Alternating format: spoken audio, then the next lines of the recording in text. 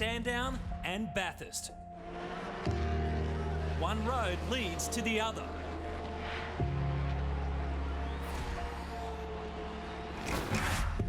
Brock, Perkins, Richards, Scaife will go back to back. Johnson, Lowndes, Whincup. A lineup of legends who've conquered both races. Wild again, really wild. Sideways. The numbers, 161 laps around here, 161 laps up there. The drivers, now there are 2 for each car. The main gamers and the part-timers. That's double trouble.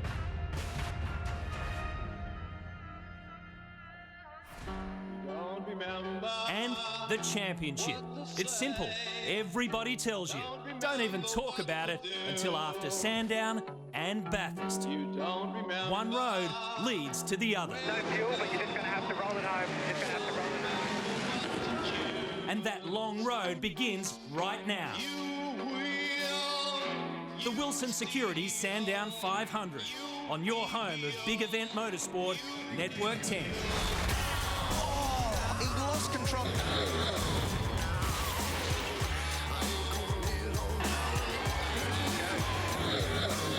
Jamie Whincup wins the Wilson Security Sandown 500 from James Courtney by 2.5 seconds. This is huge in Australian motorsport.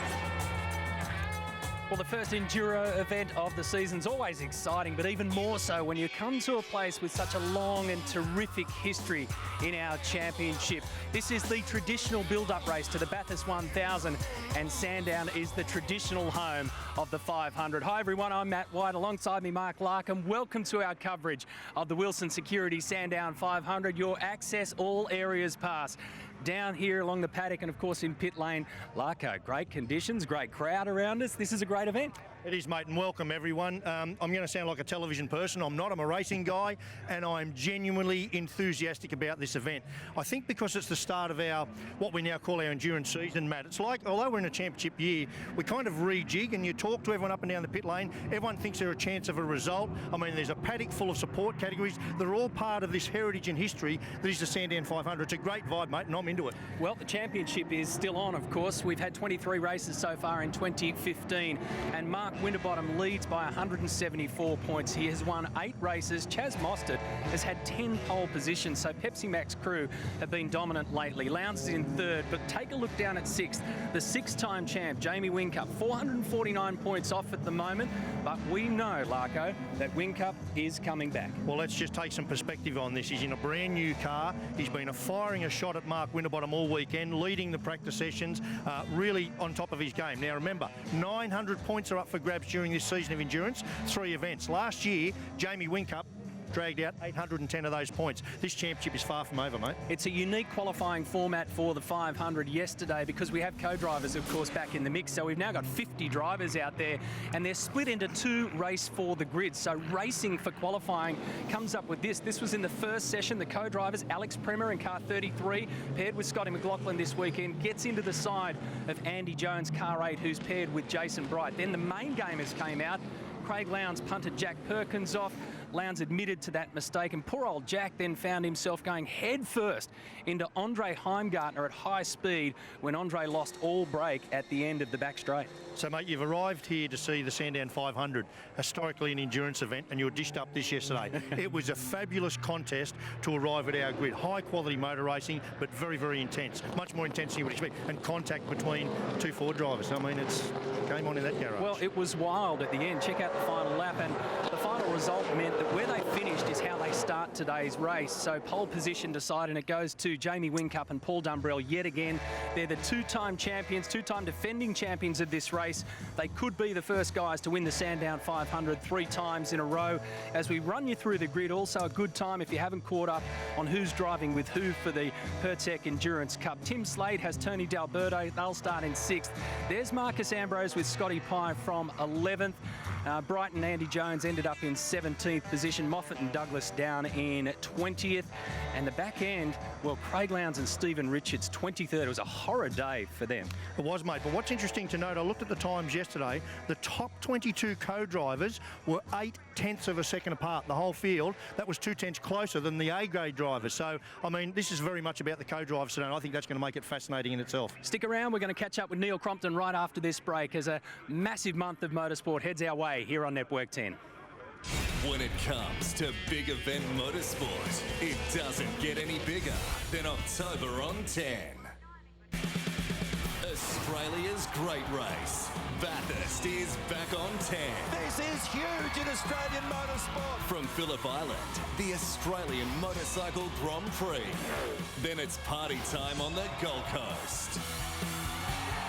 It doesn't get any bigger than October.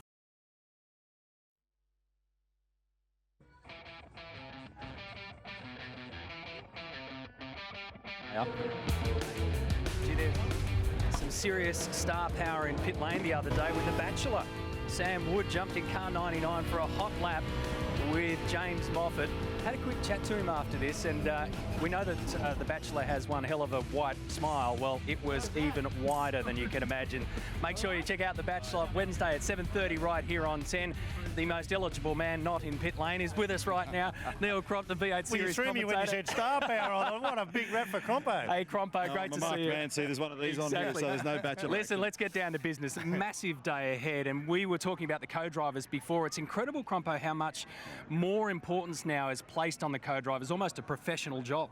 Well, it's a critical part of it, and it's going to determine this afternoon's outcome, because you've got to really have a double A combination to be effective in this race now. So you stop and think about Paul Dumbrell. He and Jamie Whincup are seeking 3 in a row. He's doing a lot of mileage in the Dunlop Series. Think about Cam Waters, 10 wins in the Dunlop Series, lots of mileage. You're going to have that kind of stuff underneath you in order to be effective, Larko. But go back in the history of this event, it's always been, you know, get your A driver to start the race, get your B driver in, get him in and out as quick as you can, and then your A driver. Now it's not about that at all. No. Strategically, you can actually use your B driver. They're going to start the race, most of them, because they're that good. Hey, we've also been fascinated by the psychological warfare game going on at the top end of town. And it's not just between Red Bull and ProDrive Racing Australia, it's actually between Red Bull and ProDrive and ProDrive and ProDrive. If you follow. If you get my drift. That's right. So the Pepsi Max battle is an interesting one, isn't it? So Chaz has been very quick in the recent past. He's down to 174 points behind Mark Winterbottom, and they actually made contact yesterday, which was interesting, I thought. Well, we spoke to Tim yesterday afternoon, and look, he said they went back into the truck, and they're all mates and all the rest of it. And I have a bit of an issue with that. I mean, they're both champions. This is going to go down to the wire. I think it's going to get harder and harder for them to be great buddies, because sooner or later someone's going to have to stick their nose in where it's not wanted, and you've got to get that done. Two roosters.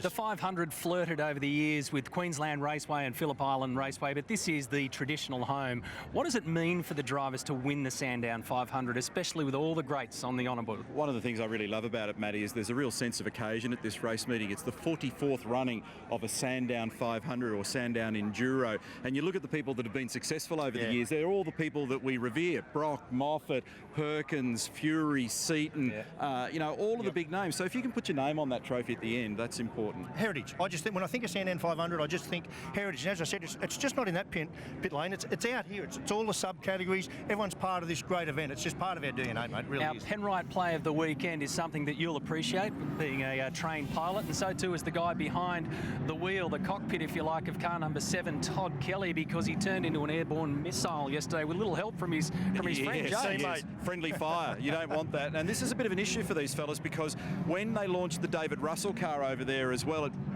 damaged and bent a lower control arm, and that was why he fired off at turn 1. We're going to see a lot of that today. We'll see action there. We'll also see it down at turn 9. So when those cars fly, that's not what they're designed to do. Have a great weekend. You'll have Greg Rust alongside you. I'm not going to ask you for a winner, because he never gives you one until the very end of the day. Good on you, Crompo. Great to see you, Larko. Stick around. V8 Utes coming your way right after this on a big day here, the Sandown 500. Shannon's is giving you the chance to win a 14-day ultimate Forza motorsport holiday in the US with ride and drive experiences on some of the best American racetracks. It includes airfares, accommodation and Mustang GT car hire. You'll see Laguna Seca Raceway, Las Vegas Speedway and the Circuit of the Americas. Go to the IndyCar Firestone 600 plus $5,000 spending money if you're an eligible Shannon's Club member. To enter, go to shannons.com.au/Forza or call 13 46 46 and obtain an eligible quote on your car, bike or home insurance.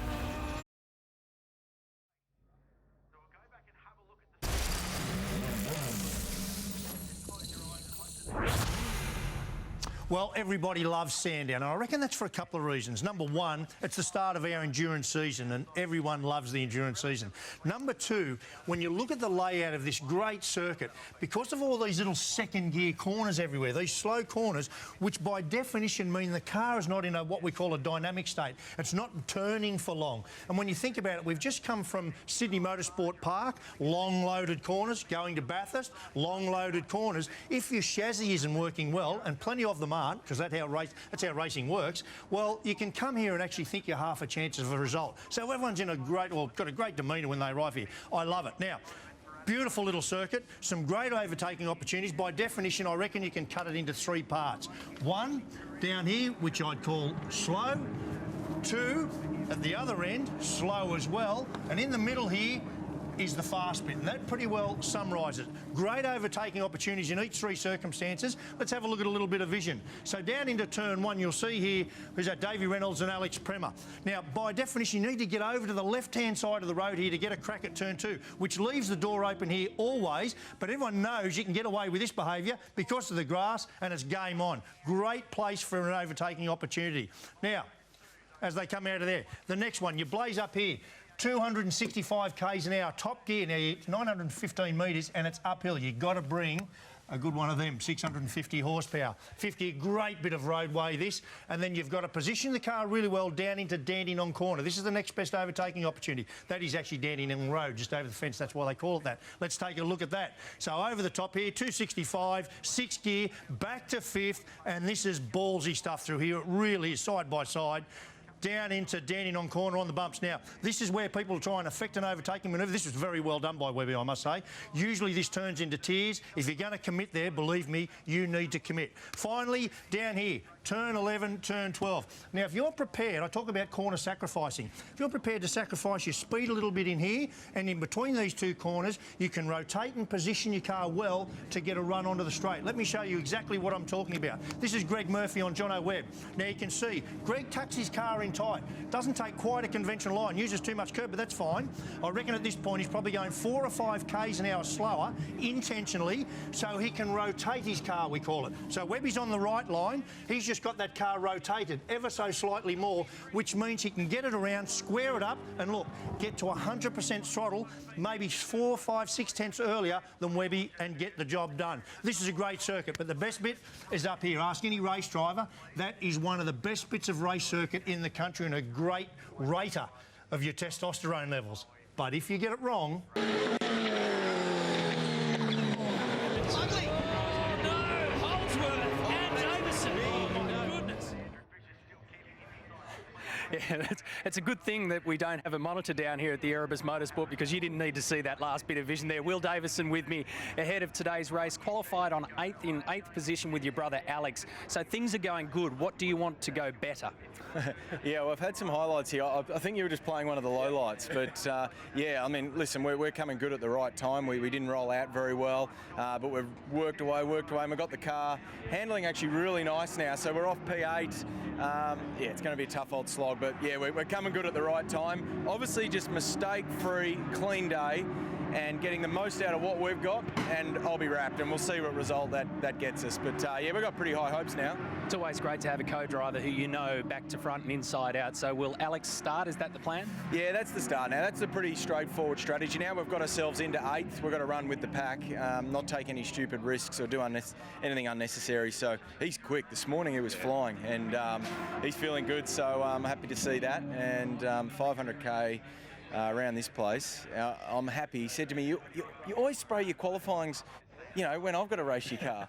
But now we're up to 8th, and you know, he's out of the rubbish. It's a long way. Good on you, mate. Great to see you. Go get him, and all the best to Alex as well. Will Davison starting from position 8. We're going to go V8 Ute racing right now with your commentators Paul Morris and Chad Nayland.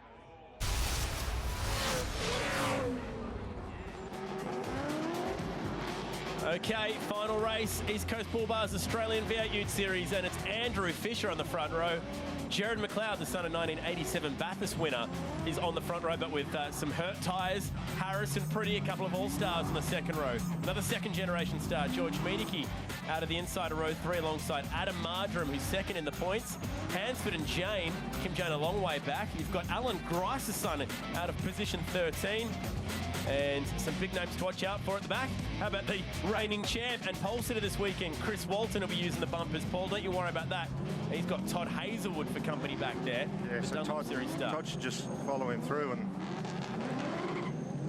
let Chris do all the work.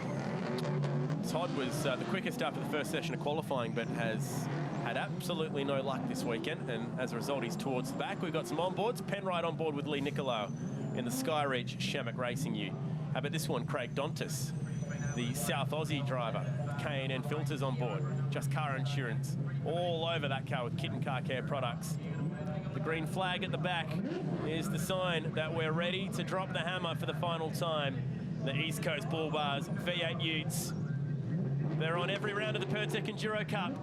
Fisher to the right. He shares the front row with Jared McLeod. Two guys who are yet to win a round. Behind them, we've got a two-time champ and a Bathurst 24-hour winner as well, and Nathan Pretty alongside him. Red lights on. Let's go racing at Sandown. Good start, McLeod. Rip a gear change and just launches into second gear. Comes across, covers him off. He should make it into turn 1. Oh, Harris with a brief lock-up. Just decided to start turning. Hickey making it 3 wide. Marjoram on the outside. Aggressive real early.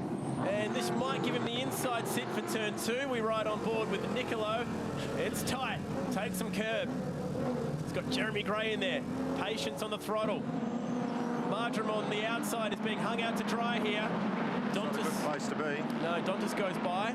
Walton's picked up a few already. Look at that. He's got 5 or 6.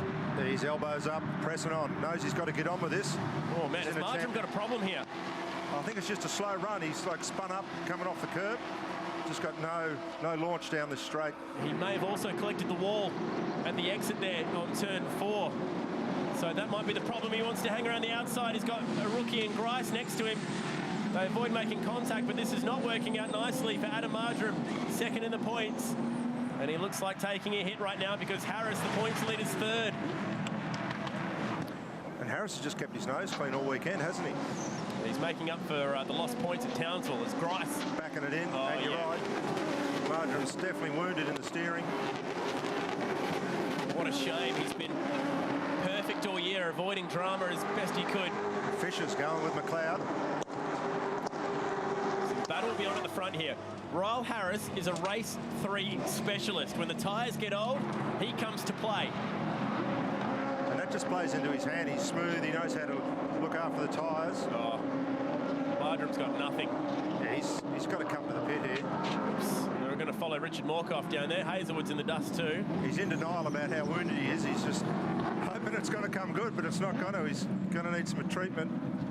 He's got to think of his other fellow competitors here and just get out of their way. Oh, he's had a drive in the Erebus V8 at their ride days recently. Driving both Ash Walsh's and also Will Davison's car. But now he's thinking about his championship, that he's taking a hit. Fisher's having a go here. He's not lying down. Now McLeod, as we know, has a really bad tyre set for this race, and that is just making it an incredible scenario. Fisher's got to run. Will he have a look? McLeod blocks him. Just covers the door. What a way to welcome Ram Moves him over. Jared just moves him over a little bit. Onto the door. He's saying he's got a new sponsor that he hopes will be with him for the whole season. And this is a way you keep a sponsor. Stick at the front. Oh, it certainly is. Get some TV time, get them some coverage, show you're competitive, and people will follow you. He's got the whole pack following him now, because with those wounded tyres, it means that everyone's got more speed. Medicki up the inside. He's having a sniff. Just letting Ryle know he's there, but Ryle won't react to that. And here comes Pretty. And eventually Marjoram. Yeah, it was inevitable. He's called off the search party. Let's have a look at how this start went down. That's 2 from 2 from Maverick. Yeah. He had a great start yesterday. Watch the gear change. When Jared just nails that second gear, he just leaps. So spot on the revs, knows where the torque is. Does the gear change exactly where he needs it. Bit of smoke from the Holidays for Life entry. Now, Marjoram was on the outside there, and he tried to just hang tough, but unfortunately didn't pay off. Oh, just bogged down a little bit there for Fisher. And spun it up, and a bad gear change. Hit the limiter, pulled second, lost a lot of time. So keep an eye out for Marjoram on the outside of Mediki. Oh, we got the fence there. Yeah, so that's the fence there. So right. Mediki could have get him rude, but... Well, if you're going to hang on the outside, you run that risk. You run that risk. I would have driven him over there, and probably everyone else would, so... Brutally honest. Hansford's done a great job fighting his way back. Remember, he was at the back of the field in race 1, so this has been a stirring drive from the son of a Bathurst winner. We're riding on board with Lee Nicolos, his first event here at Sandown in the Utes. Shamek, a local team, famous for their karting exploits, but they've decided to break away and get into the Utes as well. Commercially, it's a good thing to get involved with. Get good TV coverage. You don't need huge budgets. Get a few mates together, get a few bucks, you can go racing. So Cedars and Jane doing battle. The Mango Credit Ute through that area where we saw Marjoram find the fence. It's busy down there. Now this is for 8th and 9th spot and 10th. And that's going to hurt. Wilson buys into this as well. Kim's going to lose a couple of spots, and Gricey's going with Cam Wilson. Let's see how brave young Gricey is up the top here. Jane comes off and just shuts him down. They're all on top of each other. As we go across the top, Grice, side by side. We know that Walton never yields. He's made some space, hasn't he? Far out. You look where Hazelwood is, buried back in the pack. They both started together. A lock up from Hansford. But they all managed to get through there. They sorted that out quite nicely. Yeah, Walton's still coming. He's got a bit of an overlap here. Oh, Mediki and Pretty. These guys were side by side down at Dandenong Road. Well, Pretty needs to get, if McLeod wins this race, Pretty has to get to second to win the round. So he's got some work to do. At the moment, he's on for third because it's standing McLeod, Fisher, then Pretty on the podium, side by side, 200 Ks an hour. He's got it done here. 210 actually at the line. Oops, Pretty lights him up. Oh, that's wounded, that tyre. He'll be lucky to get round there. He's going to lose a couple of spots. Now he's got to be defence. He's on Beachy. And he just comes over to cover him. So that's how they look at the moment. Your top 4 is McLeod, Fisher, Harris, and Pretty. Jared McLeod is on target to win his first ever Ute race. He's doing a very racing once again in the East Coast Bull Bars V8 Ute Series after that brief safety car period, and it's absolutely on with Walton in the background. He's fought his way through most of this field. Our leader is McLeod, and it's tight down there at turn 1. Mediki goes the long way around his Matt Stone Racing teammate. Fisher having a look around the outside. No room there. Hard on the brakes. McLeod deserves the win. He was leading for all of yesterday's race too on the same tyres that he has right now.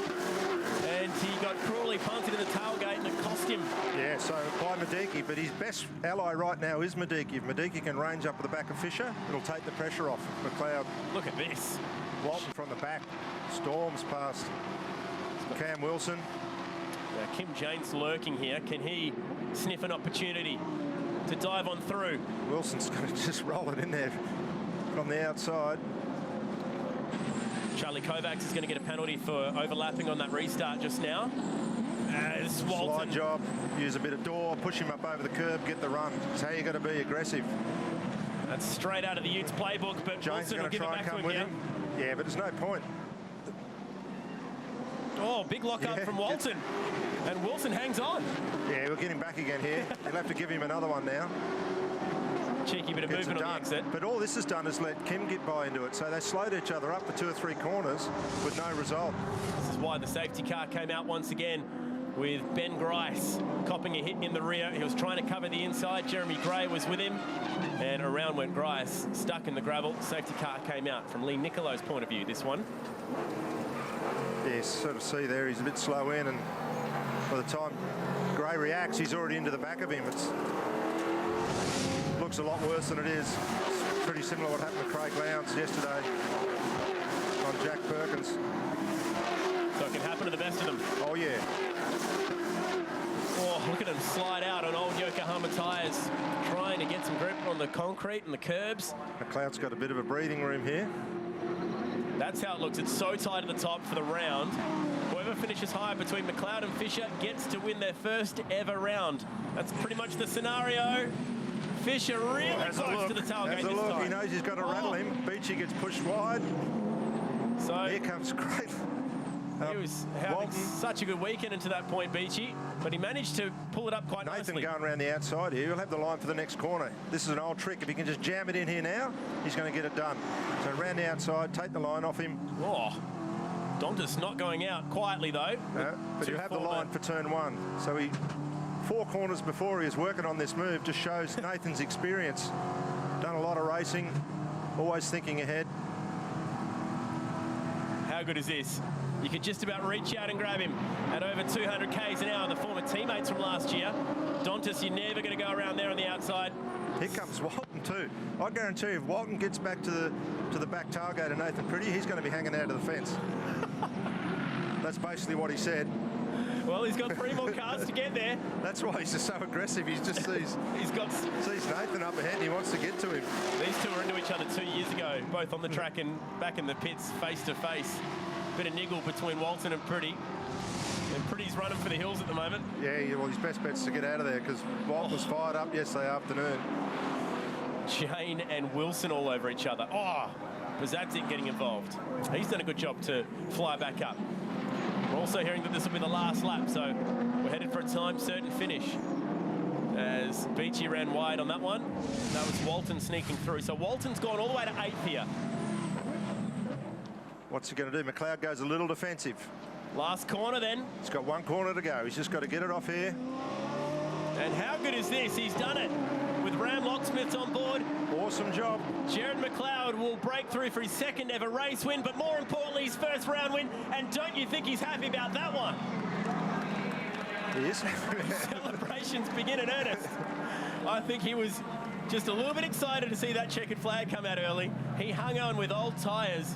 And just think where he qualified and redeem himself. Like nowhere in qualifying, come out of here and win this round with a new sponsor. Fantastic effort. Great stuff. Thank you for your words, Paul. Jared McLeod, his 1st ever round win. We saw it happen right here, and he's just spun it in celebration. By the look of it, he's going to celebrate the whole night, I imagine. Cedars consolidating, but the driver of the race, Chris Walton, off the back, finishing in 8th.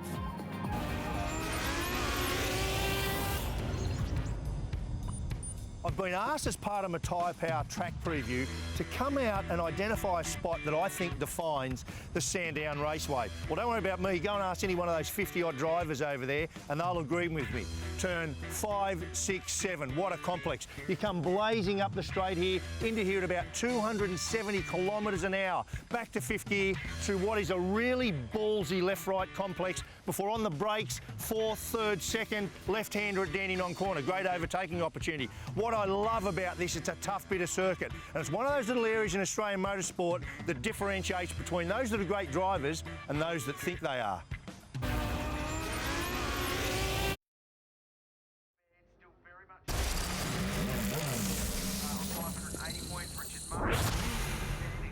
So how do you make a fast race car for Sandown? Because it's a very unique circuit with very specific attributes. First of all, let's understand the circuit before we worry about the car. If we look at a lot of circuits, say Sydney Motorsport, where we've just come from, or Bathurst, where we're going, long flowing corners. So those corners typically have an entry phase, a middle phase, which is balance of the car, and then an exit phase. You might spend 4 seconds in that part of a corner.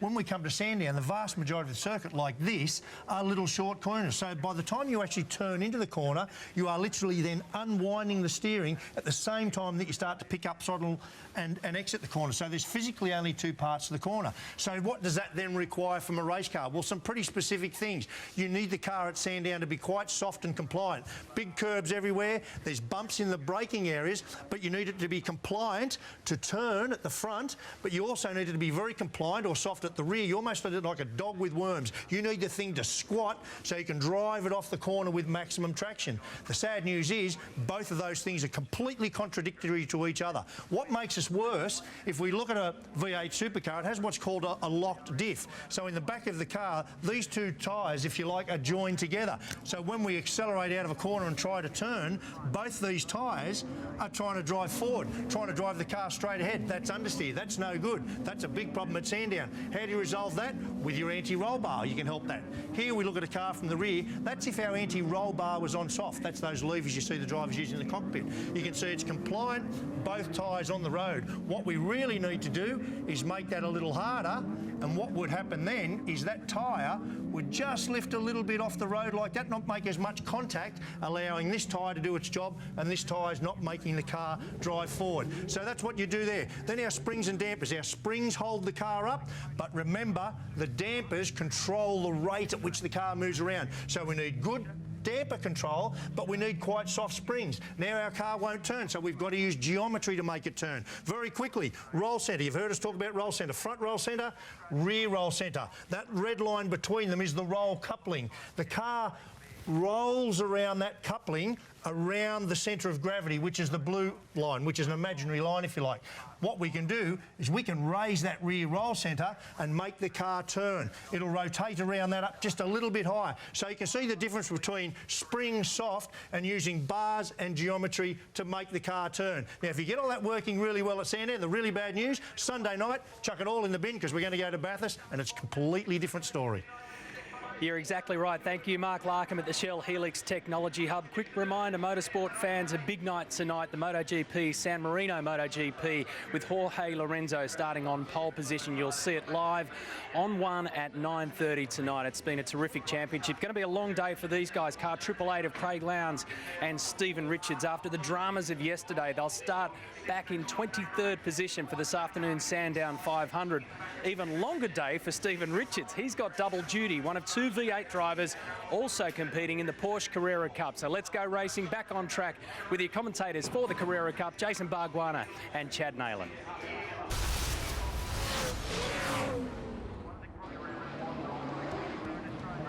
All right, it's time to check out the grid for the final race of the weekend. Porsche Carrera Cup Australia.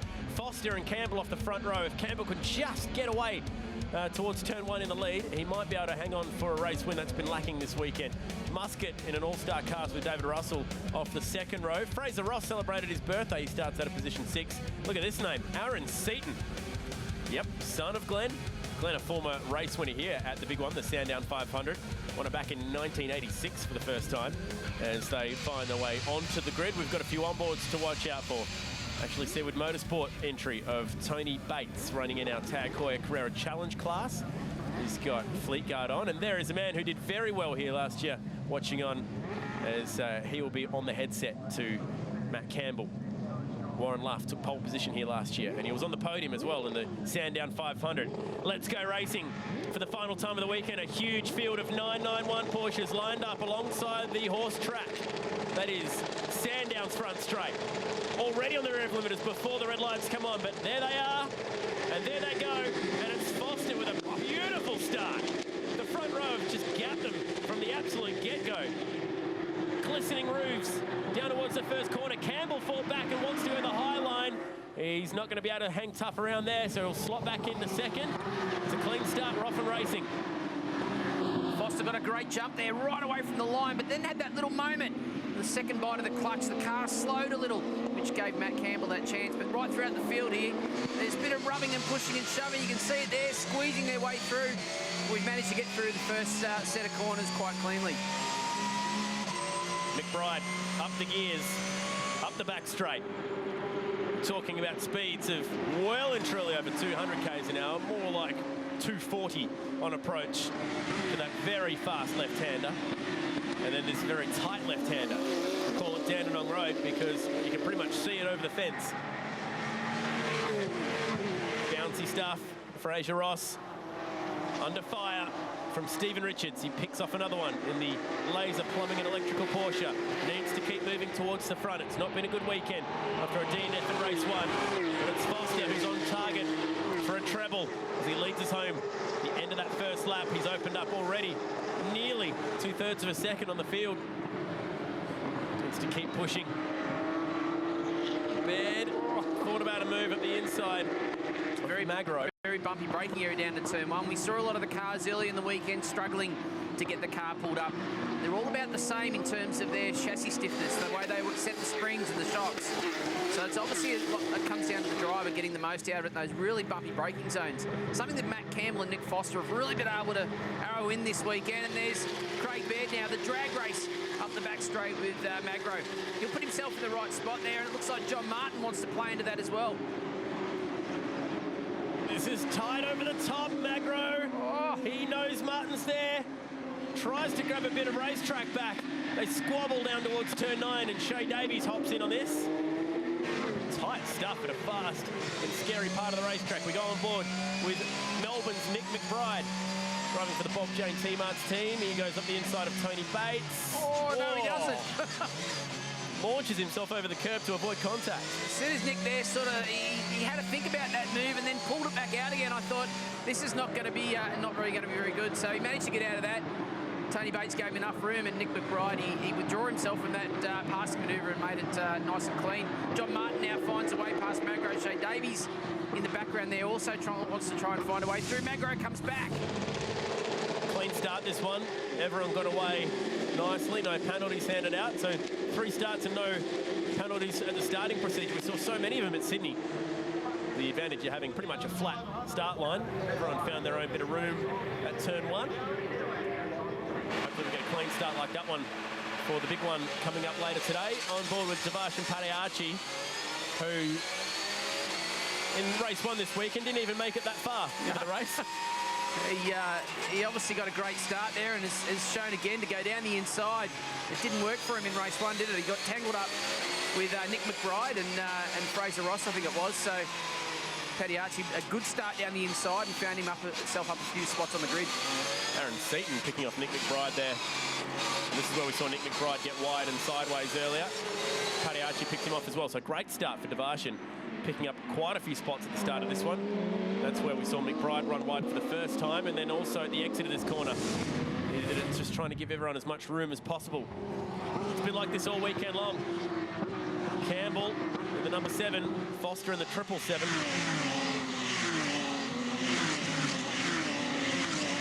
Love the sound of these Porsches over the curb. Davies up the inside of Magro. Not quite. What we saw there early on was Nick Foster have that little advantage and pulled a gap very quickly, but Matt Candle's now coming back at him. That would be a tyre pressure situation. Who's got them up the highest? Who's set them for that 31-degree track temp and got it right? But as we speak, you can see Matt Campbell now the fastest car on the track, and he's actually closing in that little gap. So that's going to be a two-way battle that we've seen all weekend. This is the battle down for about 6th and 7th place at the moment. Dave Russell, you've got Armand in there, you've got Stephen Richards, who had that DNF, unfortunately, where he got tangled up with Shay Davies in race 1. And that took him from leading the championship down to in P2, which is obviously a tough way to go into the second last round of the championship. Can he claw his way back into this one? The up and down of this championship has been fascinating. The beauty is there's still 2 rounds to go at 2 bruising tracks, but we're loving this one. Last race of the Porsches. Shannon's is giving you the chance to win a 14-day Ultimate Forza Motorsport holiday in the US with ride and drive experiences on some of the best American racetracks. It includes airfares, accommodation and Mustang GT car hire. You'll see Laguna Seca Raceway, Las Vegas Speedway and the Circuit of the Americas. Go to the IndyCar Firestone 600 plus $5,000 spending money if you're an eligible Shannon's Club member. To enter, go to shannons.com.au/Forza or call 134646 and obtain an eligible quote on your car, bike or home insurance.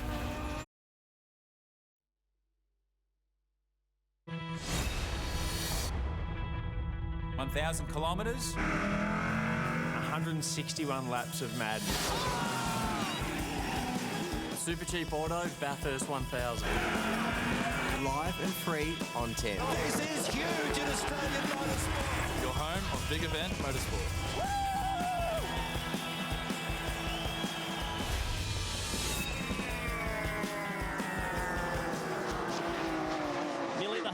Point, Porsche Carrera Cup Australia's final race of the weekend. Jason Bargwine, and this has just been beautiful stuff from Nick Foster. Matt Campbell beat him to pole, but it just shows you how different qualifying can be from racing. Well, that's right. It was a fantastic battle from those two out in front all weekend. They've just been the class of the field. They've really got the setup on those two little Porsches working well, and it's all about riding the bumps. You can see Nick Foster and Matt Campbell, their ability to release the brake pedal and carry the speed into the apex and get the car rotated has been working really well for them. And they've been trading blows in this race as well. They've been lowering the fastest lap time, lap after lap after lap, and currently sitting only about what looks like to be a half a tenth of a second apart in terms of their best lap times. So it's been a great battle this weekend, and one that's seen Nick Foster go from third in the championship to leading it halfway through the weekend. This is a great battle for class honours here. Shane Smolin, he's the man to beat. He has one hand firmly inside the watch, which is the prize that you win in Tag Heuer Carrera Challenge. Tag Heuer Carrera, it's a beautiful watch. It's on display actually in the Porsche area, so I can see why these guys are fighting hard for that prize. And it's been a great battle all year in that challenge class, those semi-professional drivers. And, you know, they've obviously been putting on a great show, enjoying the racing, and they race hard too, don't worry about that. Now there's a black flag being held out there, and confirmation from race controllers that is for Magro for contact that was made at Dandenong Road with Fraser Ross. There he goes into the pit lane in the background.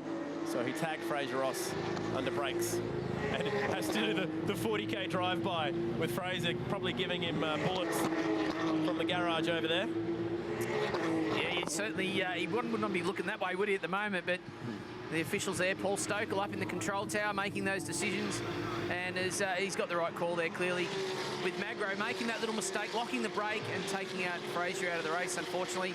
But he's served his drive-through. He'll rejoin again and continue on throughout the race there. Nick McBride on screen, and this is another bit of footage of that, bit of replay of that. You can just see where he's hit that curb, and bang! No way he was going to stop that car, and use Ross as the way to turn. That little curb, it catches him out. If you hit that curb on the left, it just upsets the braking rhythm of the car. And because it's so bumpy in that area, it's difficult to pull the car up. And no doubt that was a drive-through penalty. You pulled the trigger on a drive-through penalty yesterday with Craig Lowndes and Jack Perkins down there. It's the part of your job. Part of my job this weekend, of course, is having to sit up there in the control tower and understand exactly what Paul Stokel's going through and making those decisions. But, yeah, when they're clear and easy to see like that, that's the sort of way that you'll deal with it. Get it done during the race and they serve their penalty and move on. Here we go. Let's ride on board with Devash and Pate Archie, Team BRM, the Styx Licorice car. Jason, this is such a historical venue. Talk us through some of its finer points. It's the sort of circuit where you need to be aggressive. You can see Daviar, he's using the, Padiachi's using the curbs there quite aggressively, but it's all about these runs onto the straight. You've got to get the car slowed, you've got to get it rotated and get on the throttle early, because these long straights here at Sandown, that's where the time is. As you approach the top of the hill here, 6th gear, doing 260 odd k's an hour, you have a light brake. Back to 5th gear, float the car across the top of the hill and then squeeze the throttle on. Use the curb on the right, hard on the brakes, back to 2nd gear. Turn in early, get a bit of the curb, it helps the car turn. You can see he ran a little wide there, which hurt him. Bumps all over the circuit, hard on the brakes again. Use the curb again on the inside. Oh. Get the car rotated, it's now about the throttle application. Squeeze the throttle. 3rd gear, 4th gear, 5th gear as you come onto the front straight. And this is a big run now down into turn 1. It's a very bumpy braking area. You've got to get the car settled early and then modulate the pedal over those bumps. Release the pedal early, carry the speed through the apex, and that's a lap of Sandown. Very nice work. Doesn't do justice, does it, the telly, when you're howling down towards turn 1 at, 230 odd, 250 odd clicks, and ahead of you sits a small piece of gravel and a big wall, and you jump on the brakes about 100 metres to go before that corner. Daunting stuff. It is, and it actually looks like when you walk the circuit, there's a fairly big runoff area out there down to turn 1. But when you have a little mistake, you lock a brake, you run wide, that wall comes up very quickly, I can assure you.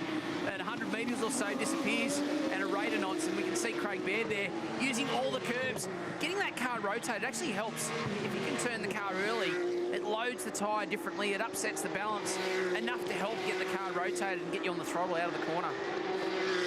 Baird still fighting away here with Michael Arman. got to give Armin some credit here. He's doing a great job to hold off the 5-time champion.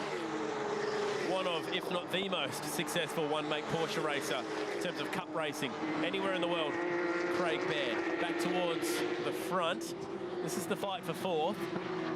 Richards knows that this championship is slipping away.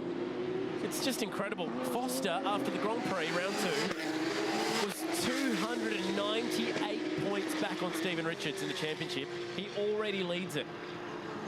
Remarkable turnaround. Well, it's been fantastic in the last few rounds, and it was those DNFs from both Craig Baird and Stephen Richards earlier this weekend that has really handed Foster that 3.5-point lead going into this race. As we sit at the moment, clearly that's going to open up a little, but it's definitely not over yet, is it? I mean, we saw last year the championship go down to the last race, in fact, and it was Stephen Richards that came out on top. So it was an epic battle last year. I think Warren Luff and Stephen Richards went hard at it, and it was Stephen Richards that come away with the #1 on the door for this year.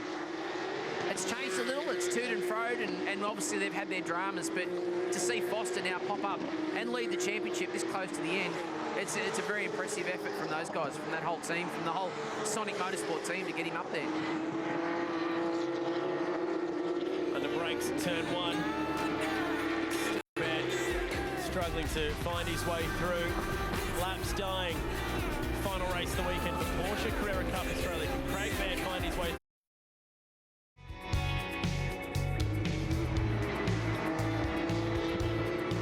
The battle's continuing in Carrera Cup, and this time, Baird up the inside. He's managed to clear the teammates, and he moves on up now to position 6.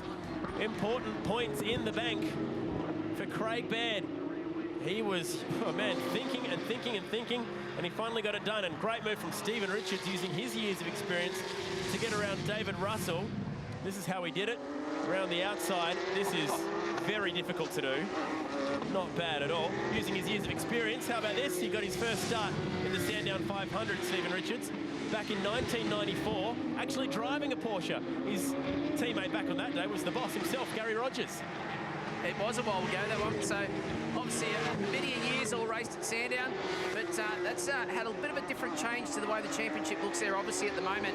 As we saw at the start of this race, it was Nick Foster with a 3.5-point lead, and now it's 18.5-point lead over Stephen Richards. So Stephen Richards getting himself up to 4th place.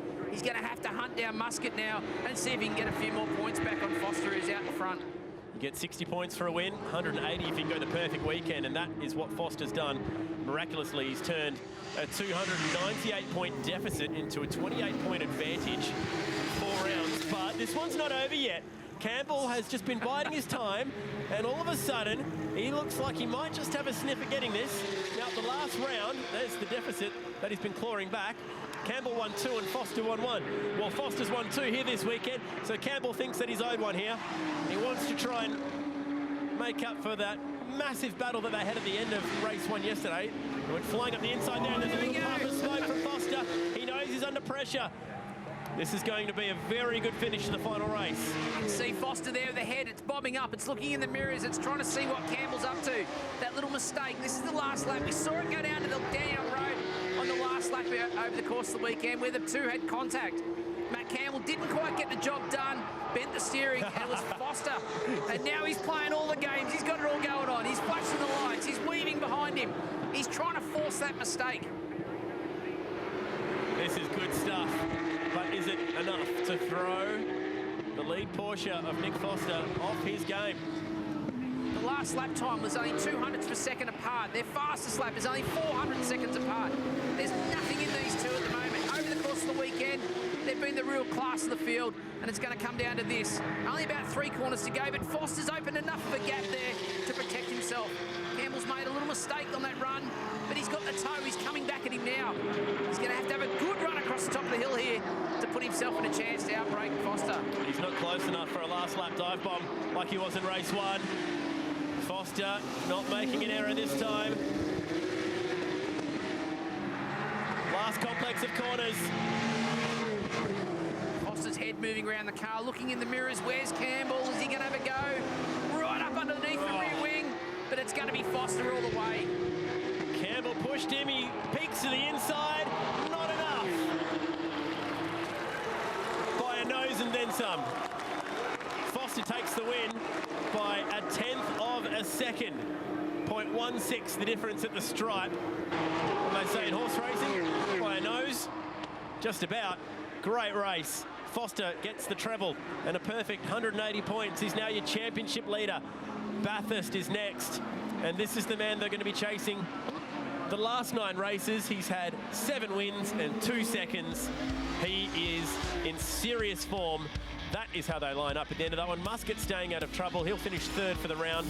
And Bates gets the win for both the race and the round also in Tag Heuer Carrera Challenge. That was very exciting to watch the whole way through. Congratulations to Nick Foster on taking his 3rd straight win. And we're counting down to the race start for the Wilson Security Sandown 500. But first, let's check in with Nick Curry for a UBET market update. Strategy so important today. When will cars take their mandatory pit stops? How will teams avoid double stacking? Jamie Whincup no doubt has a plan. He has outsmarted and outdriven his rivals at Sandown the past 2 times. Starts on pole today, but does not sit atop the UBET odds board. Car 1, $3.50. Car 5, Winterbottom and Owen, the punters elect, at $3. Car 6, Mostert and Waters splitting the middle, $3.25. You can also bet on a top 3, 6, 10 finish, make of the winning car, first to retire, loads of bet types available on ubet.com, loads of offers too. Money back second on win bets today, no bet limit, no cap. That is a real cash refund, not a bonus bet like you see elsewhere. Download the UBET app to wager pre-race and call 138238 to bet during. That is 13UBET. Good luck today. Gamble responsibly.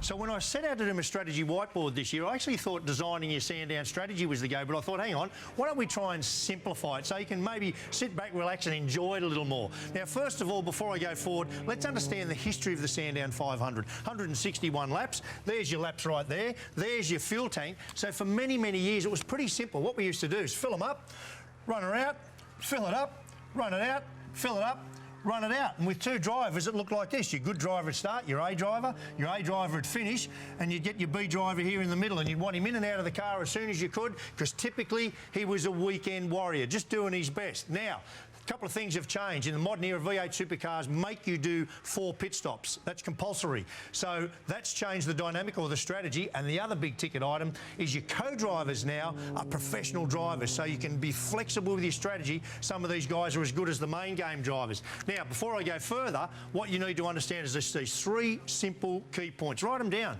Fuel tank range on most of the cars is 42 laps full of fuel. Critical lap number then is that 42 laps off the 161. Brings you back to 119. Remember, that is critical. That's why we call it the critical lap. Come in, fill the car up then, and you can make it home no matter what happens. And your co-driver must do 54 laps. Now, that's where it gets complicated. Think about that in the context of what I said before about how far the fuel tank goes and having to do 4 stops. So what happened last year was funny. Safety car came out on lap 41 just before the co-drivers were about to complete their laps, so they actually had to fill them up and go right out, so they didn't stop again until 81. Again, the value of a really good co-driver came to the fore. So what it's going to look like this time around is you're going to fill your car up, essentially, and it's just going to look more like this, just more stops. But from the driver point of view, there we go, fill them up, and run out to the end. But from the driver point of view, it's now going to look like B, start, B, second stint, so he's done his 54 laps, A. And in considering why you do that, there's a couple of things. First of all, tyres aren't an issue at Sandown. Wear's not a problem. But you need your A driver here late in the race for a couple of reasons. The competition, there's always a race at the end. And if you put anyone other than your A driver in, well, you're just not going to be able to race to try and win the race. Weather, in here somewhere, typically we get a bit of Melbourne weather in the afternoon. Your B drivers, sadly, but true, they'll be slower than your A driver, so you can't have them in there. The other thing is the B driver, if he does lose any time back here at the start of the race because he's a bit slow, the A driver's got the maximum potential of the race to use safety cars and his pace to gather that back up. And you certainly don't want to have a B driver out here racing with the A drivers at that back end of the race. So sit down, write those numbers down, don't overcomplicate it, enjoy this afternoon's racing. Yeah, pretty fascinating, the strategy game here at the Sandown 500. Larko in the Shell Helix Technology Hub. I reckon he pretty much covered everything there is. But here at the Nissan Garage with the Kelly brothers, I wanted to come down and chat to you to see if there is a different strategy. Todd, you're going to start in 21st. Rick, you're going to start from 14th. So let's start with you, Todd. How do you attack when you know you're at the back of the field? Yeah, it's a tough one. You know, do I get in the car and start with the other co-drivers and try and make position?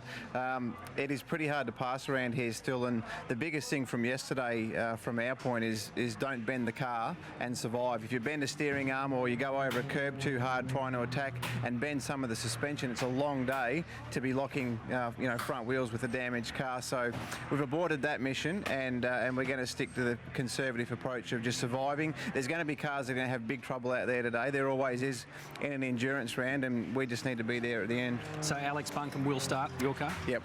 Okay, and keep clear of trouble at turn 1, I guess, is the best strategy you could play out. What about you? How do you approach it from mid-pack? Well, I think it's the same thing. You want to get the co-driver in the car. If he's in the car against main game guys, they change their approach. If it was me in the car, they might be just a little bit more cautious. If it's Dave, they're going to dive bomb him. So we want to make sure I'm in the car with the main guys and make sure Dave's in the car with the co-drivers. He did an awesome job yesterday. He started a fair way back, made up 7 spots before he had a bent rear control arm. So for us, it's a good strategy. We've got obviously a minimum number of pit stops we all have to do. They're not all going to be full fills as well, so we need some clear track and see how we go. Boys, wish you all the best. You've already got some airtime out of the car sales car this weekend. Todd, it was about 2 feet of airtime. Just keep it on the track and you'll be right. Todd Kelly, Rick Kelly, all the best this afternoon. Quick break. We are building up to race time here at the Sandown 500.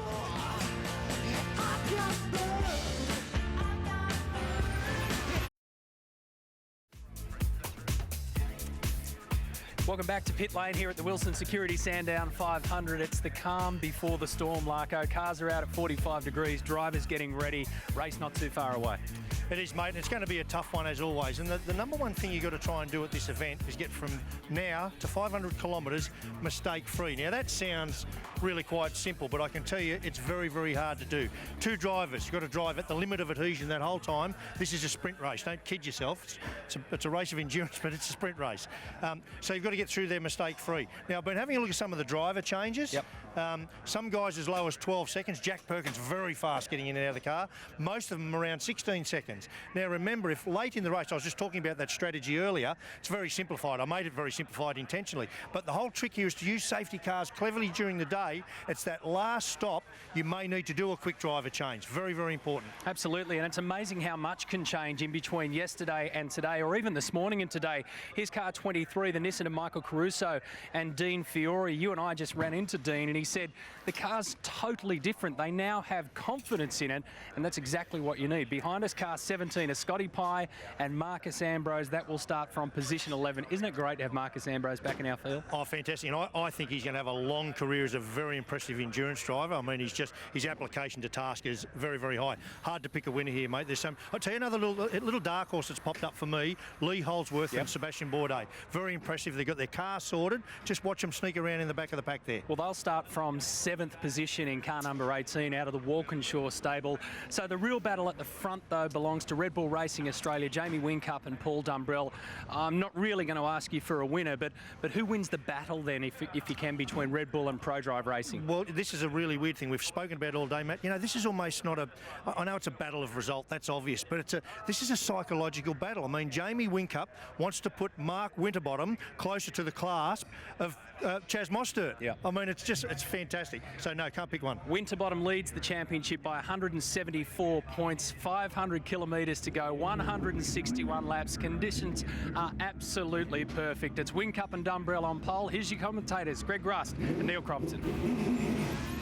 Plenty of fans right around the track that have arrived as early as 6 a.m. this morning to park and view. The grandstands are full as well, and the cars are ready to roll. The atmosphere is starting to build, Neil Crompton. We just love it, don't we? We do, and the other thing that's worth watching in this race is one or two of the heroes that are up the back of the pack. So we've got Andre Harngartner and Ant Pedersen on screen here at the moment, car number 111. They qualified 25th. You've heard Greg Murphy talk about the fact they had a brake problem with that car yesterday. Remember, it's from ProDrive. It's a quick car.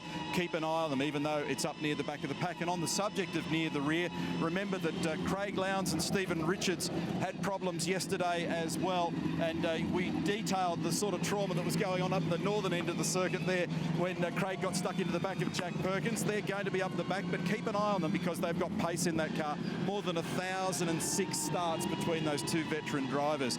Now, Scotty McLaughlin and Alex Premer, this is an interesting combination because Scotty's quick, had a pole position at Sydney Motorsport Park recently. He's paired off with the Frenchman Alex Premer, who was part of that squad for many years. He's now living in the US, by the way. They've qualified in 16th position. Qualifying in 15th position, and his best qualifying performance of the year is Tim Blanchard. He'll be partnered with Carl Reindler. It's an impressive performance, and Tim's been working on his technique. He's been working with Paul Morris. It served him well. He's done a terrific job, and keep an eye on Reindler, who I thought so far this weekend's done an impressive job. Rick Kelly and David Russell are together. They've qualified in 14th. Yesterday, a little problem when surfed over the bumps down at turns 2 and 3, damaged the suspension on that car, and then subsequently went off at turn number 1. David's been doing some GT racing, and remember, Rick had a pole in the Northern Territory. Making his return to Sandown for the first time in a decade, Marcus Ambrose in the famous DJR Team Penske number 17. 2004 winner here with Stone Brothers Racing. Greg Ritter, a record 12 safety cars that year. He will pair with Scott Pye. They've been a very fast combination so far this weekend. The 222, well, that is Nick Percat alongside Oliver Gavin. Start from position 12 for LD Motorsport. Torrid weekends chasing a vibration issue. They finally got it sorted in the morning warm-up. And Ollie Gavin's so versatile. 5 GT class wins for this guy in the famous Le Mans 24-hour. Great to have him as a part of our field. The brothers, Will and Alex Davison, in car 9. Didn't make much noise about them yesterday. But here's Bourdais as well, one of 2 Frenchmen in the field this weekend. The IndyCar star back in the V8s. Huge talent, this guy. 4-time Champ Car World Series winner of the Daytona 24-hour, and he is paired with Lee Holdsworth. Like the Davison brothers, this is a fast car and a fast combination. And the former Privateers Cup champion and former Dunlop Series winners are together in the 47. Tim Slade and Tony D'Alberto. They have made their mark this weekend. They start 6th in the Super Cheap Auto Racing Commodore.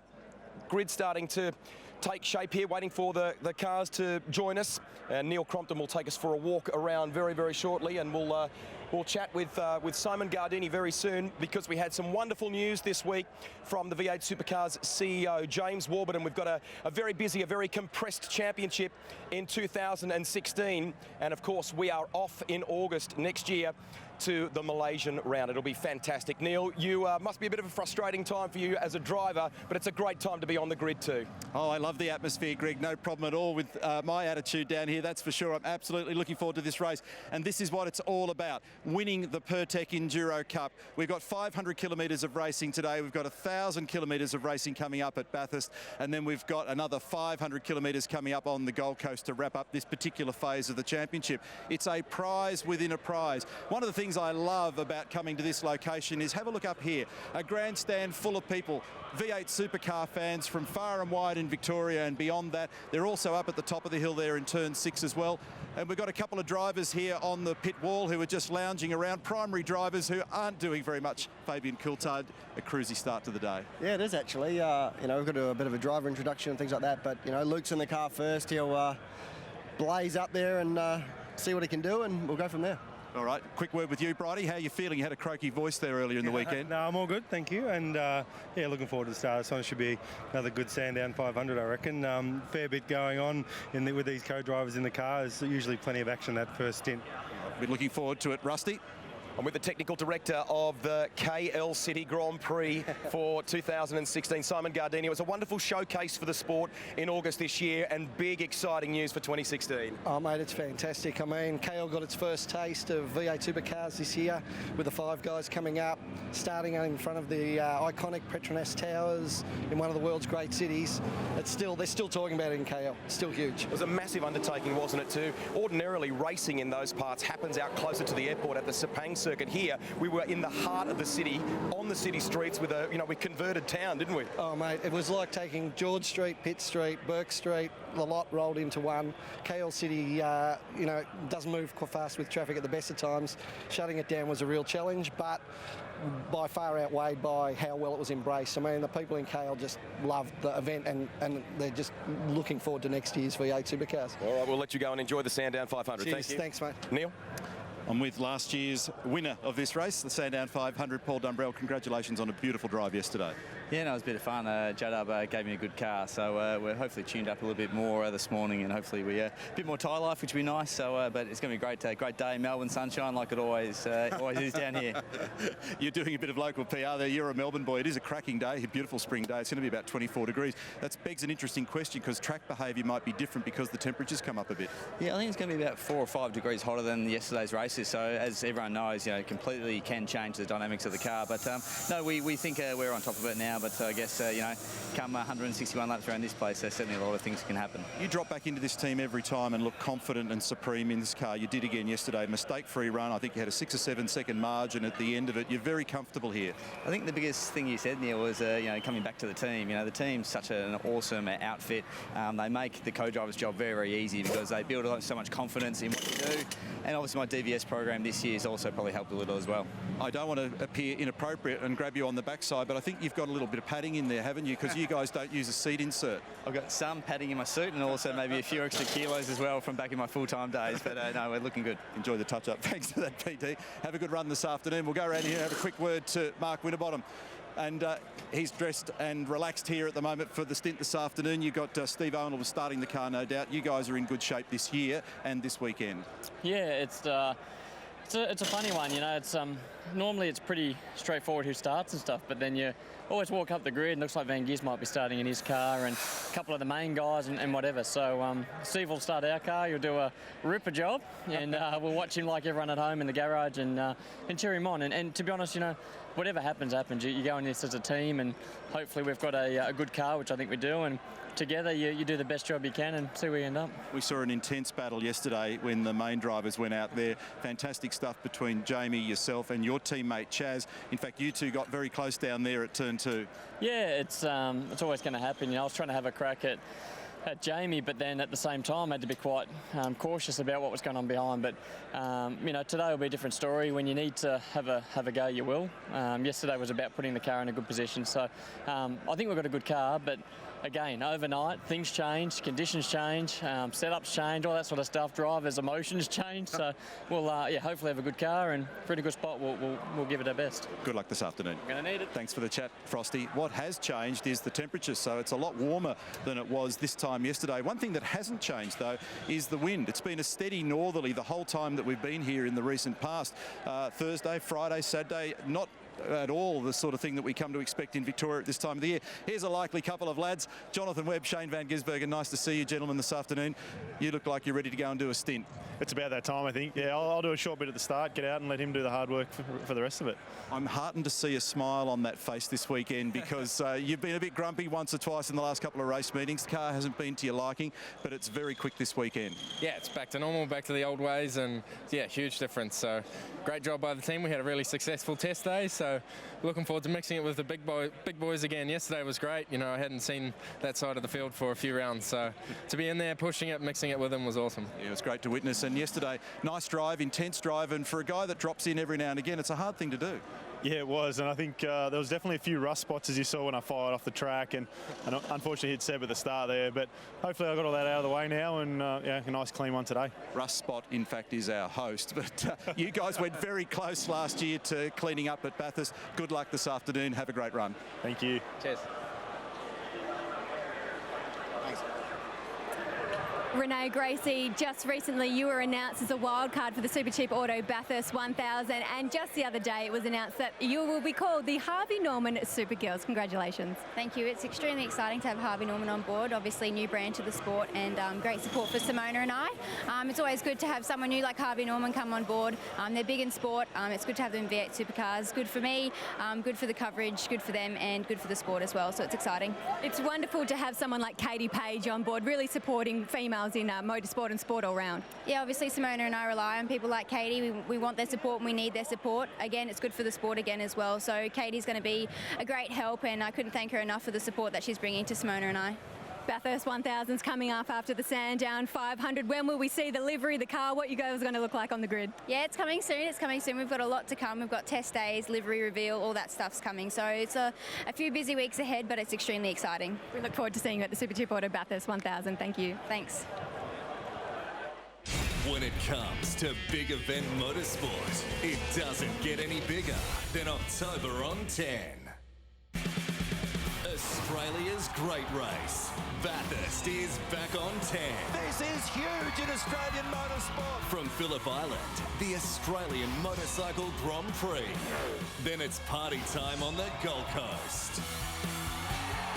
It doesn't get any bigger than October.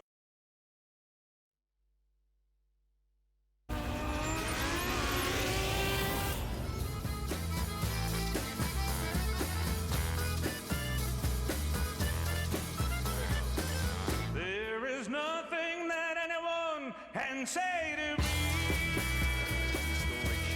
Tech Centre with some of the key considerations for this one today. So much to think about. It's not just the teams, the driver combos. Jamie Whincup, Paul Dumbrell. They know what it takes to win this one. Craig Lowndes, back then it was with Warren Luff, was the inaugural winner of the Pertec Enduro Cup. He's paired with Stephen Richards. Here's the championship leader. He'll be with Steve Owen, Chaz Mostert, Cam Waters. Good young combination. These two are worth watching. David Reynolds, Dean Canto. They've been fast right across the weekend. Brake problems sorted for the Kiwis. Garth Tander, again with Warren Luff. Can they find the podium today? Welcome back, Russell Ingall, alongside Jack Perkins. Subbing, of course, for the injured James Courtney. There's Lee Holdsworth, proud dad, alongside Sebastian Bourdais. Luke Youlden in the Freightliner Commodore. He joins Fabian Coulthard. Here's the Kiwi with the smile back on his face. Shane Van Gisbergen and Jono Webb, they will be worth watching. So too are these guys. If there was to be a dark horse, Ambrose and Pye. The Nissan guys have had a bit of a struggle so far this weekend. They have some engine developments on both the 23 car and the 15. Will that help them when we get to Bathurst? Welcome back Alex Buncombe as well in the 7 car. The Frenchie Alex Premer is back with Scotty McLaughlin. Chris Pith has been fast. Well done to the Davison brothers. Equal best qualifying performance for the Erebus team at the Sandown 500. Time now for the national anthem to be sung by able seaman Kirsten Hobbs from the Royal Australian Navy.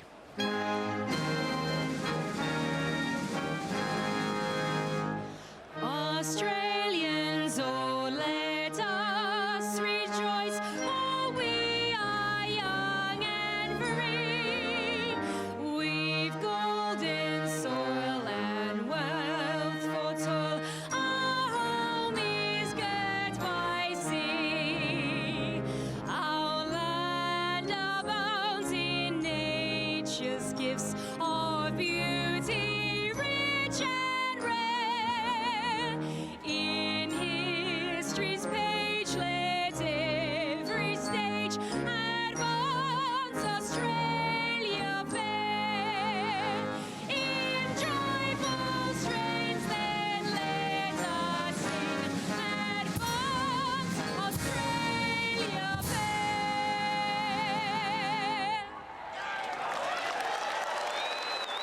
Wonderful job, Kirsten Hobbs from the Royal Australian Navy. Family sport, this one, V8 supercar racing. Caruso family are very proud members of it. There's Oliver Gavin alongside Nick Percat there. They will pair up in car 222 today for Lucas Dumbrell Motorsport. They've chipped away on a difficult weekend and got themselves into a reasonable starting position. Not long, as you can see, just over 10 minutes until one of the classics gets underway, the Sandown 500. More from the grid, here's Greg Murphy. Rusty, you're about to actually get your revenge a minute ago with Lounsey standing on your pit box there. What were you thinking? You did go over the line too. Well, I thought you were pretty keen on holding him there because my eyesight's not that good nowadays. Just looked like a blur to me, so it looked like another pit board. Could have been anything. Hey boys, a bit of a tough day yesterday. Obviously, you did the usual Russell Ingall thing and showed your views and opinions this afternoon, which I think was warranted.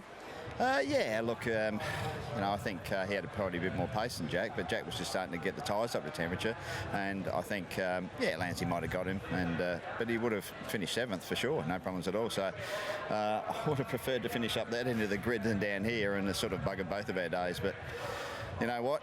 Today's another day, and this race always throws up curveballs. So It does. But you guys both of you doing a great job. Obviously, JC sitting at home, and we'll give him a little wave. JC, boys doing fantastic. I mean, it was disappointing, but you guys have fit in really, really well into this mode, and the two of you obviously showing great speed. So even though you're starting at the back, there's a bit of strategy that you can play. Yeah, absolutely. When you've got a fast car, that's the best strategy you can have. But it is hard from back here. But like, we were top 10 this morning in the warm-up. Russell's been doing a great job, and yeah, look, the team's been giving us a great car, and we've just been doing our bit. Like you say, want to say good day to James and his family. I think he's driving them mad at home, but I hope we put on a good show for you today, bud.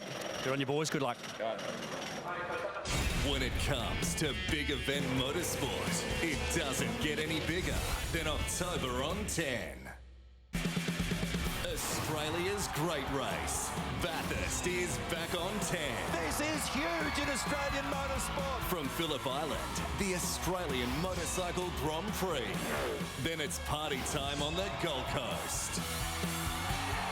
It doesn't get any bigger than October.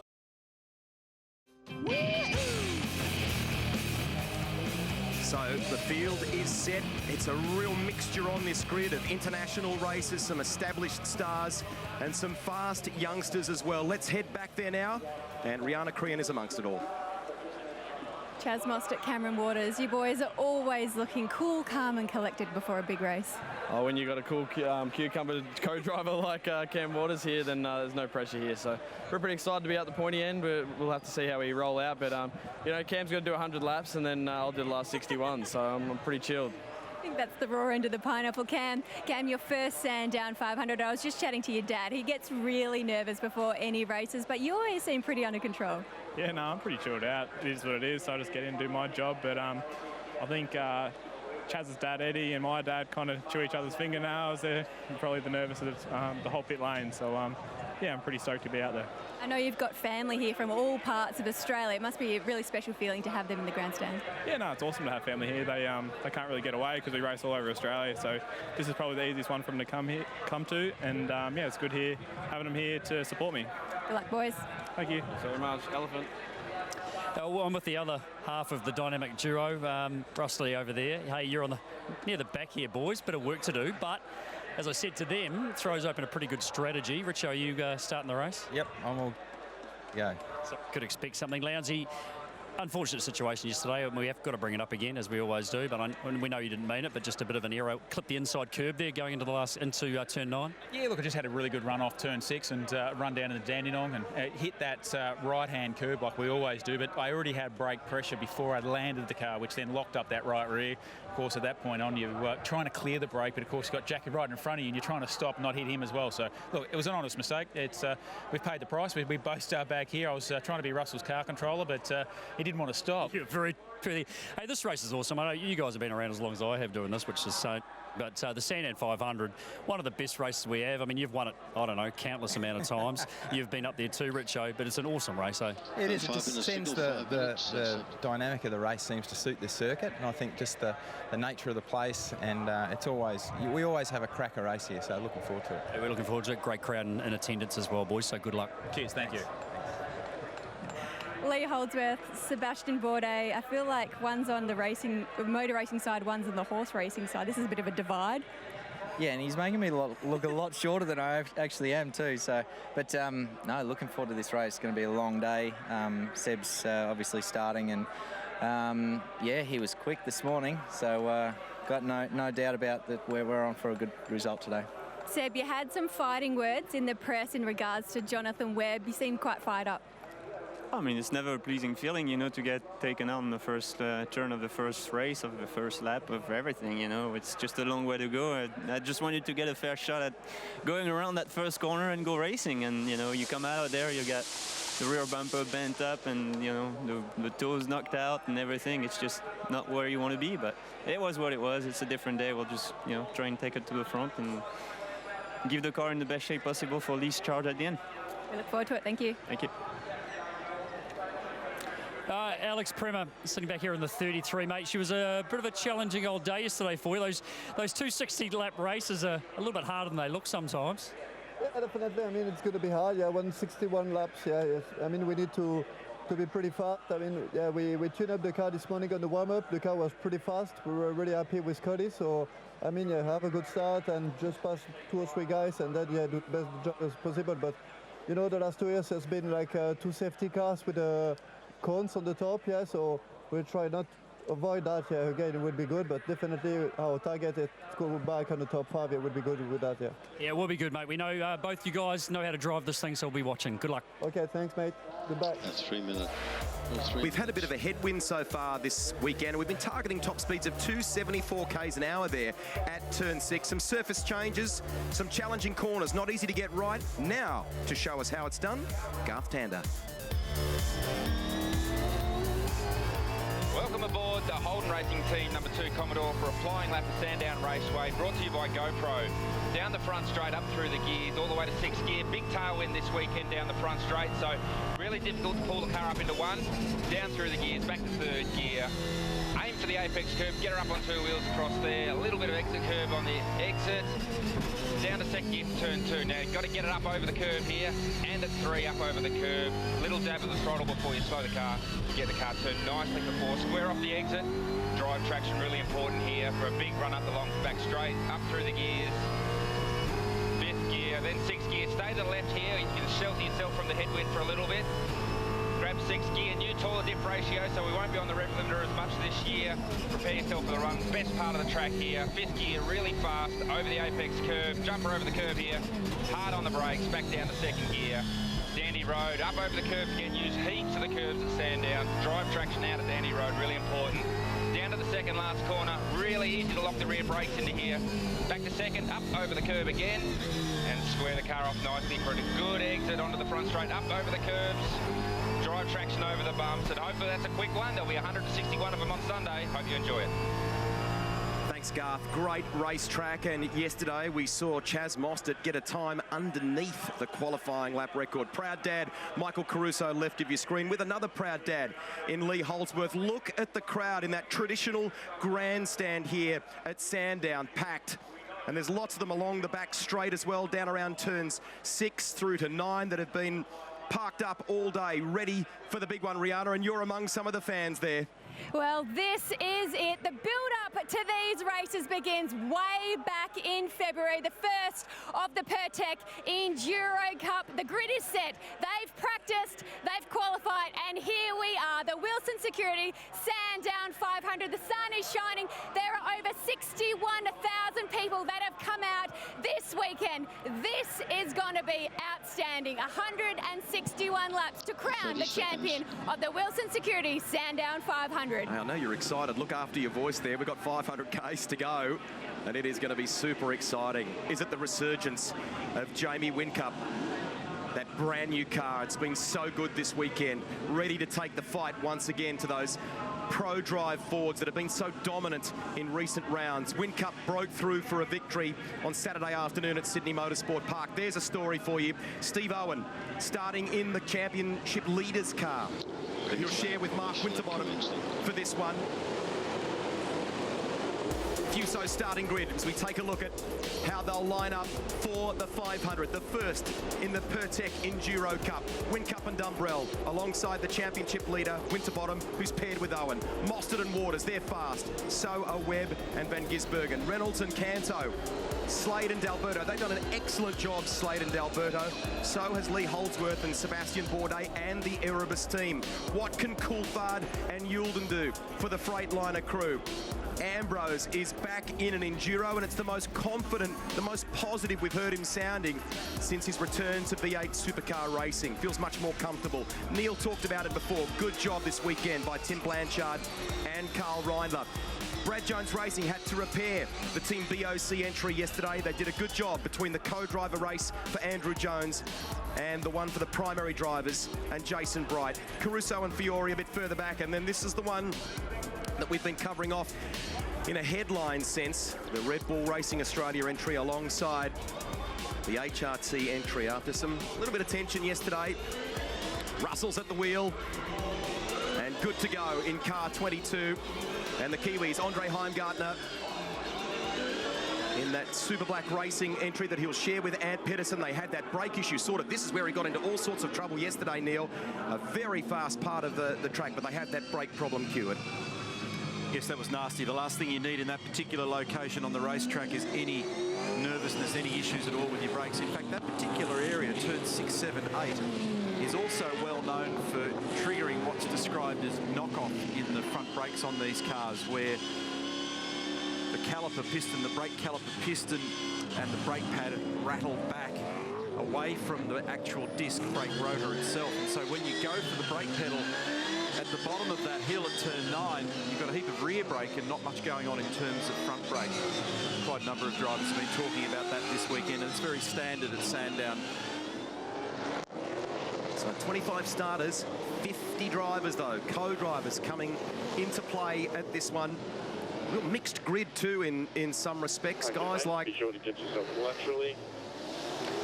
Then 3 rows back, 2 rows back.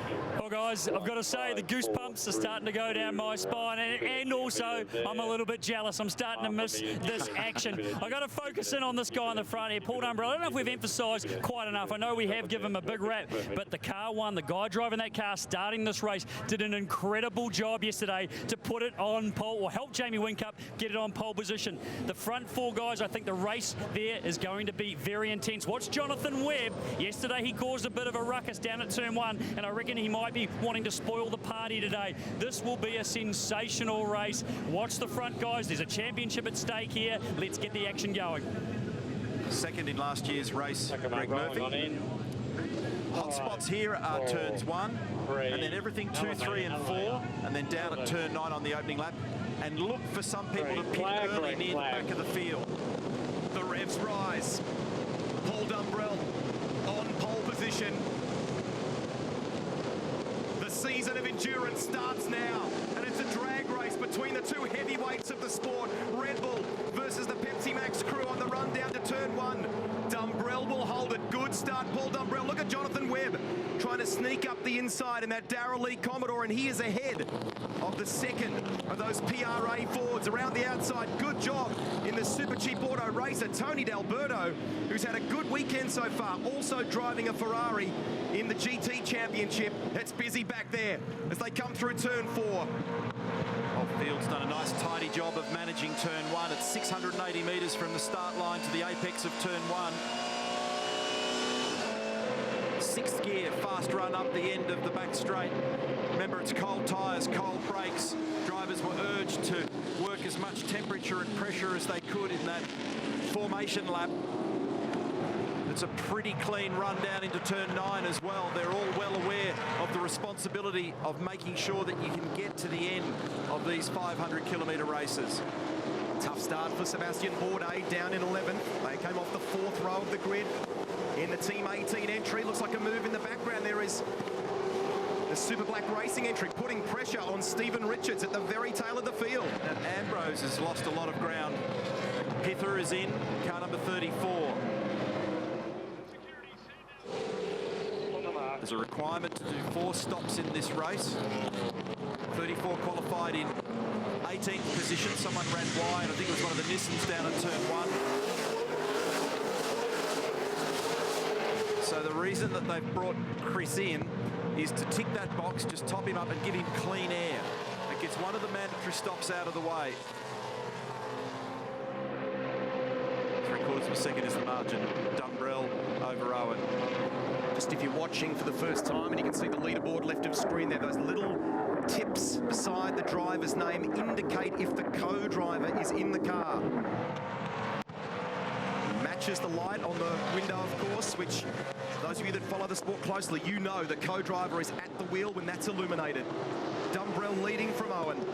Saw this yesterday, didn't we, with Paul Dumbrell? He gets into a rhythm very quickly, and he's got margin in hand at the moment, so the lap time for him then was a 1 minute 10.4. He was half a second quicker than Steve Owen. Jonathan Webb in 3rd position, watching brief in behind Owen, and then it's Cam Waters in 4th position. It's a bit unlucky yesterday, Cam, just to clip that little bit of curbing that's a hangover from the old long circuit here, and it triggered that lock break for him down into turn 9. So that was Todd Kelly or Alex Buncombe it would have been in car number 7, running wide down there at turn 1. He's in 20th position.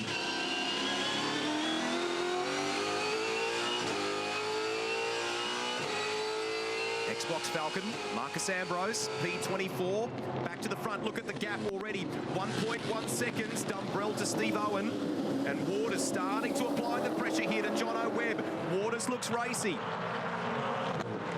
He has a gap on the Super Cheap Auto entry of Tony D'Alberto, who's holding down a great 5th place, just ahead of Dean Canto, and then Alex Davison for Erebus Motorsport. Quite a step forward yesterday with cars 47 and 18 at Walkinshaw Racing. Clearly found something to the drivers' liking to be able to improve those cars. It's a complex racetrack to set for. Waters showing very good sector speeds here at the moment, but not much he can do about it, and he'll be carefully sizing up any move. Oh, big mistake here for Jonathan Webb. He got up on the grass, got it all crossed up. Cam did the right thing. He just cleared the throttle and waited for it to all settle down. If he forced the issue then, huge chance of heavy contact. A couple of the standouts. Ollie Gavin up into 8th place.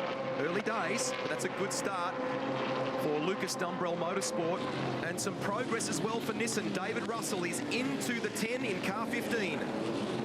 Waters thought about a move at 9. The problem is there's a big invitation on the way in because it looks like there's a gap and it disappears to 0 when you get to the apex at the centre of the turn. So he decided against it. And sitting under the rear wing at the moment, car number 97. He and Shane, Jonathan Webb that is, looked like a couple of chocolate salesmen down there on the start line earlier on when I bowled up to them. They had big grins on their faces. But it is heartening to see that Shane's got a smile on his face. Gee, that was, I was just watching car number 1 there. I was very close without seeing the light. Now, there's the reason why Ambrose went to the back of the pack, so he had an ordinary start. So the other angle of the replay of the start, but look at Ambrose, just absolutely has gone nowhere there. What a shame, because the qualifying position was healthy, wasn't it? And now he's second last in the field.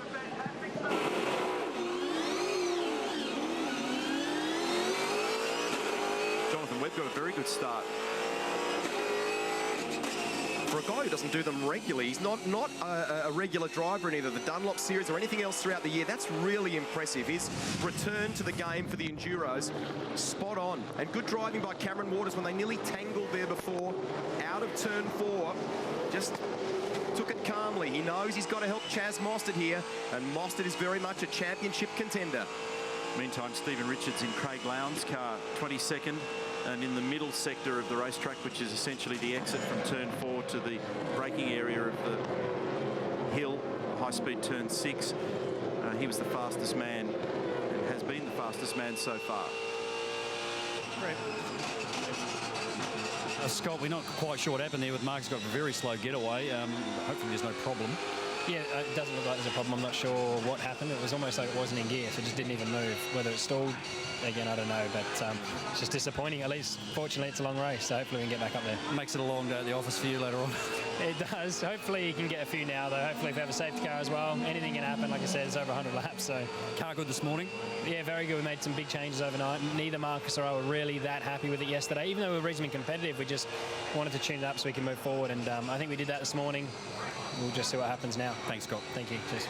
Marcus got a fine for a practice start on Friday during the ride session, but he's down in 24th at the moment. Paul Dumbrell leading the way from Steve Owen by 1.4 seconds at the Wilson Security.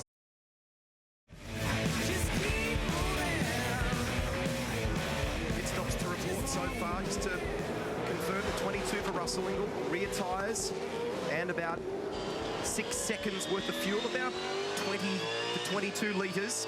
Dean Fiore is someone who's also taken service for Nissan. We're watching Ingall here at the moment, who's rejoined in 24th place. Race being led by Paul Dumbrell by 1.8 seconds over Steve Owen. This is a little bit like what we saw in the co-driver race yesterday. Dumbrell just gradually eking out a lead, working away, building it up over the Pepsi Max crew. Oh, that was just a whisker, wasn't it? Carl Reindler was so cool. And that's Alex Buncombe off at turn 1.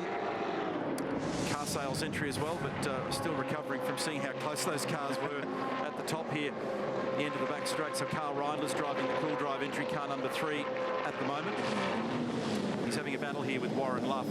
Warren's with Garth Tander in the number 2 Holden Racing Team entry. And just tucked in behind the watching brief is Alex Premer, the Frenchman, in the Volvo. These fellas are arguing over 12, 13 and 14 on the racetrack. The sister car to car 3, the 222 of Oliver Gavin, is 8th. They had been chasing a vibration issue all weekend, and it wasn't until the morning warm-up today where they felt it was really cured. So good work, Oliver Gavin. And I was just listening to Richard Holway, engineer for car number 33, and he's got no radio comms at the moment with Alex Premer, and he's just trying to encourage him to give him some signals if indeed Alex can hear but not transmit. So we'll keep an eye on that one. That could have an impact on their day later on. No radio comms is an issue. Back to car 5, Steve Owen. And he has a margin, a gap over Jonathan Webb, you can see in the background there. And Cam Waters is right on the Darragh entry. Mark Winterbottom, a nice clean start by Steve Owen, just sort of sitting in his own space at the moment. No pressure at the moment from Jonathan Webb.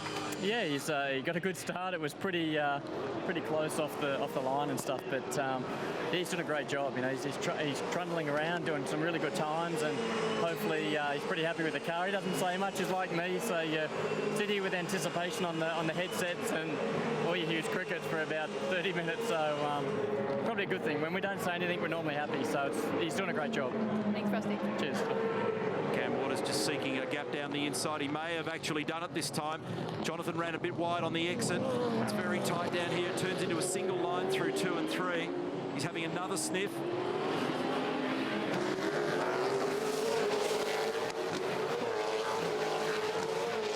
Owen's cleared out, hasn't he? So they want to get on with it here. It's very early. We've still got just under 150 laps to go in the Sandown 500, but he can see his teammate there moving ahead. He sounded a bit nervous in the pre-race interview, I thought, Cam Waters. The enormity of the occasion perhaps really sinking in, that he is with this big frontline team and playing a very important role with them. He leads the Dunlop Series right now. He's had a very dominant year. The reigning champ is Paul Dumbrell, who leads the way in the race. But he's made some cool decisions, or good decisions, in the heat of the moment in that battle. And finally, Reindler gets it done. Carl Reindler's Cam's driver development manager.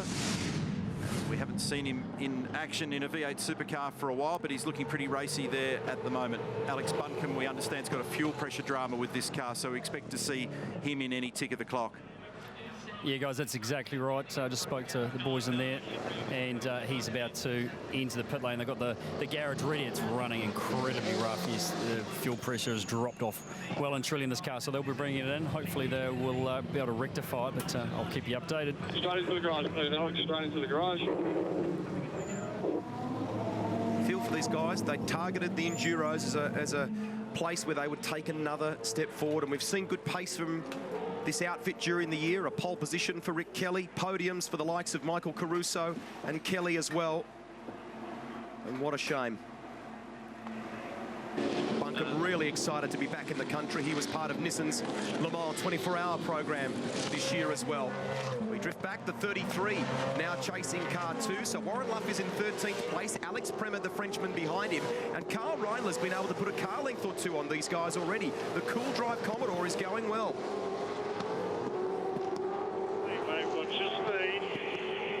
So Alex Premer in early. Turning now. Stop on the marks.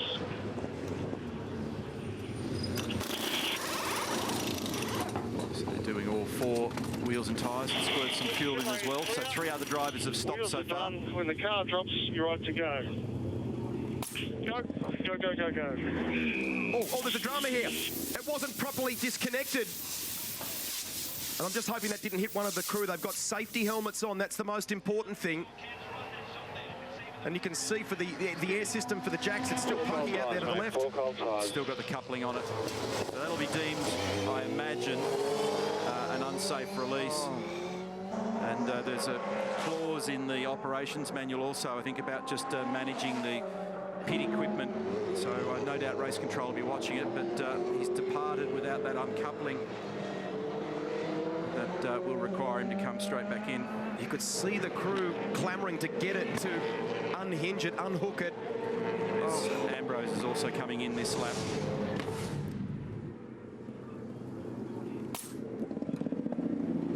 He coupled it back up. There's confusion there, so it was actually uncoupled and then put it back on black right flag at the car point of 33, departure. mechanical black flag car 33. That's part of the air jack system sticking out of the side of the car. There you go. So race director Tim Schenken. That's dangerous. There's a massive amount of pressure driving those systems, and off it's gone. So Ambrose in and out while all that's going on at Volvo. 40 laps. 40 laps. Look after the tyres. Because they've also got to recouple all this as well. You've talked about it in Enduros, haven't you? Just things can happen sometimes. The first endurance event of the year. So it's resolved. Each car's got to be completely free of all hoses, tools and other equipment on entry and departure, and we've got a Pepsi Max car in here as well, Steve Owen. So we're seeing a departure in strategy for the two blue cars, which we figured would be the case, but we didn't know when, what, how, why.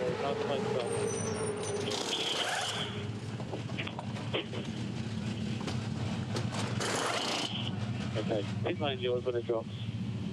There you go when it drops. With the eyes of Steve Owen. Go, Synchronicity, calm of Pro Drive Racing Australia. He's away again. And black flag pit lane drive-through penalty car 33. Black flag pit lane drive-through penalty car 33. Breach of the pit lane regulations. So more trouble for car 33, and 55's coming in this lap as well. So Dean Canto will be in this lap in the Botlow entry that he's sharing with David Reynolds, who's fourth in the championship. Looks like they might have sorted the issues for Alex Buncombe for car 7. Car sales entry returning or exiting the lane. We go back aboard the 33. Alex Premer still at the wheel.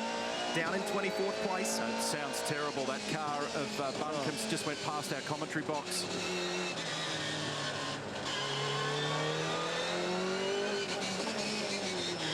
Sorry, bud. And remember, I reported it, what we thought was a radio issue with that car as well. Here's Canto.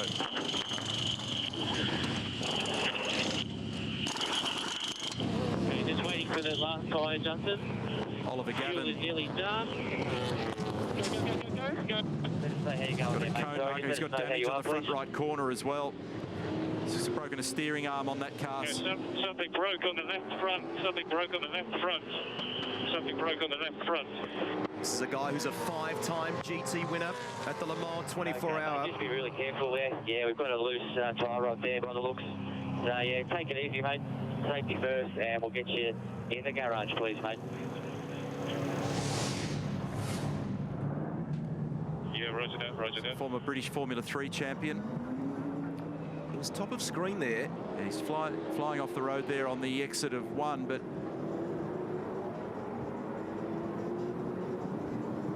it's already broken by that point, isn't it? Yeah.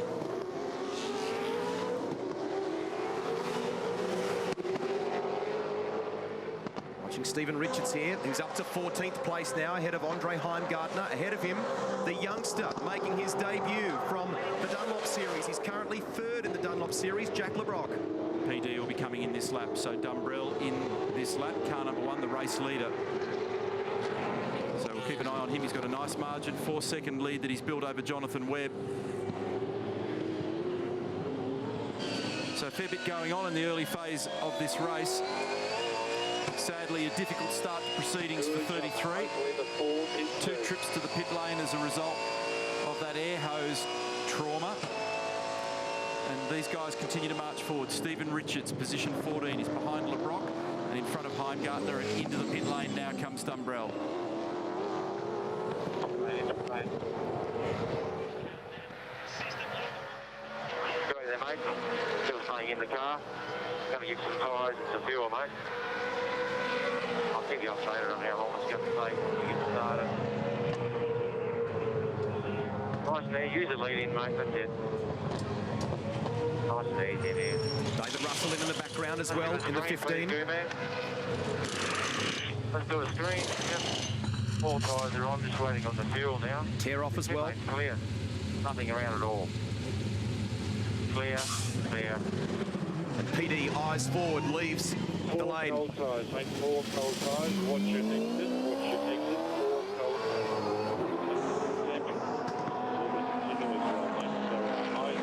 4 cold tyres. Giving them a little bit of a tickle, so he'd be talking about tyre pressures. And I suspect that they would have overinflated slightly because there's a lot of direct sunlight on the racetrack and it's much warmer out there than the last couple of days.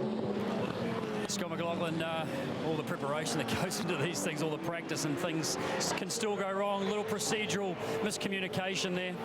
Yeah, it's just one of those things. Everyone makes mistakes. I've made a few in my time, but it's disappointing for everyone. But we'll push on for our sponsors and whatever. But nothing we can do about it now. It's done. All right, mate. Keep your chin up. Cheers.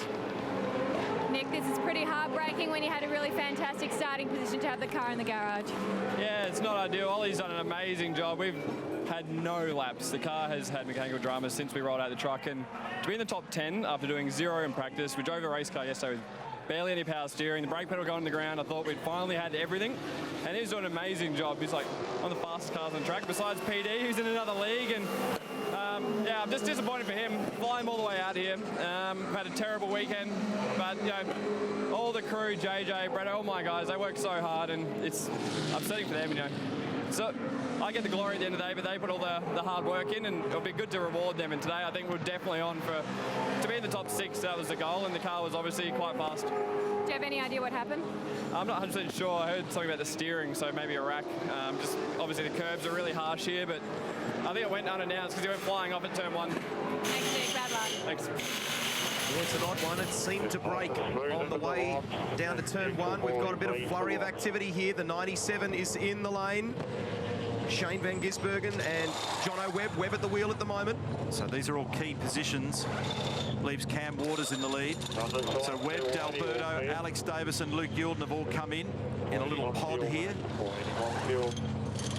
Okay, away you go, dude. All clear, off you go. And in terms of the driver management, the maximum anyone can do is 107 laps. So therefore the co-driver minimum is 54 laps. So just to explain, co-drivers will have to clear that 54 lap minimum requirement.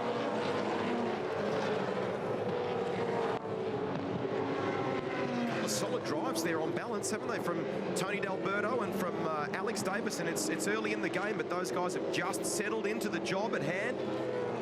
Luke Youlden among them as well. Here's the 22, Russell Ingall. First car in the field that has stopped is Paul Dumbrell. He's in 10th position. Everybody in front of him is yet to stop. So Cam Waters, the leader from Carl Reindler, Sebastian Bourdais. Gentleman on screen, Russell Ingall at the moment is in 14th position, and he came out behind Chris Pither, if you recall the stop, and he's still tucked in there at the moment, and just in the foreground is the recently stopped number 97 of Jonathan Webb. So quite a significant chunk of the field have now taken the opportunity to get that first stop done. So we're still waiting for Cameron Waters to pit. He is the first car on the road ahead of Carl Reindler, Sebastian Bourdais and Warren.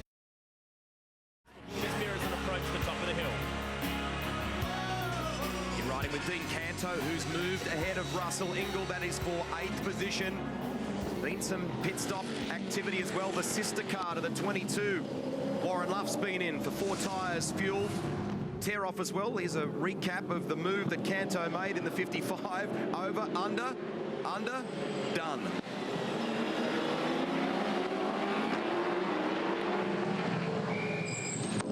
Driver change. This was a significant one. Heimgartner out. Ant Pedersen in.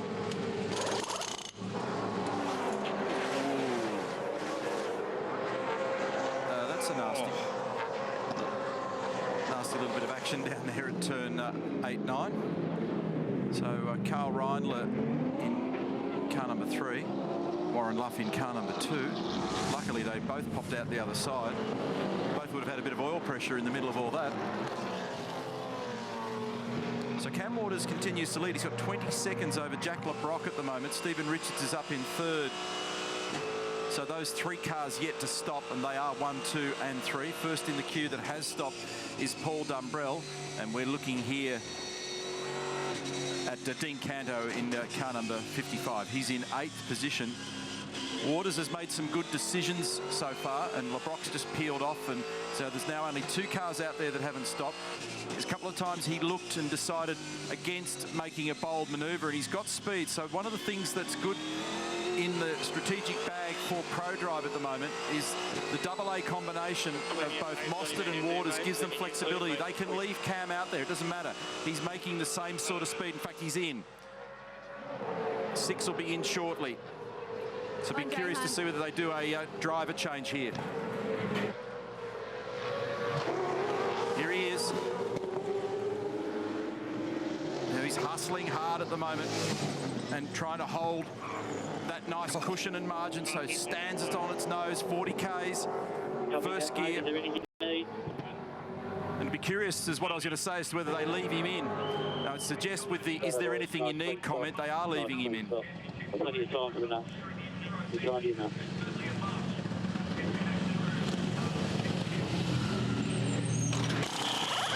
And they are. So that's the beauty of having a couple of guys in there that are maximising performance out of the car. So now they're just waiting for fuel. The wheels are the easy part. Coming up on 8 seconds. 5, 2. Go. Standard stop. Okay, buddy, the track's a bit quite busy when you rejoin, so just be ready for that. There's lots of cars passing at the moment, they're all full position. Hopefully we should pop out at the back of that train. Thank you. So remember that he's now in a very different sequence. Mark that in your mind for later in the day, but he is in fresh air, and that'll be part of the reason why they pitted him there. Someone's car didn't sound too flashy in the background there either.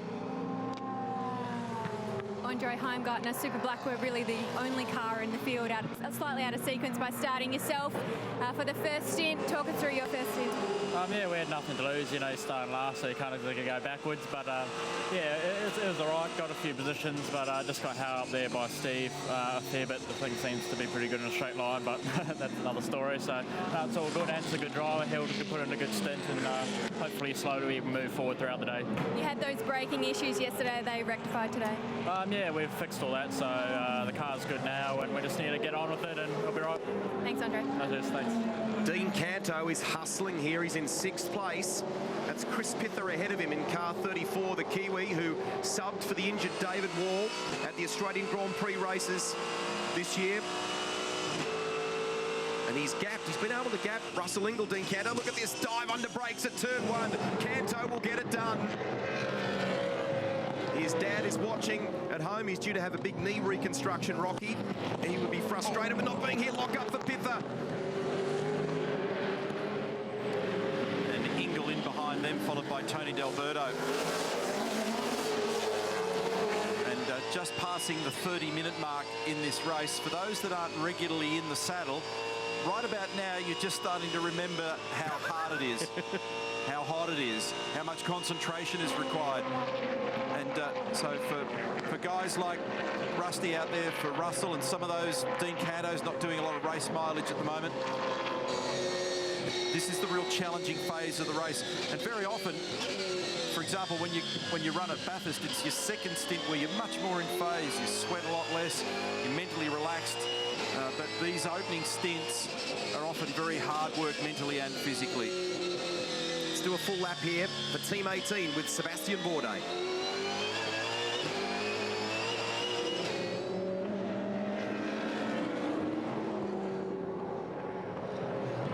We'll come back to that because we're focusing on this, obviously, this battle.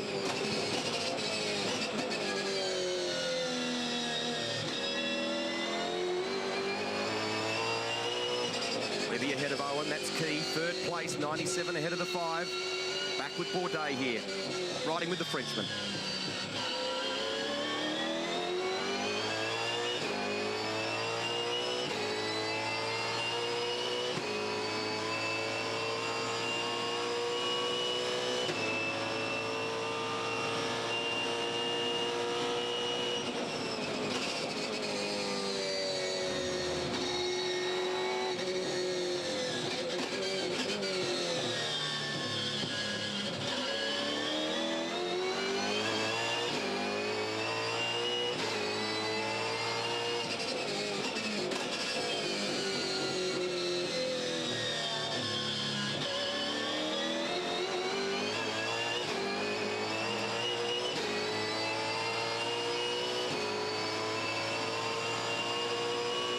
Just interrupt these 640 odd dancing horses in the background and just want you to focus on the footwork here, because Bourdais, as a frequent regular IndyCar driver, is left foot braking in this car. Remember, 27 Grand Prix starts for Toro Rosso.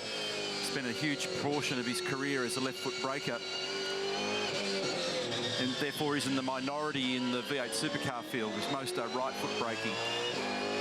It's interesting because the two different styles often create different issues to deal with for the drivers. So I haven't heard of any compatibility issues between he and Lee this weekend, but often they get a very different read out of the car because of the way they turn and brake. Very different technique, and it changes the way in which the car pitches and rolls. Now here we go, back into the pit lane here, and this is a stop for Stephen Richards, car number 888, sharing with Craig Lowndes. Just as Mark advised me, please, you're getting fuel and tyres, mate. It's going to be a little while. Make sure we don't spin those rear wheels. Use that lead in nicely. Yeah, let's do a screen, please, gents. Calmly into position. Calm radio message. Reminder not to wheel spin. Okay, mate, all the tyres are on. I'm not sure how much longer we got left. There's nothing in pit lane, mate. We're just waiting on the fuel. 5 seconds left. Clear. You're all clear, mate. All clear. Okay, mate. Huge amount of mileage for Stephen Richards. Reset your bar as a bias. You've got a full tank of fuel here, mate. You got I'm going to passing now at car 7 laps down approaching. Actively racing in the Carrera Cup and successfully. Bathurst winner in 2013, and that's a feat that he achieved twice before that. So massive amount of mileage, very calm and composed, very calm on the radio, and so that was all exactly as per textbook. The car couldn't have been better positioned millimetre by millimetre in its pit box there. And like Tony D'Alberto in the 47, he's another guy on double duty this weekend. Richo is campaigning in the Carrera Cup, Tony's in the GTs, and so is David Russell. David Russell driving a Porsche in Carrera Cup this weekend too. David Ward, just watching the 34 now on screen. You guys chose to go with a very different strategy, the only one to sort of come on lap 1, I think, to get some fuel and change those tyres and get that first stop out of the way. You needed to separate from the 33. Yeah, exactly. We started behind the other car, so we're all about doing something a little bit different. And we tried this strategy earlier in the year. It was working great at Winton until we had the double stack. So we thought we'd do that, get our own clear air, and to offset ourselves to our team car as well. So he's probably not too far away from having to think about stopping again with the fuel, but obviously the tyres play a big part in this. He's been on these tyres for a long time compared to some of the others around him. Yeah, exactly. We've got track position back now, but obviously you've got to choose your battles a little bit because the guys are on a bit of fresher rubber. So we'll hopefully do that well and keep continuing on. Well, good improvement up the field so far, mate. Good luck. Cheers, guys. Co-driver Chris Pither figured in the top 10 regularly in practice. He's doing a good job here at the moment, holding out Tony D'Alberto and then Russell Ingall, but it's Dumbrell leading the way by 6.2 seconds from Jono Webb and Steve Owen.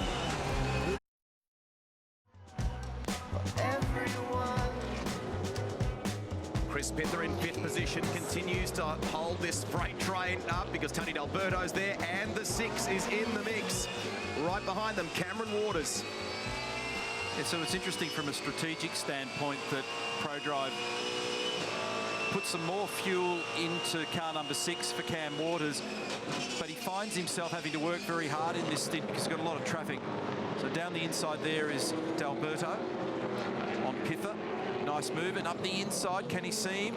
And he gets through nicely. So he's had to work very hard in this stint. Cam Waters, he went through on Fiore. Well, first of all, he had to deal with car 9, so that's Alex. Had to use a fair bit of the traffic island to get that one done at 9. Then he had to deal with Fiore.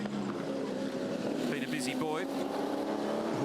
If he's on a passing bonus, he should be up for some extra pocket money. There he goes on Russell Ingall, and I thought that it was going to be a harder task to get by Russell, but that wasn't the case. Now here he is sliding up the inside of Chris Pither at turn 2. And the other issue there is that you've got to use a lot of everything to be able to do that. Whoa. How'd you like to be a valve spring?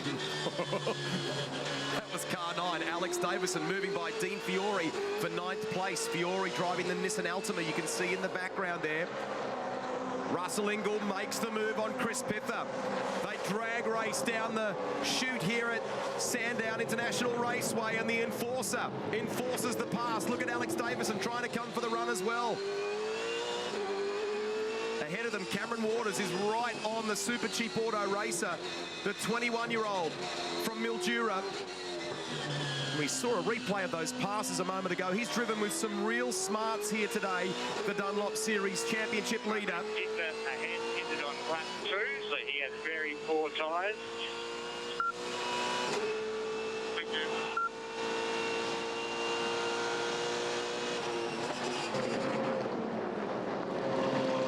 Day there as well, just menacing look down the inside at the end of the back straight. It's quite a train of cars here, isn't it? It's intense out there. Luke Youlden there too in the Freightliner entry. That was Dean Canto in the foreground. Here we are with Delberto, and he's got Cam Waters sweating on him now. So this would then complete all of the cars in that key group that Waters came out behind. Ooh. Mowing down hats and also grabbing the inside of that curb there at high risk of damaging the rim or the inside edge of the tyre wall. Alex Davison down the inside of Chris Pither at turn 1. Just got it stopped, but a good move.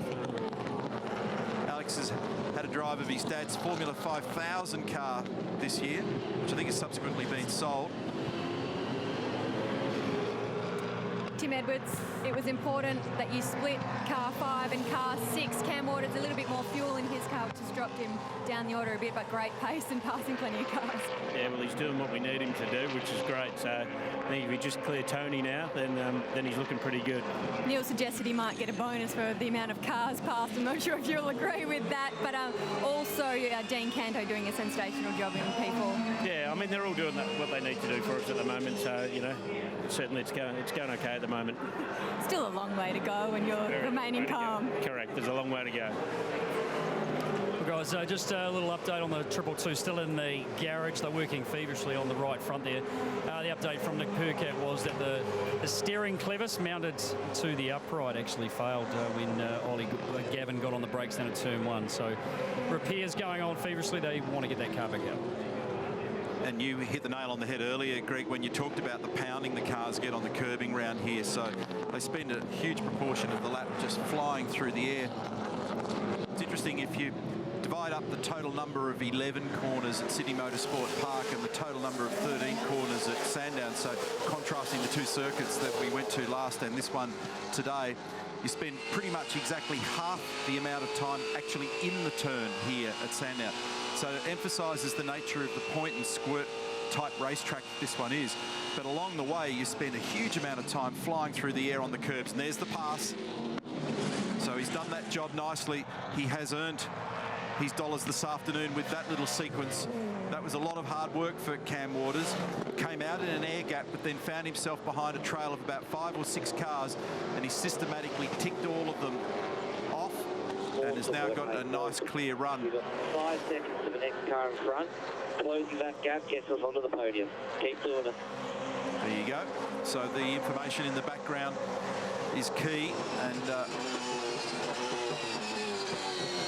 Dumbrell's got the gap out now to 5.5 seconds.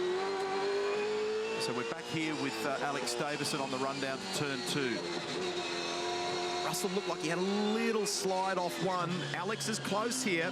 Remember, this team, the Erebus team, were the winners in WA. Will Davison was so pleased with that breakthrough. They've had a difficult start to the weekend. They weren't so pleased on Friday, but they worked their way into a good starting position for the 500 during those qualifying races for the grid yesterday. Ingle holding his own here in 7th spot. Dumbrell leads by 5.5 seconds over Jonathan Webb. Good job by Webby before to make that move on Owen. Steve Owen in 3rd in car 5, then Dean Canto and Cameron Waters. That cone marker had, I think, Sebastian Bourdais and Cam Waters' signature on it. So it looked pretty ordinary on the side of the racetrack, in need of a Band-Aid. No surprise to some extent that Alex Davis is going so well. He's had a lot of experience. Year 2 with his brother, 12th Enduro campaign. Very highly regarded in his time in Porsche as a factory driver, and his success in that category here as well. Luke Ewell, car number 14, and we've got car number 34. Lukey's off the road down there at 1. He had a little bit of brake confidence trouble down there early in the weekend on Friday. He was having trouble getting the car stopped. That's Pither in the lane there in 34. Pump your brakes, pump, pump, pump. A huge amount of fluid underneath that car. Sometimes it's just water they're using to top it up. Nice and easy. Go. Go, go, Top go, up go. the driver drink system. The fluid did look fairly clear. Now, Webby's actually closed that gap down to 4.9 seconds now. So Paul Dumbrell, Jonathan Webb. And meantime, Alex Davison is continuing to gnaw away at the back of Russell Ingall's bumper bar at turn 10. He's doing a good job in the fight for 7th place. Alex Davison keeps the pressure on, but it's Dumbrell leading the way from Webb and...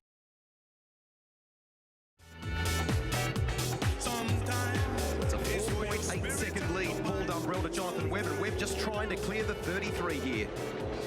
Another thing that's interesting is that there's not a lot of pace out there at the moment. That track is very slippery. So for the leader on the last lap, it was 1 minute 11.2. For Webby, it was 1 minute 11.5. For Owen, 11.5. 11.5 also for Canto, but a 10.9 for Waters. So Waters continues to be very, very quick. Car 22 it is. Russell Ingall in the lane. And stays in because he hasn't reached the minimum requirement of 54 laps. He's topping up his esky. Hey, fellas. Here, Sean. Hey, Russell, you all dry ice in there mate. for Russell to continue his afternoon tour. Oh, look at this. It's game on here. The 17, the 15, and coming into the mix, car 2, Warren Luff. He's drawn right into it and manages to get by. Bit of bump drafting, wasn't there? Marcus knows all about that. So going back to that point, the track's slippery and it's pretty slow out there at the moment.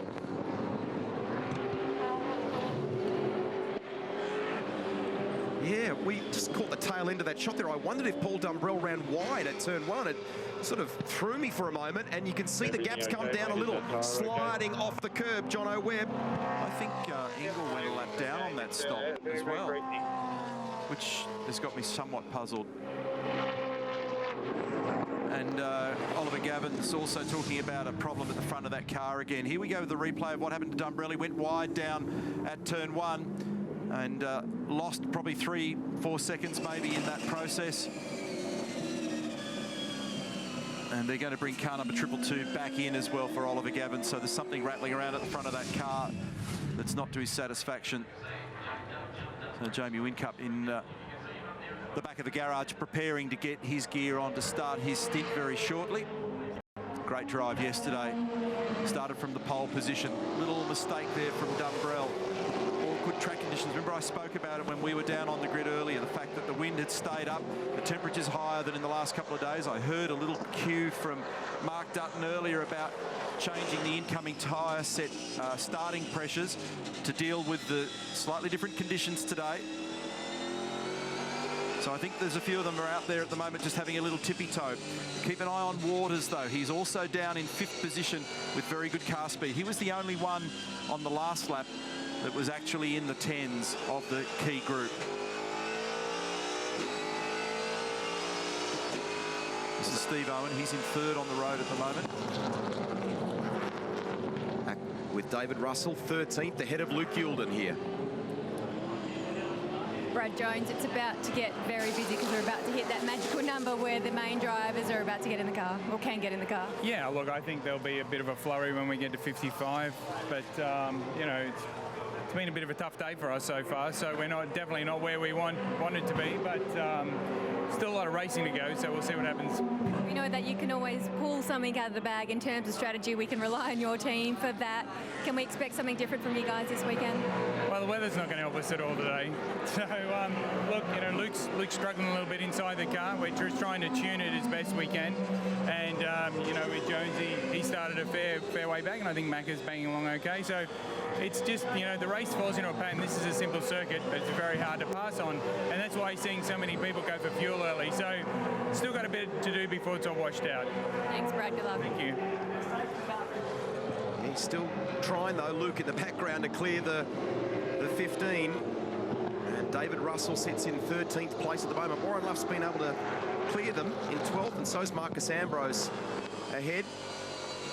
And it's Dumbrell leading by 2.8 seconds over Jonathan Webb now. Steve Owen is third, and Dean Canto rounds out the top four at the Wilson Security Sandown 500.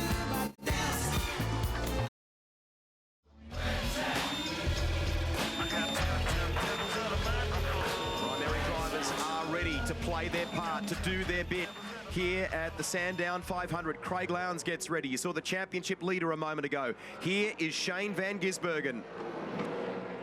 He's in a very good position, and that's the reason for the thumbs up and the grin there, because his co-driver, Jonathan Webb's got the gap now to Paul Dumbrell down to just 1.7 seconds. There it is, confirmed on screen for you. So Dumbrell's struggling at the back end of this stint. He hasn't recovered from that little off down there at 1. I wonder whether or not he put a little mark on a tyre in the process down there. Jonathan Webb just nestling himself into the car. Somebody straight line 2 and 3 then. I think it was Waters. So that's put him back in the traffic. He's lost a little bit of ground to Dean Canto. So just a little blemish on what's been a great run this afternoon for Cam Waters. So no time for motocrossing down there at 2 and 3. 1.6 seconds the gap, Dumbrell to Webb. That'll put a big focus on that pit stop between those two teams.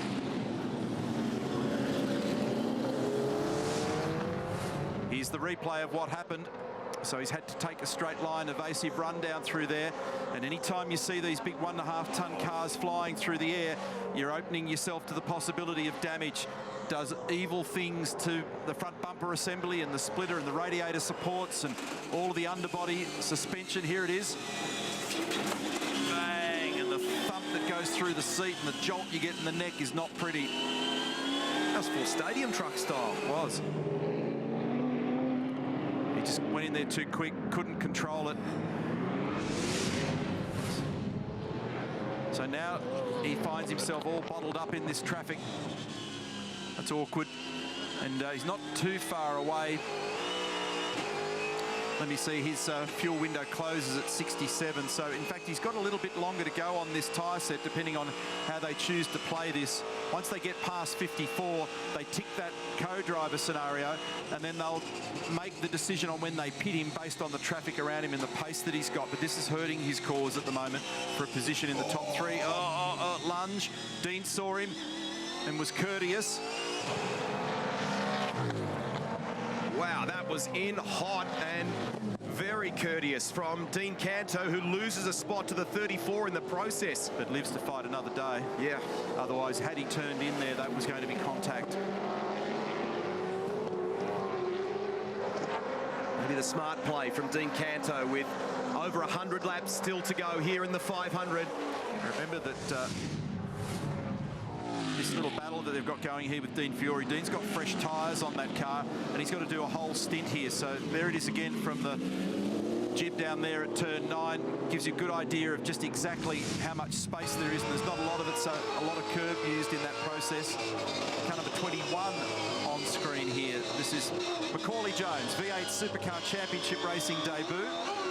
And not a bad job for young Macca, because he's not terribly far behind car 8, being driven by Andrew Jones, nor car 14, Luke Youlden. Luke is 13th, Andrew is 15th, Macaulay is 18th.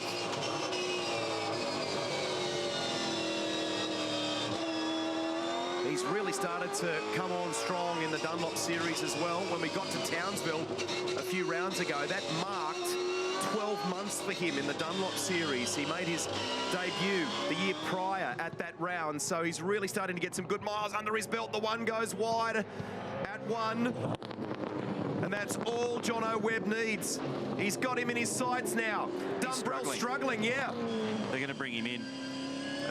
Picked up a radio message. He's skating everywhere, so his tyres perhaps have overinflated. So that was it in the background. There's a fresh set of boots, and it'll be a driver change here. Jamie Whincup on standby. Race winner yesterday. Shane Van Gisbergen on standby.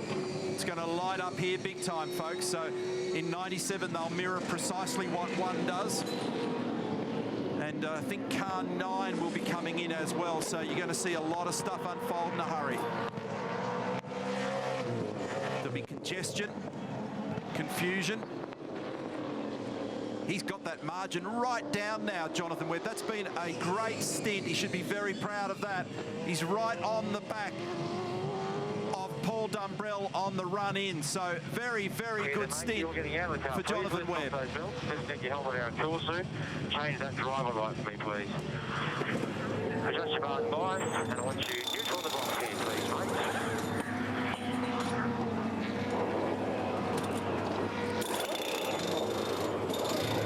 Clear the side there, Whitey.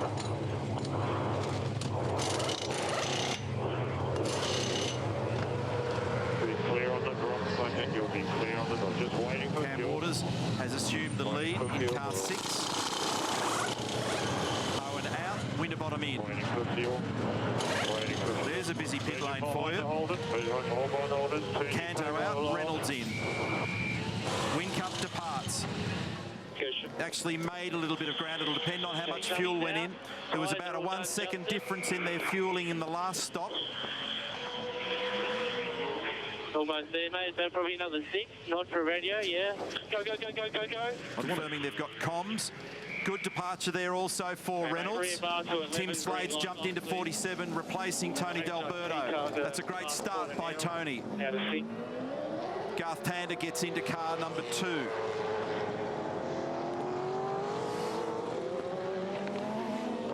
Want to check it, but it did look like the 5 was stationary for quite some time, so they might have put quite a gulp of fuel in the 5 relative to some of the others. Here comes Waters now. Yeah, so I'm seeing 89 litres of fuel in car 1 and 96 litres of fuel in car 5, Winterbottom. Radio and bridge now, please. Radio and bridge now. Chaz Mostert on standby.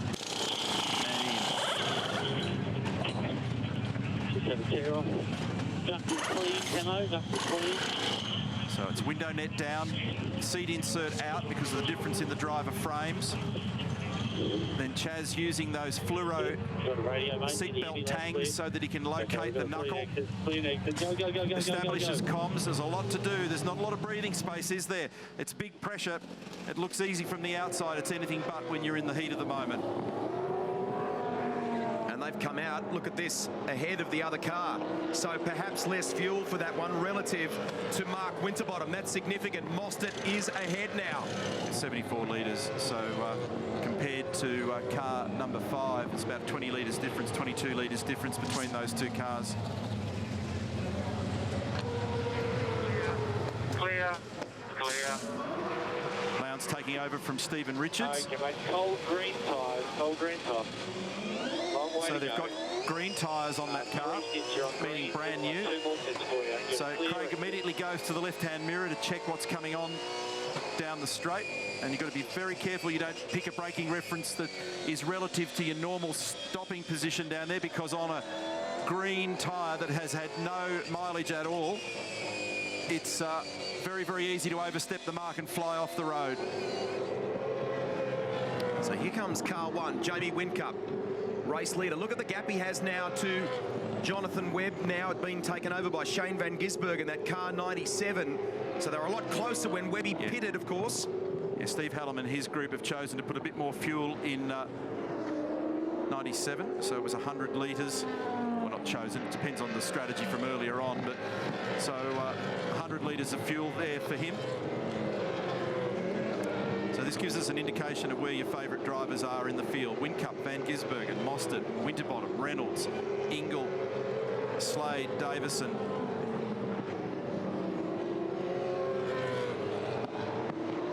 Lee Holdsworth to 9th, ahead of Garth Tander. Here's Cam Waters. Nice, congratulations from the team. There were a couple of moments, but the Dunlop Series leader on balance. Look at him. Big, deep breath, the pressure. Gets the congrats from Tim Edwards, team boss. And it's been handed back over to Chaz Mostert now. Got a little fright though, didn't he, down at turn 2. They all did. Quite a few people were having a real battle at the back end of that stint, including the race leader, Paul Dumbrell. So now you'll see a rhythm step in this race as well as the regular drivers who are just at one and stitched into these machines in the way in which they drive them. Paul Dumbrell watching after his stint, where he was a very busy man. So Paul Dumbrell can catch his breath, and that's because his partner in crime leads the way. Jamie Whincup from Shane Van Gisbergen and Chaz Mostert with Winterbottom rounding out. Jamie Whincup enjoys a 5.7-second lead over Shane Van Gisbergen now. Then it's these two, Mostert and Winterbottom. The teammates are battling. And then Reynolds 5th. And on this lap, they were about line astern with Whincup and Van Gisbergen in terms of pace. So all recording very similar times, in the low 10 range at the moment, Rusty. So fresh rubber and familiar drivers just picking up the pace to the tune of a second or so. Just love the intensity of this.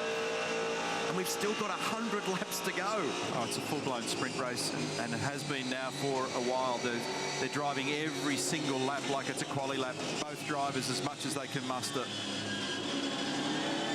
There's a comparo there. We talked about what the drivers or the teams took on fuel-wise at the last stop. So there's a 17-second gap first to fourth. That's Whincup to Winterbottom. And the sandwich contains Van Gisbergen and Mostert. And there is Van Gisbergen. So we'll just keep a bit of it, just mark that, think about that gap, and then we'll keep an eye on it. We'll watch lap speed here as well. So 11.2 on the last lap for Whincup. So he had a bad lap. Might have been traffic. 10.3 for Van Gisbergen. 10.4 Mostert. 10.6. Correction, 10.5 for Winterbottom. Yeah, and Jono, we're just watching on Shane Van Gisbergen getting the job done out there, mate. Great stint. You had a little bit of a carrot there at the end you were working it on. Yeah, absolutely. You know, we got off the reasonable start, just chipped away. I made a mistake earlier, lost that gap to the two guys in front, but sort of hunted them down bit by bit. Once I put a set of tyres on, the car was really hooked up, so pushed on, got past Steve Owen, and yeah, had the carrot at the end there with, you know, PD was pushing on, making a couple of mistakes, so just try to close that gap for Shane. It looks like you enjoy it, mate. Nice job considering the lack of miles this year. Good job. Thank you. We saw a couple of big, deep breaths when he got out of the car. Was that because you were exhausted or because it was just a sense of relief to get those laps out of the way? It was pretty hot out there, so I was pretty happy when I got out and got a cool drink with me. But yeah, it was good. We kind of did a bit different with the strategy, I think. So I had to pass a few cars. So yeah, had a bit of fun out there. Neil Crompton suggested that you may approach Tim Edwards for a bonus per car that you passed. I don't know. I have to speak to Tim about that. But just happy to hand it back to Chaz in an okay position. Hopefully he brings it home okay. Really great job for your debut here at the Sandown 500. Well done. Thank you. Testament to the athleticism of both those guys. Both Jono and Cam Waters look quite fresh considering how full on that stint was. Of the top four runners on the last lap, it was Whincup that was the fastest. He was a 10th quicker than anybody else. And that gap from first to fourth remains at 17 seconds. This is going to be an intense battle between Mostert and Winterbottom, and we've seen that several times this year. And remember, it's not just about the Wilson Security Sandown 500, it's about the championship as well. And there's 174 points between the two men that were on screen just a moment ago.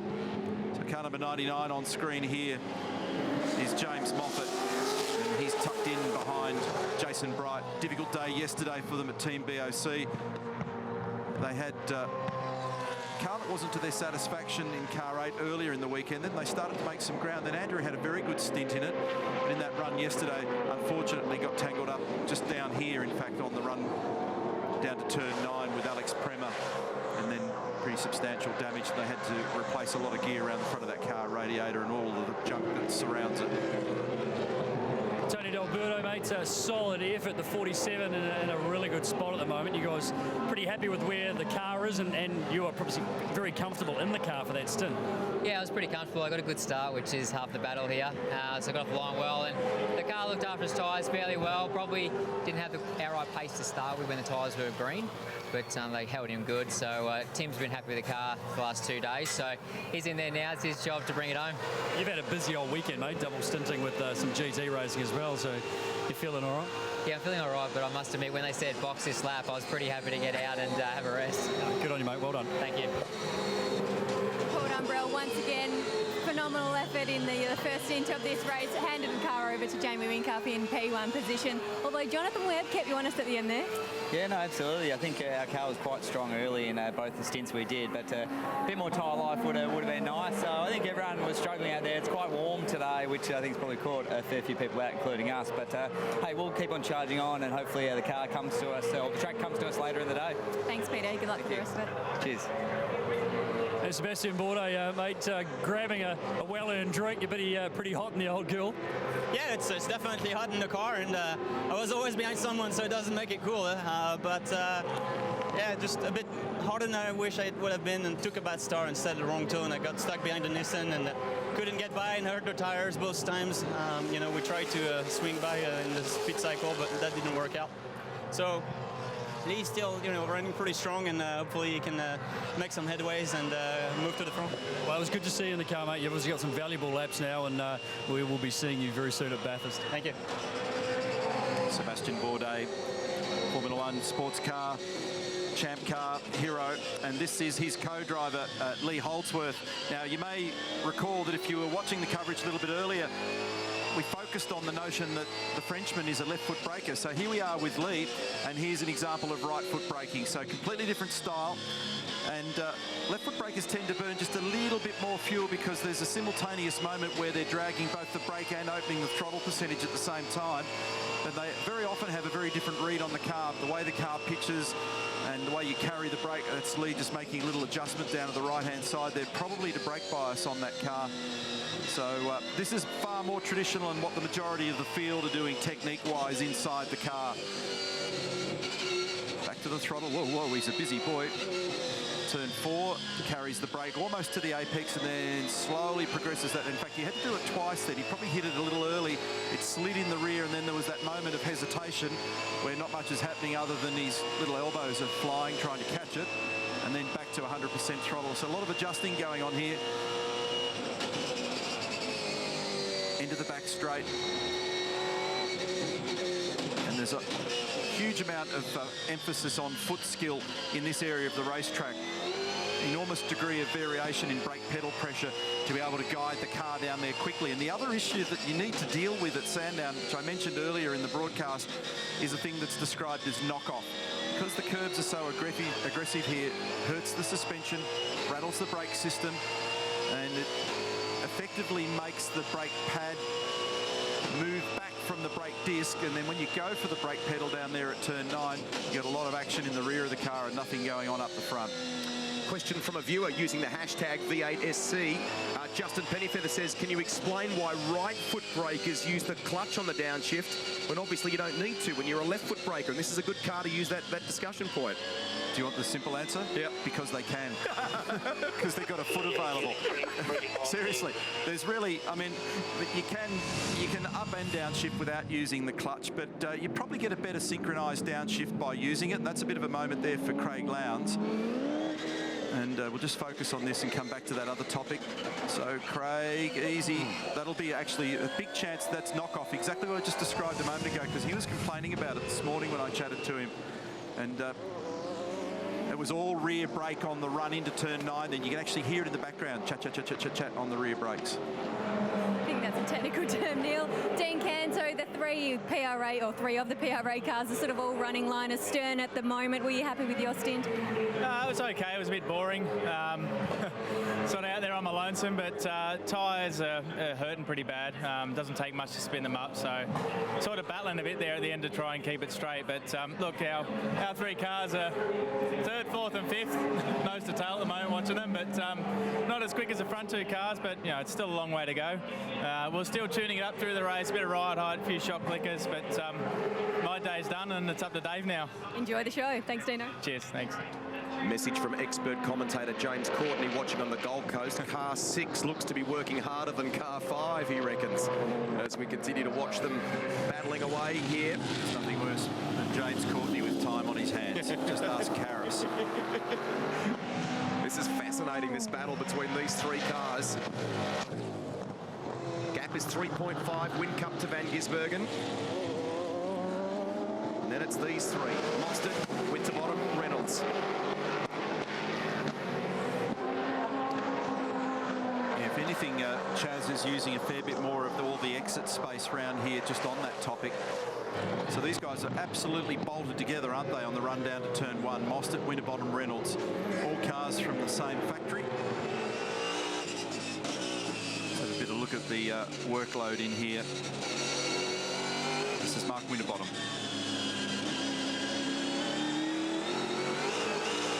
You see a very different throttle technique there to what you saw with Lee Holdsworth before, so a little bit later on the throttle, and then once he did hit it, he got it to progress to 100% pretty quickly. And off the road, unfortunately, problem here for Pither in car 34. That enabled Scott Pye and Rick Kelly to come through. Still 17 seconds first to fourth, by the way. Here's the replay of what happened down at 1. So he wouldn't have been able to see where he was going momentarily, Scotty Pye. Whincup leading by 3.8 from the...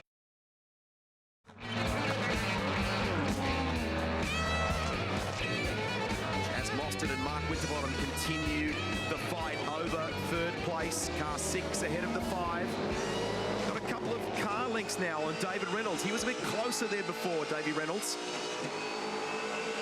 Look at the intensity between these two.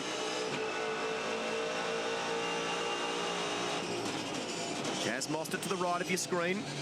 Mark Winterbottom, series leader, to the left. They're 1 and 2 in the championship.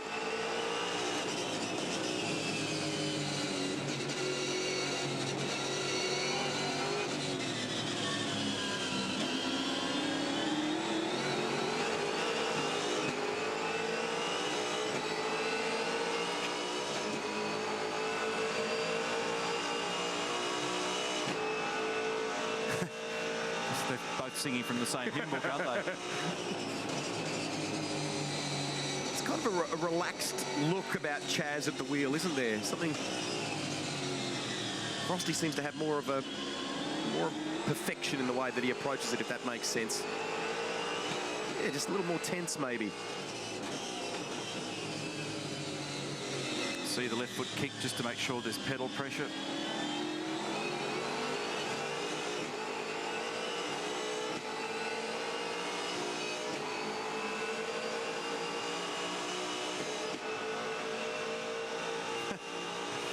Little left foot dance again in harmony.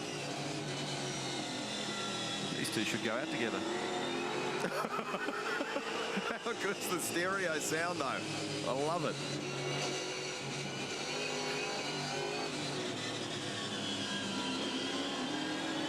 Nothing in it last time around. A 1:11.3, 1.3 I should say, versus a 1:11.19. So you're talking hundredths of a second. Nothing in it between those two. And the 17 finally gets by Dean Fiore. That's for 13th place. Fiore's been doing a ripper job. The 7 is off. And that's at the end of the back straight down at turn 9. Alex Buncombe. This will be a safety car if he can't get this thing out. And big chance he can't. Remember, he had difficulties right at the very beginning. There's Cam's race control.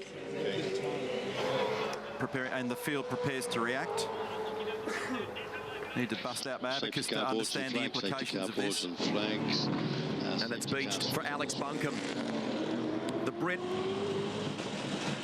unfortunately can't rejoin, and that means people are taking advantage of this. Now, this is key because Winterbottom's come in, and it looks like Mostert stayed out.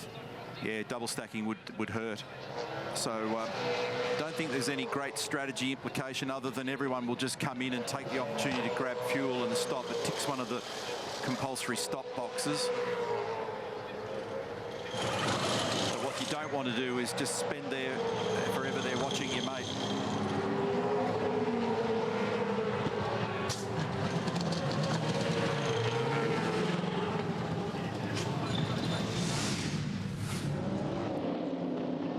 Stays on it here, and look at this.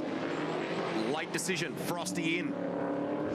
He actually only just in. He nearly clouded that barrier, stopping it. So the two rejoins. Looks like is that car 9 for Erebus in as well? In fact, car 4, Ash Walsh. Well, guys, this has played into the hands of Jack Perkins and Russell Ingall big time. They were just sitting there waiting. It looks like the 22 was probably going to come in the next 2 or 3 laps, but this safety car has turned up at that absolute perfect time for them. Russell Ingall's on his way in after being in the car for a long time. Those two guys, the two, so I suppose, A drivers working together, and Russell's done a huge stint. He's about to enter the pit lane now. The HRT boys are getting ready for him. Jack Perkins ready to jump aboard to finish the rest of this race. Russell's makeup will be running after this one. It certainly will be. I'll see if he's got his walking stick here, but I think he's done a great job. He has done an outstanding job, but that's a big call physically to put together a big, long stint like that. Go, go, go, go, go. Clear out, brother. Clear out.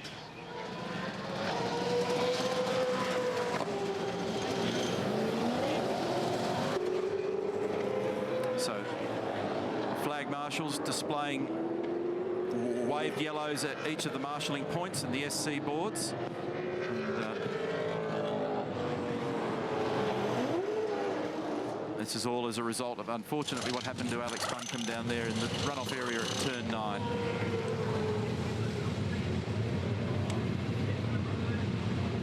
And still no movement for the 7. Used a lot of curb there, didn't he? He did at turn 7, and then as we've seen many people over this past weekend, it's very easy to lock the inside front. That's pretty heavy contact with those tyres that are interlaced down there. There it is in the background, and it's given the guardrail a fair thumping down there, and it's a dual tyre barrier down there. The one at the end of the back straight, here's the other angle again, is actually triple tyres laced together. This is the rejoin here for the Pepsi Max crew. Remember that Winterbottom had already taken service. Mostert went the next time around, but gets the rejoin ahead of the 5. Russell Ingall's out of the car after a big stint here at the 500. Hands it over to Jack Perkins. He's done a great job. We give him a bit of stick, but he's done a nice job. Now, this guy is important here because they haven't stopped him. So Bradley has pulled one of his little strategic stunts, and his group in there at Team BOC, they've left him out there, and so as a result of that, he's vaulted up the order. And I'll give you an update on what that means with his fuel and when that window closes shortly, but I think he can go to 96. Lexus RCF safety car leads the field. Lights out, accelerate away through the field. Car 1 up to Russell Ingall, they just climbing out of that car. You're looking okay, a little bit wet around the collar. I think I need the makeup girl. Yeah, geez, I tell you what, I forgot how hot these things are inside the car, but especially today, like she's got a few degrees out there, and the pace is pretty hot too. Tyre degradation's pretty steep, which means you're working twice as hard inside the car to try and keep it on the black stuff. Well, you did a long stint, obviously played a little bit of a different strategy, which was smart, and you were in the car for quite a long time there. But it has worked out. You're back up into 12th spot, so it's been a good game. Well, it's where Jack qualified the car on Saturday, so we've sort of done a full circle, absolutely. But you know, we just had to play this. It was risky to do what we did, like pit early, but at the end of the day, you got nothing to lose from where we started, so just give it a swing and see what happens. Good on you, mate. Thanks, Ed. We are good to go racing once again in the 500. Jamie Whincup controls the field. Russell Ingall gets back to watching on because Jack Perkins is in 12th place in the queue here. They've done a good job, as he said. Gisbergen second, Bright is third. That's an interesting play, and we'll talk more about that as the race unfolds. Then Mostert, Winterbottom, Reynolds. Oh!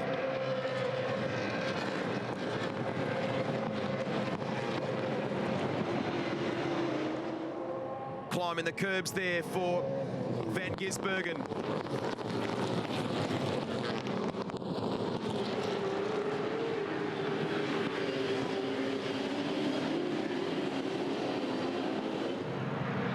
Nice clean restart, no issues to contend with there.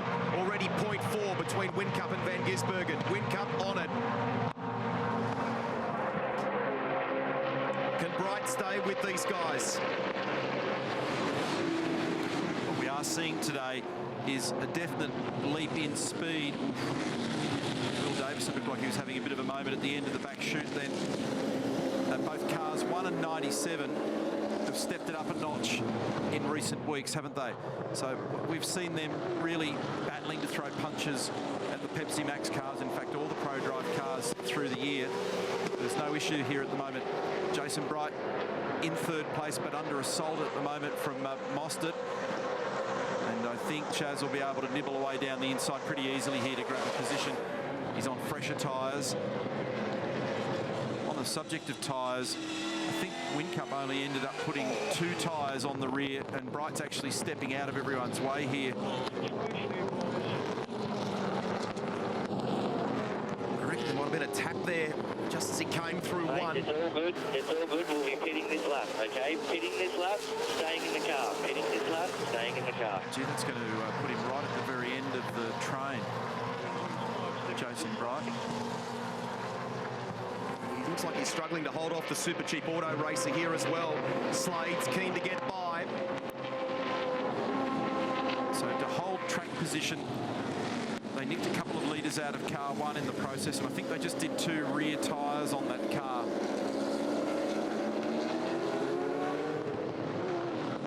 And Lowndes is also buried right in the middle of the field here as well in 15th position. Remember where they started, he and Stephen Richards, all the way down the order. The very back of the field. Gisbergen responds, keeps it stable, 0.47. 18 seconds to the stop there.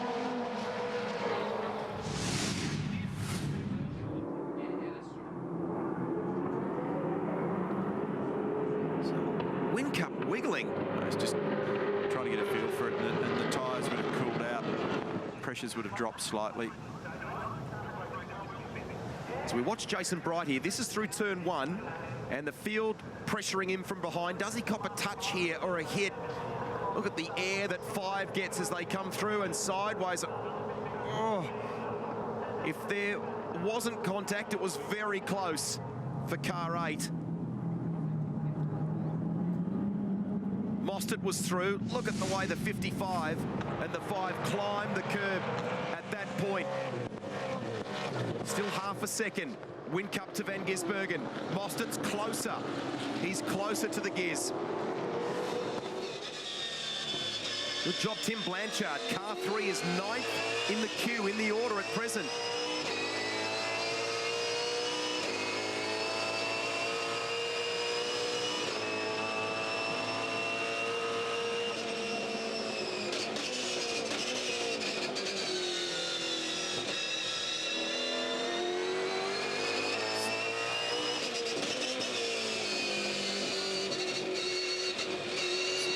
They've done down at BJR there with Team BOC car now, so I had to stop and think about it in discussion with Oscar in here as car 33 comes back in. They brought him in so that from this point on it's only 2 stops to home now for Bright. Sorry, 2 stints, 1 stop. Yeah.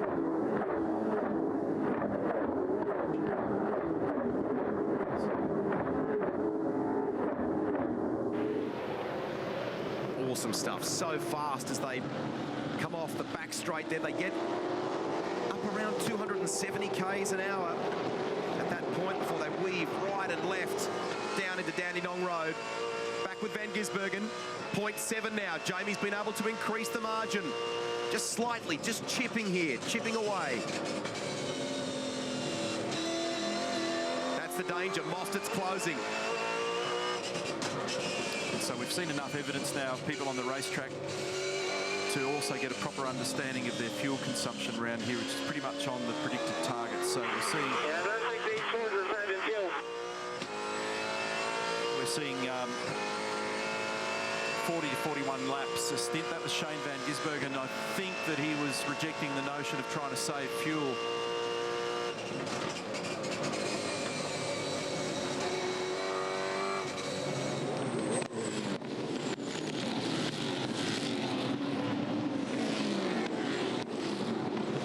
So the reason why they decided to take the pain now with Jason Bright's car, put him at the back of the queue, is from this point they can squirt it, fill it up with fuel just once, and that then gets it home.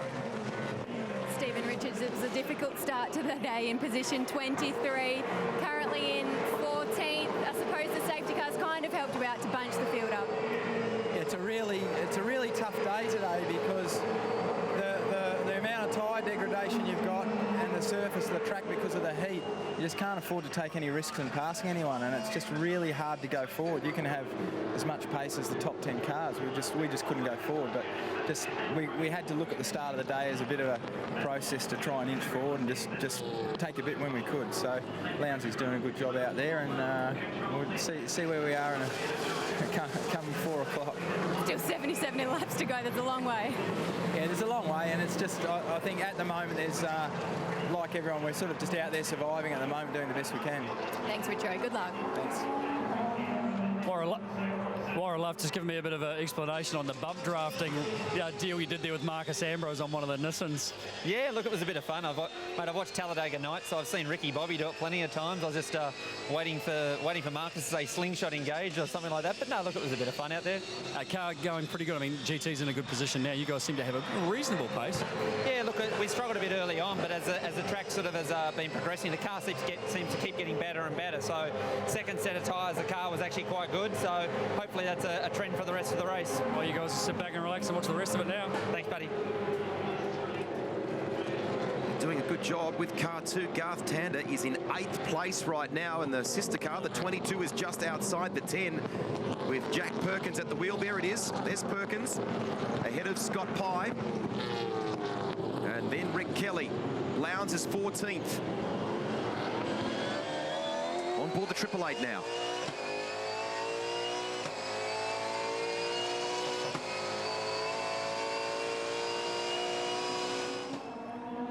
Great to have the legend here with us, having an ice cream. Dick Johnson. And watching Scott Pye in action here.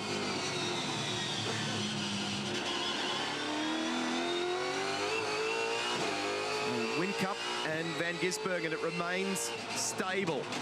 About 0.5, 0.6 between the pair of them. Mostert is third and closing, and Winterbottom rounds out the top 4.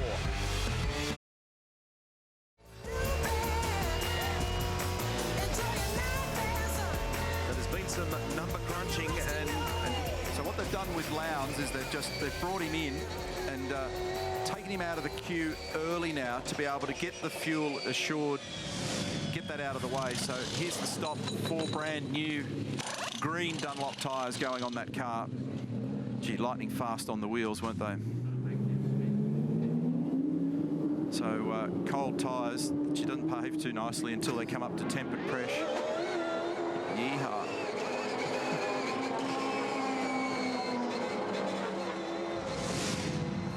Driving it like he would have done back in '96 when he shared the win with Greg Murphy here. And he's, of course, going today, if he can do it, Craig Lowndes, for win number 6, which would draw him level at the Sandown 500 in the record books with the great Alan Moffat. What a feat that would be. Neil's been working on some of the fuel numbers, and maybe we might have a couple of guys that are borderline, depending upon how this one shakes out at the end of the race. Yeah, so at the moment, the guys that are ideally positioned on fuel, and when I say ideal, it's hardly a walk in the park. Van Gisbergen fuel that he's currently got in the car, the window closed. In other words, you empty the tank at lap 119. That coincides with about the critical lap. It's not the case with Whincup, not the case with Mostert. It is the case with Tim Slade. it is the case with Will Davison. It's certainly not the case with Mark Winterbottom. So they're going to need... History shows that in the last 3 years, we've had 2 or 3 Lexus RCF safety car interventions. And so that has got everybody off the hook. But so far, we've only had 1, and they're going to have to go into fuel conserve mode. So now I understand why Shane Van Gisbergen got that message a little bit earlier. See if you can save us some fuel. Because if he can roll out of it ever so slightly, a hard thing to do when you're half a second off the lead of a motor race, and save a little bit, he could get the free kick and the run to home. David Russell, we're on board now with the boss there, Rick Kelly. The car, how's it going, mate? You started 14, you're still running around at the same sort of position on strategy. How was it when you're out there? Yeah, look, got off to a good start, so that was the main thing. As co-drivers, you always want to get it off the line, and yeah, made up some good spots there. The first stint was quite good for us. We sort of got out of sync, which gave me some clear air, and then had some others sort of rejoin in front. So it's good now. Rick's got some good tyres to the end. I sort of ran my first couple of stints on some quality tyres, which is good. Gives him, the best opportunity for the rest of the day, and he's doing a good job. He's saving a bit of fuel at the moment, and his pace looks pretty good. So it's going to be a long afternoon sitting here watching it, but. Yeah, I'm looking forward to hopefully moving up a few more posies. Yeah, well, the fuel is going to be the issue with a limited amount of laps and a limited amount of fuel left. David Russell in conversation. Jack Daniels Racing, Nissan Motorsport entry. It wasn't the ideal start for yourself, but great driving, and Scotty Pye's doing a sensational job, and you guys are back in the hunt. Yeah, I had a great start in the sprint race, but that certainly wasn't the case today. Just got out of sequence and didn't actually have it in gear off the start line. So made up some ground though. We've got a fast car. The Xbox Falcon's doing pretty well. We've done 3 stops now. We've just got 1 to go. We're just managing our fuel right now to make sure we can make it to our pit number. Scott's doing a great job at there, but we'll see what happens for this afternoon. So, like you say, you're managing your fuel, because there are a few cars out the front that are certainly on borderline. Yeah, look, we can make it. So, but we're fighting the pit boom with Shane Van Gisbergen. So we both want to come in on the same lap. So if we don't want to have to wait for him to finish his fuel, we're going to have to do something a little different. We might stretch an extra lap or 2. So we're just getting ready for that. But we're in good position. Certainly, car's got good pace, and we're coming back to the field. Thanks, Marcus. Good luck. He'll be kicking himself on that one with a start. Oh, gee whiz. But it clears it up for us, doesn't it? We weren't sure why he dropped back massively after having such a good Friday, the pair of them. So the interesting thing here is that it almost goes against the grain for Shane Van Gisbergen. The more that he can roll out of it and not be conned into playing the game, the more likely he is to beat Jamie Whincup. So by burning fuel at the moment, he may actually ruin his chance. He'll have to play the game that everybody else does. At the moment, they need more than... There's 1 more stop to come, and at the moment, if they fill up at their next stop, when that critical lap approaches, lap 119 or 120, they'll struggle to get home. But Van Gisbergen is right on the cusp of not having that problem if they save fuel. And that's what this man and his group are sitting there calculating at the moment. Inside the techno bunker, Steve Hallam, vastly experienced guy from Formula 1 to NASCAR. And the Brad Jones strategy, which was to pluck Jason Bright out of all that and just understand the pain and take it early. He's down in 23rd. Doesn't sound like anything that you'd write to Arello about and say, how good's this? So he's 52.5 seconds off the lead. But when everybody else trundles through the lane, that'll start to clean up a little bit for him, particularly as they also go into fuel save mode. And there he is. So it won't be an absolute front-running contender, but he could end up with a little payday out of this a little bit later on. The gap at the front is 0.64. So we take a look at Craig Lowndes. And at the moment, the 888 is down in 22nd position. We saw him bolt those beautiful green tyres on before, and he attacked from the moment he left pit lane. He continues to attack Lowndes. Yeah, and of course, they've done the same sort of thing at Red Bull Racing Australia with Craig Lowndes, so they've just removed all of that. It's an interesting situation out there at the moment. Hot, slippery, difficult afternoon out there on the racetrack, and they're all battling to maintain pace. And the thing that we see bob up in these endurance races a lot from time to time, how to make lap time and not use fuel. So let's do a lap speed check here. Last lap through for Whincup was a 10.8. 10.8 for Van Gisbergen, 10.8 for Mostert, 10.7 for Winterbottom. That's amazing, isn't it? That's the best guys in the business, all within a tenth of each other, absolutely with the thing jammed on the firewall. Reynolds was an 11.2, so fractionally off the marker of those guys. It'll be interesting to see where the 55 shakes out in all of this. Back with the Xbox Falcon, Scott Pye is 12. And up ahead of him, that's Jack Perkins and Fabian Coulthard. First car in the 10. Now the other guy that's in in a strong fuel position mode, not in fuel saving mode, is Andre Heimgartner. And just because of the way their race has run as well. So keep an eye out on that car, number 111. Look at this. So Van Gisbergen now right under the rear wing of Jamie Whincup. I'll just annoy Roland Dane here very quickly, mate. Also getting those critical phases. The talk at the moment is about how many stops to the end. Jamie, in fuel conserve mode, what situation are you guys in with where you think you are? To be honest, I think if we want to get to the end, we need a safety car, frankly. And I think other people will probably be similar. It's touch and go. So we've decided to play the long game with Craig and just run flat out. If there's a safety car, that'll give him track position straight away as well. So could go any way right now, to be honest. But at the moment, it's looking like if you don't have one, Jamie's in a bit of strife. He's going to have to maybe stop twice. Yeah, I think there's a chance we might need a splash and dash, but we don't know how the rest of the race is going to play out in terms of, if there's a safety car. We don't need very much safety car. Thanks for the info. Steve Hallam, Roland Dane just talking about Jamie Whincup's fuel situation. They're very much on the borderline and potentially requiring a safety car or a splash and dash. Shane Van Gisbergen putting plenty of pressure on him at the moment. What is your fuel situation? Well, I wouldn't be upset if there was a safety car, let me put it that way. I gather that you have much more confidence in your car. Oh, I don't know. I think it's a very tense period of the race at the moment for everybody. Well, certainly the leaders. And, safety car would relieve that pressure. Thanks, Steve. Steve Hallam in conversation with Rihanna there. So just going back to Whincup, and I'm just getting fresh data. He needs 131 litres. Well, that's more than tank full, which max capacity is 112. How's this for a great exchange between these two? If we look from Jamie's rear bumper at Shane Van Gisbergen. Shane, on my current numbers, needs 114 litres. So now you understand the challenge here. And look at this, Fabian Coulthard locked up down at turn 9 with Jack Perkins behind, drops a couple of spots. They've been a little bit weak in their break and turn phase on this racetrack, haven't they? At Freightliner this weekend, they've had a few problems just getting that car stopped and turned. Gaps just opened ever so slightly.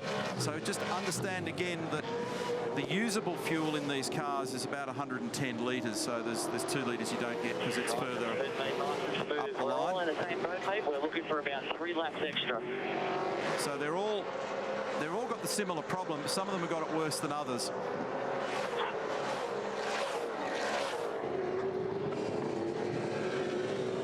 So look at the top right of your screen, Shane Van Gisbergen, Jamie Whincup, bottom right.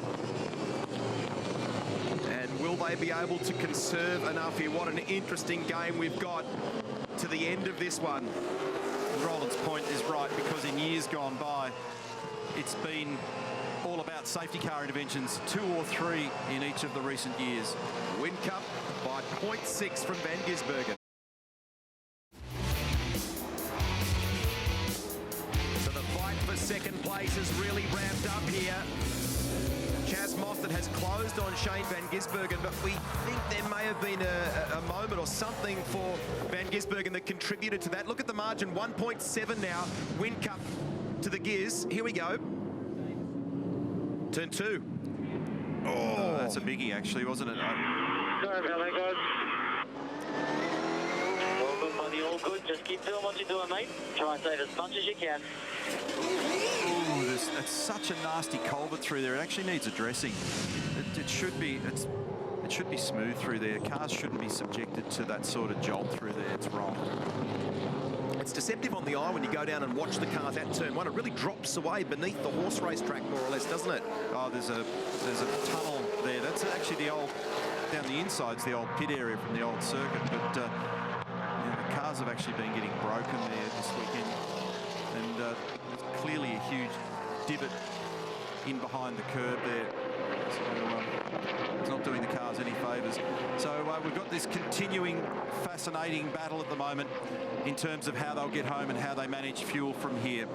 So of the key runners, the easiest way to describe it is that our leader, Jamie Whincup, is in the worst position. So they've worked really hard on the car this weekend, and they've worked really hard today to maintain track position. And they've fought vigorously, and they've actually gambled on that notion. But now they're in a situation where they've got to take on just a little bit more fuel than those they're racing. Right on the cusp, and it's just line ball, is Shane Van Gisbergen. He may or may not get there in terms of the fuel requirement. It's very, very close. Nearly 2 years since you were last in a V8 supercar, and look at you go, the Repair Management Australia, the best place it's been all year. Yeah, I'm pretty happy. I think that little bit of hiatus was a good thing. Yeah, like you say, it was Gold Coast 2013. I last drove one or raced one of these things. The LDM guys are giving me a great car today. I'm having a lot of fun out there, and Tim's doing a great job as well. Still inside the 10 at the moment, so yeah, a bit worse for wear. I'm not cut out for it like I used to be, but you can do all the training you like, but jumping in these things is the best training you can do. It must be a really, great feeling for the team. They've had a rough time so far this year. A result would be fantastic. Absolutely. I think a result's definitely on the cards for these guys. They're definitely deserving of it. They've put the hard yards. It's a shame we don't have two cars inside the 10 at the moment. It's a shame what happened to Nick and Ollie. They were on for a great result as well, but we've still got one car doing really well, so we're fingers crossed, just keep plugging away. Still a long way to go yet. Great job, Carl. Thank you. Thanks, Rihanna. Yeah, it sure is. His best finish is 16th back in 2013 with Rick Kelly, and a big hi to his fiancée as well, Elise Riccici, gold medal winning Australian sailor, and no doubt daughter Charlotte watching the action as well. Very competitive combo, those two. And at the moment, Tim Blanchard is in the 10. That's awesome performance. 9th right now. Whincup leads the way by 2.3 from the gears. You're riding with the Erebus Motorsport entry. Will Davison now at the helm. His brother Alex did an excellent job earlier today. They're in 8th spot.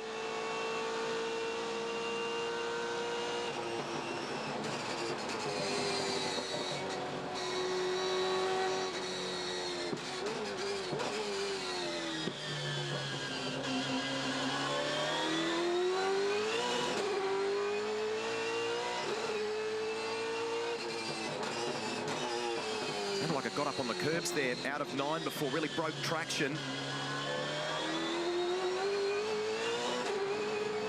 Here's Betty Klemenko, team owner.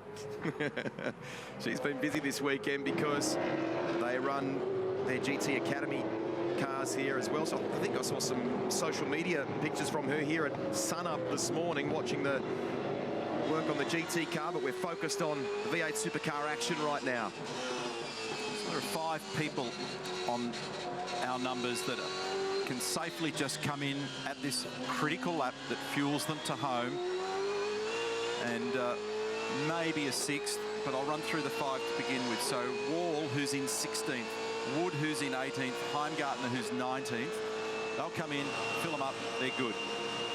Bright and Lowndes we know as well. So Lowndes is 20th and Bright's 22nd. The problem is they're a long way down the order. Big gap. In the case of Jason, it's 56 seconds to the leader of the race. So they'll make ground, but they'll only grab half the field in the process.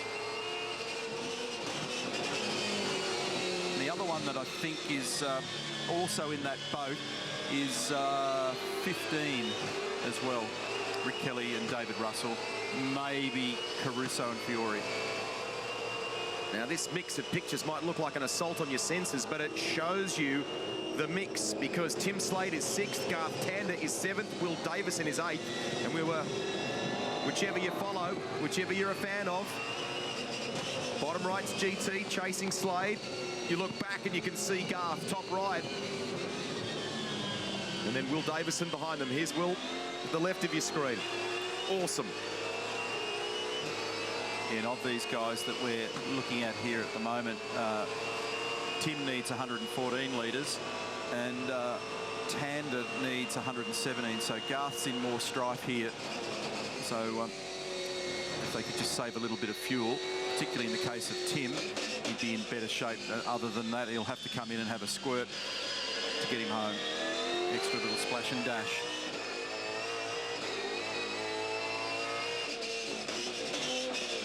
Gaps back to 1.5. Whincup and Van Gisbergen. Freightliner Commodore comes through. Fabian Coulthard is 23rd. Then we pick up the leader. So that shows you the state of play. 1st, 2nd, 3rd and 4th. We go back then to David Reynolds in 5th place in the 55.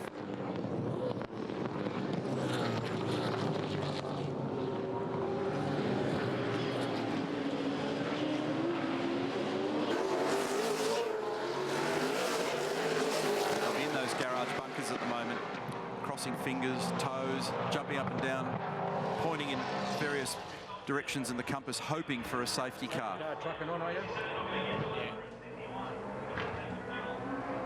There's Dean Canto off to the left, Ann Pedersen to your right, Ann driving for Super Black Racing. Dino had a very solid stint in the 55.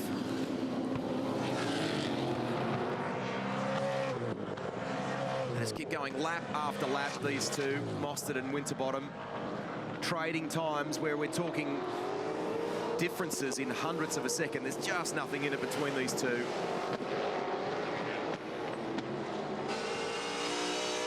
Now with Frosty.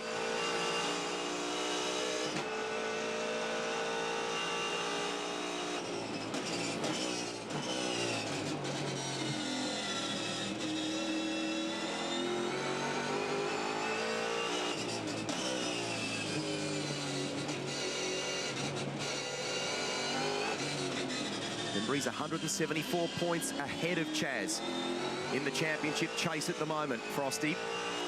And they're drifting out into mid-11s, 11 3/4 now, so they're a long way from the sort of pace that we saw earlier in the weekend or in the cooler conditions, or when they're okay, mate, they are happy with their chasing revs. They are happy with their consumption. So these are a couple of the cars that I mentioned before. So Dale Wood and Andre Heimgartner, 18th and 19th, they're okay in terms of fuel. So they'll come in at that critical lap point, lap 119, 120, fill up, and then half a chance to rocket up the field here.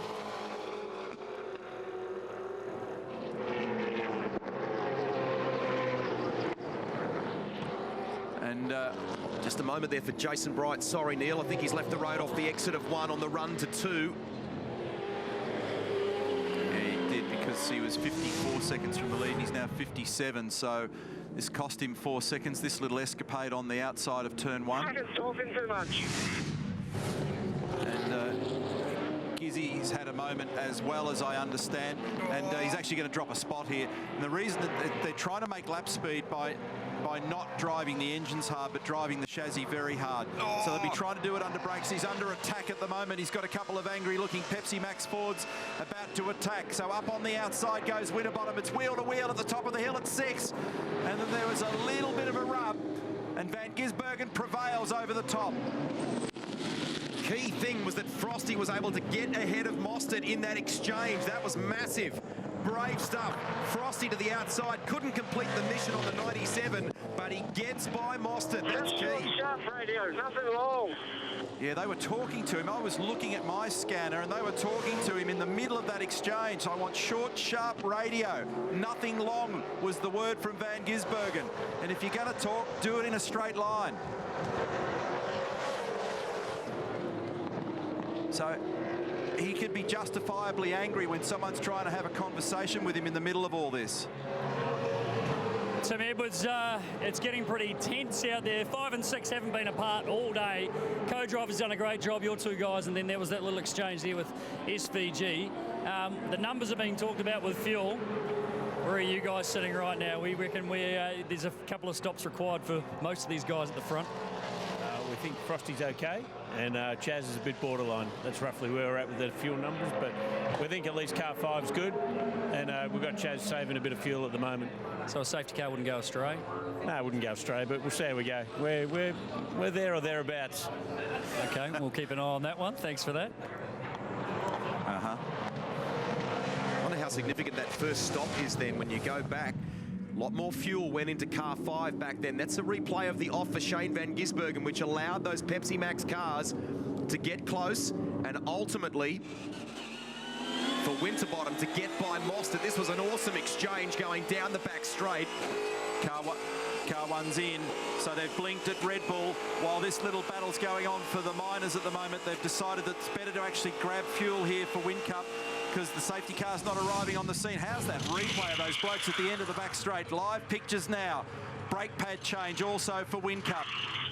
Nice and easy, folks. Make sure they're all the way back.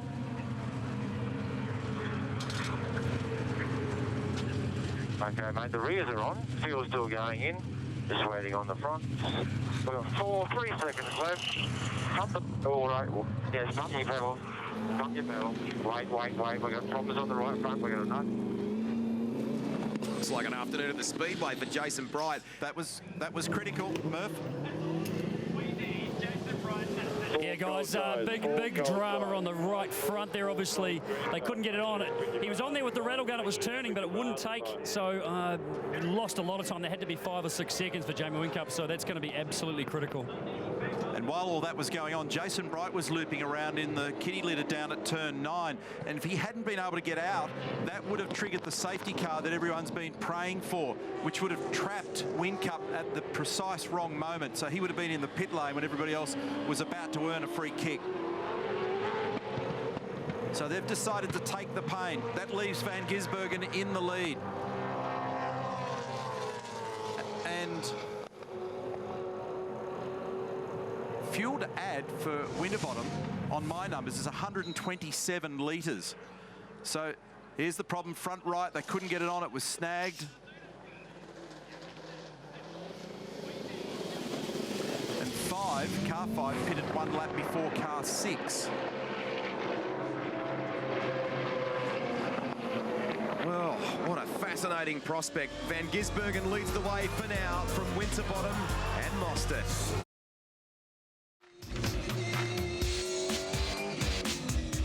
You've got to feel for Jamie Whincup. He's had to pit again with an issue with the right rear. And he's gone a lap down as a result of this. I caught the message on the radio, so they spotted it on the telemetry of the tyre pressure monitoring. They've had to replace that. So a second trip back into the pit lane in the recent past for this man, who together with his teammate yesterday did a fantastic job. He's now 1 lap down. He's in 23rd position. Shane van Gisbergen's the leader. He's got just on 1 second over Mark Winterbottom. And if you look at Van Gisbergen's fuel requirement, it's 112 litres. The tank capacity of a V8 supercar in its entirety, 112 litres. They need to save some fuel in 97. I'm gutted for Jamie Whincup because that team, it seemed as though it was a resurgence for him at this point in the game. And to have that happen after such a dominant weekend so far, such a good weekend. Now we're coming into a very important phase of this race. It's all important, but there's an extra emphasis on these next few laps. So they're now starting to get right down near the bottom of the fuel pickup. So first and foremost, are they going to be able to gather all the fuel out of the car? That's the first thing that teams work very hard on as we watch Whincup in recovery there with Lee Holdsworth. Lee's in 12th. Jamie's back in 23rd, 1 lap down, trying to get his margin back again. So we get a bit of an indication as to where they're at with fuel pickup. And we're approaching the critical lap, and that's the phase and the point in the race where you refill and you can get home on a load of fuel. It'll be about lap 119, 120. Have a look at the graphic bottom left-hand corner of your screen. We're nearly there. say, Paul Dumbrell, tough day at the office here. I mean, you're smiling because you know anything is possible at any stage. You guys did a great job yesterday. Good job today. Obviously, Jamie had to come in quite early there to get some more fuel, and which meant another stop anyway, but then to have a puncture.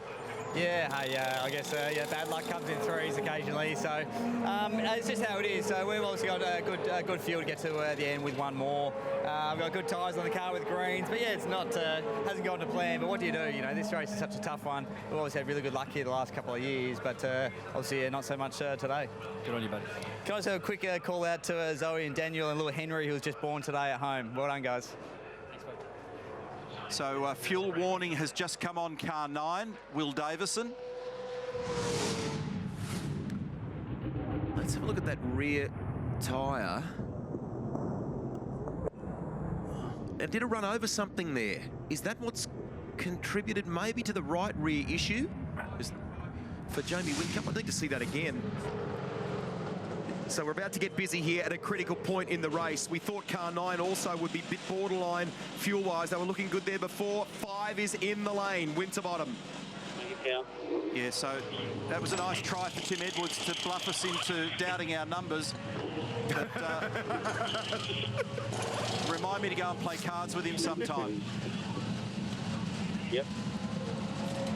Great shot that as the pliers push those pistons back in the caliper, get the pads out. Hot work for the crews. Pump the pedal. Need to set the pedal. Need to set the pedal. Right, I'm happy with the pedal. We've got to clear out. Keep down. Go, go, go, and I think go. 97's going to come in as well. That's telling. So 17 and 6 is in as well. 17 couldn't get home from that point either. Remember that it's not impossible that we don't get a safety car though. So, I mean, you've got to keep one eye on that prospect as well. 6 in, 97 in front of him. That's 9 as well. Is it 4? Copy that, mate. Don't forget to ride like boys. 1.5. There was only 1 litre difference in these guys. 6 and 97 in their last stop. There's another pad change for these to have good brake quality and performance in the back end of the race. Having trouble actually getting those pistons back.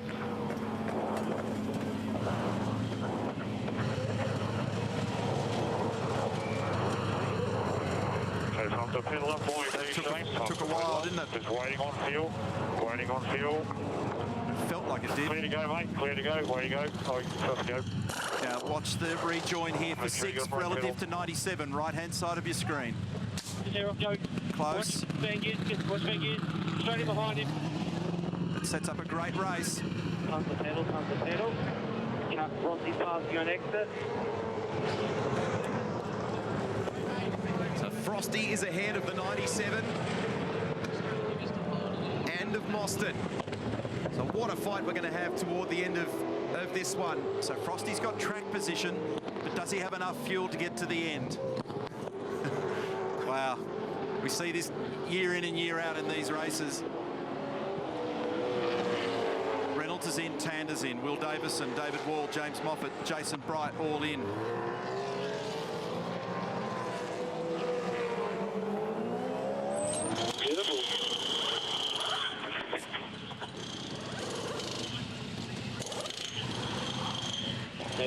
So they're doing brakes on David's car as well. It was a very good stint from Dean Cando earlier in the day. Green tyres, brand new tyres going on that car. Okay, pump the pedal. Still waiting for fuel. Big crew, get ready for 111. Okay, go.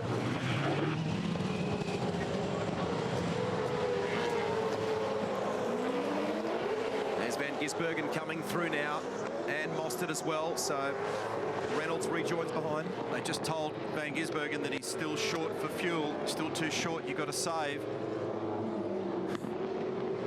And we don't think that, and that's 9 back in the garage, so Will Davison issue here. They were in the 10.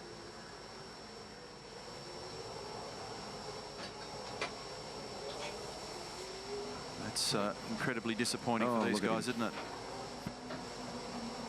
both of them had put together very good stints, both he and Alex.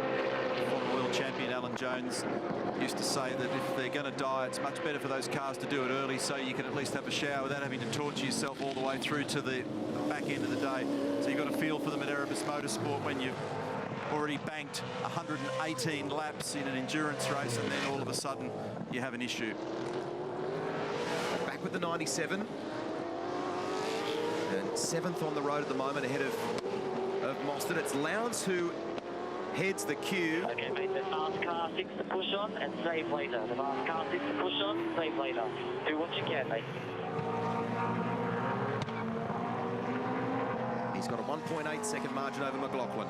So these guys are all just borrowing from the bank at the moment. They're just they're taking on a bit more debt, and we'll just see whether or not it all gets better later. We'll worry about tomorrow when it comes. Got to make a repayment, don't you? You did that on your big house in Monaco. Go easy, go easy. Look at the damage to car 7. It's been a tough weekend, hasn't it, for Alex Buncombe and Todd Kelly. Back with Whincup here.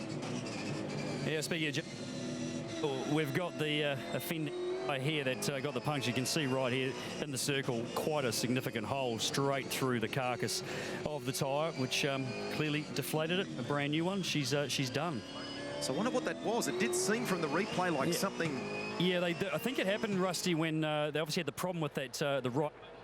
And they went to grab, I think, another wheel nut maybe off the boom, and it's pulled down something else off the boom. I think the hook that maybe the wheel nut was hanging on, it's gone under the rear wheel, and then significantly obviously damaged it. Wow, thanks, Murph. Gee, that's those little 1%ers that can grab. So this is Lowndes. 3 tyres are on. Lowndes just waiting on the pads going to the front, and we're waiting on fuel. We've got 7 seconds left, gents. Plenty of time. There's no car approaching here now. You're clear for now. Clear, clear, clear. See Craig pumping the pedal there. Pumping pedal, old greens, pumping pedal. Long way to go. Please confirm you've got a pedal. And he rejoins just behind Jamie, who's currently in 14th place on the road.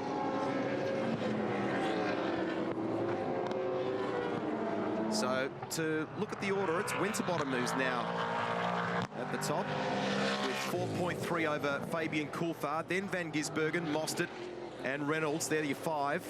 Tander ahead of Slade. And on my fuel consumption numbers here at the moment, Mark Winterbottom's got fuel that gets him to lap 151. Problem is, I've got a set of entry regs here, and it's a 161 lap race. Do you want to send that memo? No, no.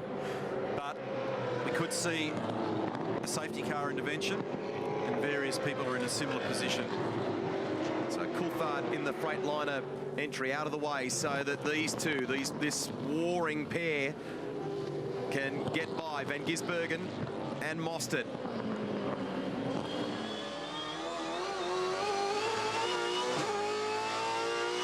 On board with Fabs here.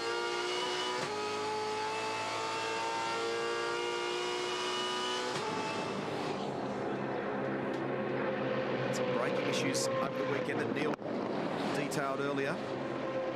Alignment there earlier in the race for Luke Youlden, but these guys are going stroke for stroke in terms of lap time. Watching the Kiwi up over the curb.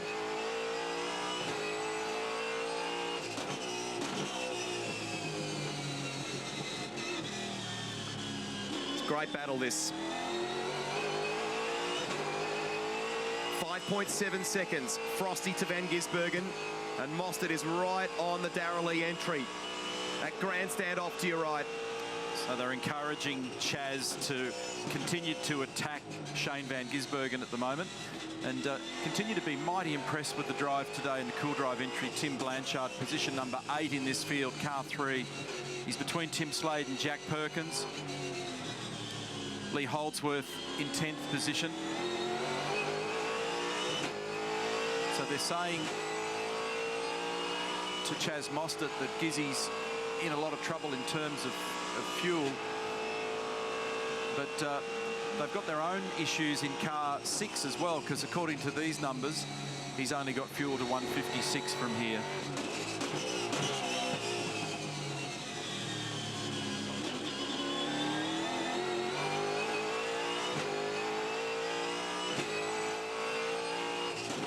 0.03 Winterbottom to Van Gisbergen as these two continue.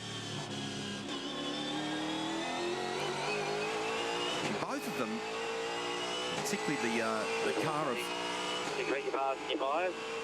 There is 36 to go. Car of Mostert surviving that incident at the culvert earlier today. Oh, look at this big lunge under brakes. Won't be close enough. Has a look, though, on the Techno Commodore. Shows the nose. So I don't know how much Shane will fight here because, again, I've just gone back and revised those numbers with Oscar, and he can get home from here, Shane Van Gisbergen. Okay, they're telling him to attack you. They're telling Mostert to attack you. Yeah, so they're all listening in. Oh, car 8, black flag. Oh, sorry, blue flag for car 8, I apologise. So to some extent, there's not a lot of point in Shane going crazy, but of course what you don't want to do, the reason boys fight hard, they know how valuable track position is. So if a safety car came out and you yielded to somebody only a minute or two ago, you kick yourself because you can never just offer it up on a platter. So he'll make him work hard. But they're right on the line ball in car number 97 at the moment, right on the line for whether they do or don't get to the finish. You talked about the performance of the 22 before for Jack Perkins. Have to wonder what could have been. He was obviously tied up in that incident. Not his fault yesterday with Craig Lowndes, and it meant they started well down the order. They had a car that was capable of being in the top 10 to start today. They're back in the top 10. The 22 is currently 9th, ahead of Lee Holdsworth. And Tander's done a sensational job to be in 6th place right now. Here's the 22 and Holdsworth right behind him. 9 gets back out, so that's good for Erebus Motorsport, but so much time lost, unfortunately, for Will and for Alex and all of that.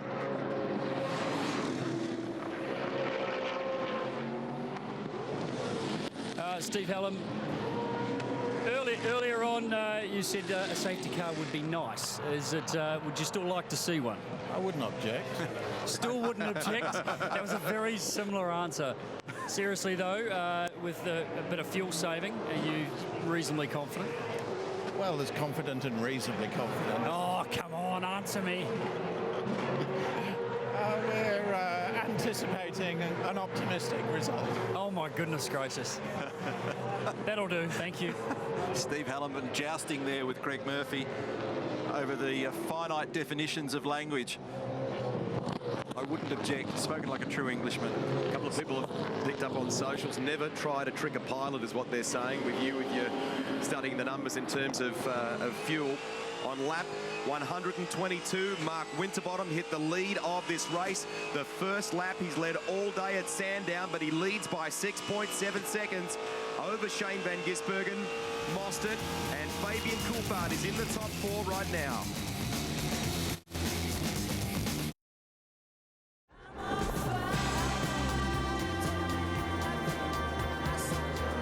This exchange continues here. Van Gisbergen locks a brake, the left front, and that will be all the opportunity that Mostert needs. That's for second place. Van Gisbergen at turn 9. Okay, mate, get yourself up. Nice forward, mate. Nice forward. Cross for Reynolds. Oh, touch. Yeah, he's going to end up potentially dropping a spot down the other end of the straight here. So he's under threat here. Now, keep an eye on Garth Tander here because they've just steadily played in car number 2 here as well. Co-driven today by Warren Luff. Garth was on the podium here last year in 3rd position. He's got a string of 4th places to his credit in this Sandown 500 event. Interestingly, they'd only just told Van Gisbergen a moment ago. Safety car standby. We've got some debris on the track. Looks like a bolt at turn 6. Race director Tim Schenken and his vigilant crew have found a bolt on the middle of the track at turn 6, and based on these punctures that we've been seeing, that needs to be removed. So the Lexus RCF safety car on standby. That's a fast part of the track. You don't want something like that in the middle of the road there. 270 k's an hour on approach. Brad Jones, a little wry smile on your face just there. This has probably played in pretty good. There's been a lot of people out there just very marginal on the fuel. You guys are obviously good to go on good tyres. Yeah, but it's not good for us. We need to stay green to the end and have a few and run out of petrol. So this is it's not great for us. I was smirking because it didn't look like much of a caution period. Well, it's not going to be much of a caution period, but that could hopefully play because there's still a few out there that need a few more laps than just one or two behind the safety car. Well, we'll wait and see. I thought maybe a few of them needed 3 or 4 laps, but this will really make it, to the point where they can stretch. So the only good thing is it's going to close them all up. Fabian's got pretty good tyres, so hopefully we can get by a few, but I think I would have preferred it to stay green. Makes it interesting. It does.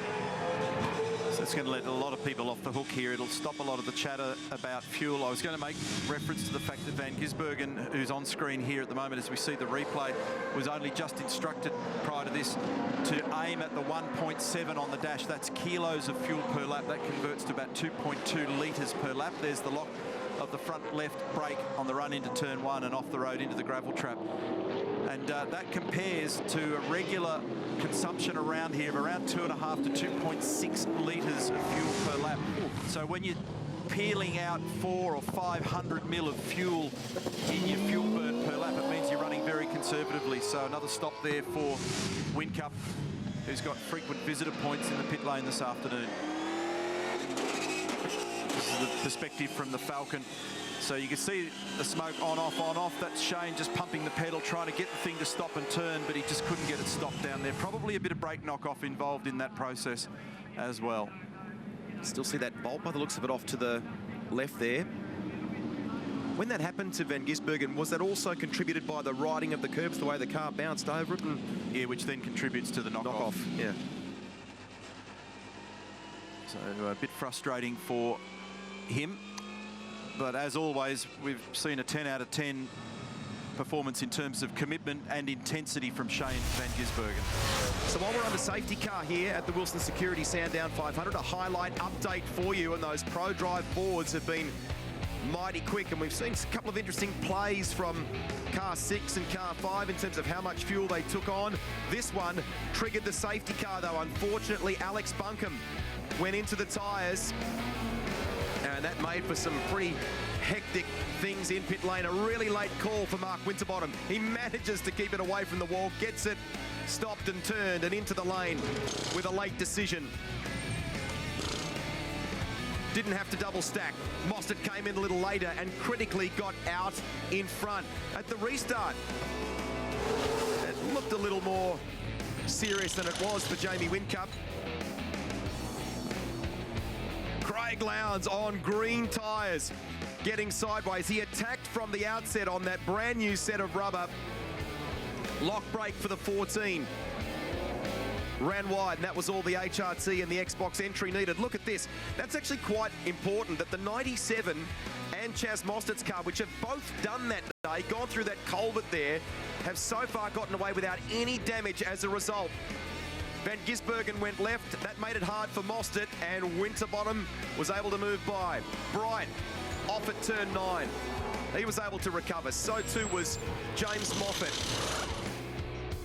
We had some dramas with one of the tyres for Jamie Whincup, and then it hit some debris, which we believe may have contributed towards a puncture. It necessitated another stop for car 1. And then this brake lock-up just a short time ago. This was the fight for second place, the 97 wide. That's all Mostert needed in terms of an opportunity through into second place. The cars at the tail end of the train here under the control of the Lexus safety car. As they went down the main straight last time, they were almost at walking pace. So one of the challenges for the drivers when they restart now is that temperature and pressure will have both disappeared from the tyres. They'll be working the brakes pretty hard, and they'll be doing what they can to radiate heat through the brake rotor and back into the carcass of the tyre at the front.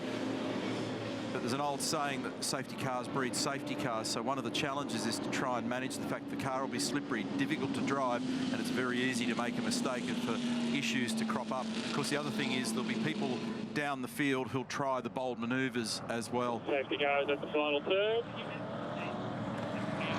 So they're listening for the cue from Race Management Channel. There's the cue now. They're under the control of the race leader who stabilises the speed. They're permitted to overlap from the apex of this corner here. But Winterbottom's bolted. And they're probably all off the hook now in the front running bunch at least about the whole fuel question. Now, did Van Gisbergen end up with any flat spots on that tyre on the run down to turn 9 before? Look at Tim Slade almost peering over the guardrail down there. This is awesome stuff from Tim Blanchard. He's keeping the pressure right on the Super Cheap Auto Racer. He's wide there. He's been up, we talked about it earlier in the weekend, working on some braking technique stuff with Paul Dumbrell. Blanchard is currently 7th in that Cool Drive Commodore. Busy back here, Bright, the 33 of McLaughlin. Bright's one lap down.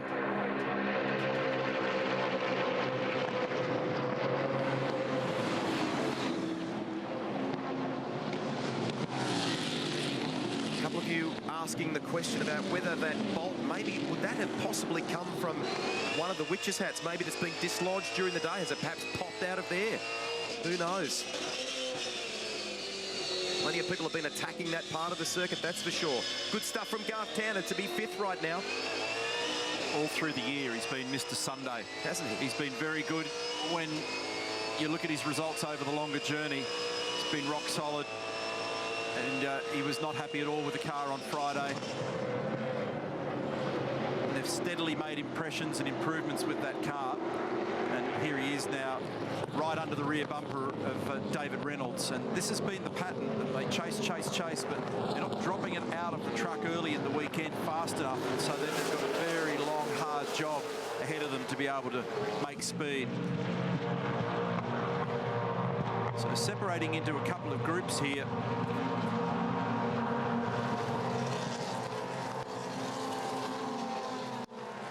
Caruso's done a good job from 21st position. He and Dean Fiore knocking on the door of the 10. They're in 11th place in car 23. Just coming through shot now behind Rick Kelly.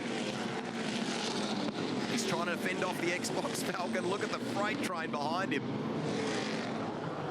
There's a big variation in points up for grabs today. So if you have a good weekend here today and you pick up a victory, it's 300 points. It's an all or nothing day. There's no second or third heats. And that's the thing about Sandown and Bathurst in particular. Steve Owen, there was a bit of a hold your breath period in terms of fuel strategy for a moment there, but I think that safety car's kind of helped everybody out. Yeah, probably helped car 6 more than car 5. I think we're looking all right, but obviously it hurt our 6-second lead. But it's hard work watching all this. It's worse than being in the car, I think. Mark Winterbottom and yourself both doing a really fantastic job all day. Yeah, there's no better bloke you want in the car at the end. Even though we lost the gap, I think he's starting to build another one now, so fingers crossed we can hang on. Good luck, guys. Thank you. 24 points difference between first and second here. So that's worth having a fight for Winterbottom and Mostert at the moment. Mostert's on the attack in the championship and on the attack in this race. Meantime, back on board here with Garth Tander and the run to the final complex. It's David Reynolds up front. And remember, Reynolds is only 27 points behind Craig Lowndes in the title race coming into this event. Right now, Lowndes is down in 13th position. So this is important for Reynolds. So Rick Kelly's done a good job today as well to get that Jack Daniels Nissan into the 10. You'll see him in the background here. He's in behind Jack Perkins, Lee Holdsworth there as well. There he is. Somewhat difficult day yesterday, but they've continued to chip away. Cars that they thought, a lot of talk about it, the revised heads might be being used by the 23 and the 15 are both 10th and 11th respectively. So they fought hard, Rick Kelly and Michael Caruso. You're riding with Rick now. It's Jack Perkins up ahead. Over the brow, then hard under brakes for this section of the circuit. So Whincup is 20th and he's 11 seconds from the lead. Just quickly, Adrian Burgess, I'll interrupt you. It's been an interesting old day. The 22's done an amazing job to get where they are. Bit of strategy involved and all that. It's been crazy, the strategy we've seen. But 8 drivers that you've been managing in the Walkinshaw group, all of them have done a superb job. 4 cars in the 10. Yeah, you're absolutely right.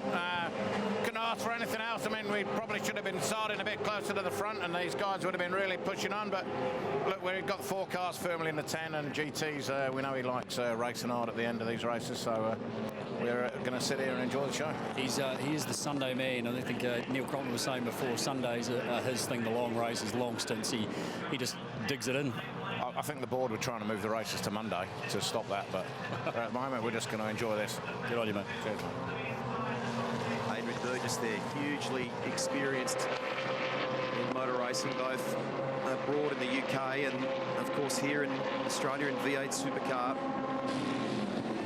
And that's one of his cars right there, with Garth Tander at the helm, keeping the pressure on David Reynolds. Reynolds in 4th place.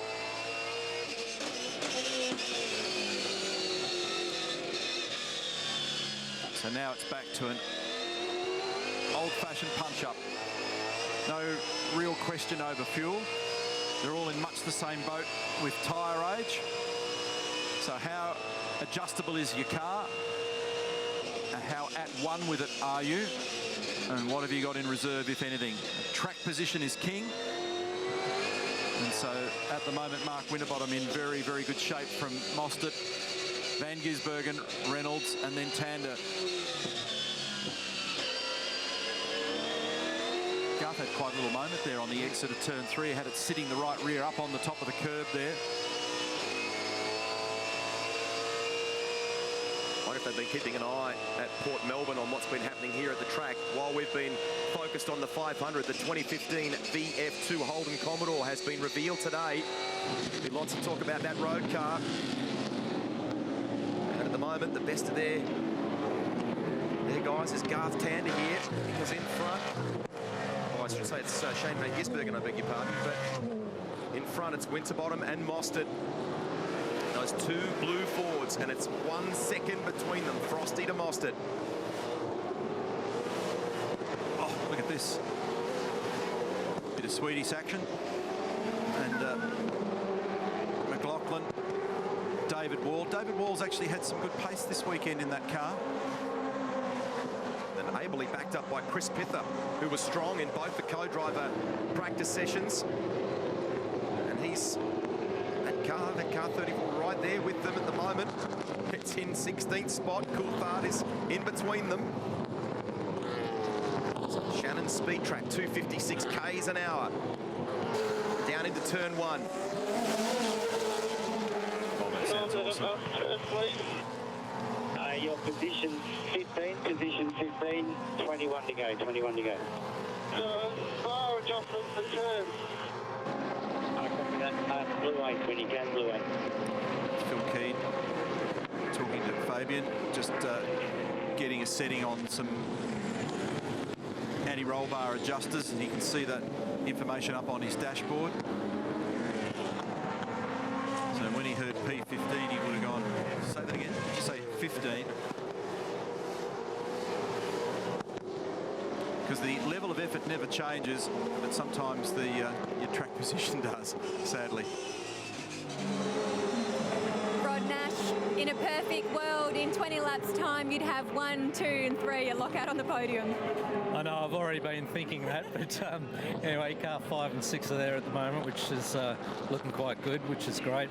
And yeah, Dave's just sort of trying to grapple with the meat in between the sandwich at the moment. So he's got Van Giz in front of him that's been driving really well. But his old mate Tander is right behind him, so he'll be feeling fairly intimidated at this point in time. But he's still focusing, so we'll see what he can do. But 1, 2, 3 would be fantastic. Well, fingers crossed for you. Thank you. No, thank you. Team owner Rod Nash there for Bottle Racing, and he's referencing a bit of a feud that happened off the back of the Winton round this year between David Reynolds and Garth Tander. I think quite close at the moment. Reynolds is 4th, Tander is 5th. This is the one we've highlighted, a couple of very good drives this weekend, and that's a really good step forward for Tim Blanchard. who's in 7th spot right now, ahead of Lee Holdsworth and Jack Perkins.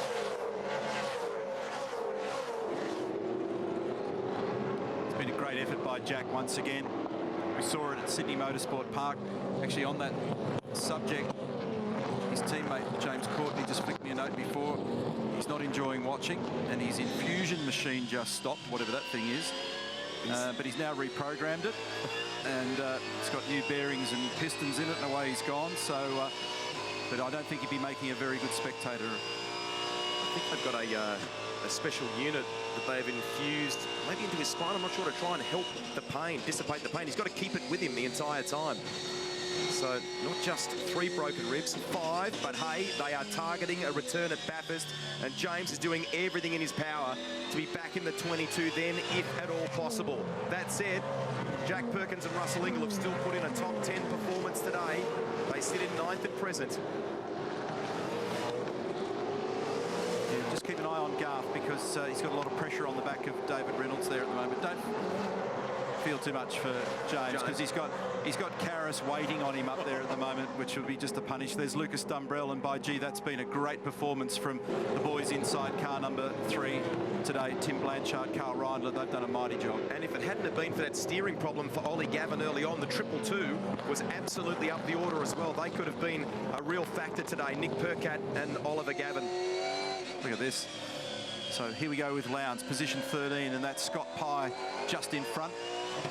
And you can just about see the part number on that rear wing end plate. Nice and close. So he'll torture him at the end of the back straight here. Get a little bit of a benefit by the hole that's being punched in the air from the preceding cars. Longer gearing this year will help that cause. Right here yesterday was when Lowndes got it all crossed up and thumped into the back of Jack Perkins' car. Lowndes has made ground. He's going to be getting some points out of all this. 13th at the moment.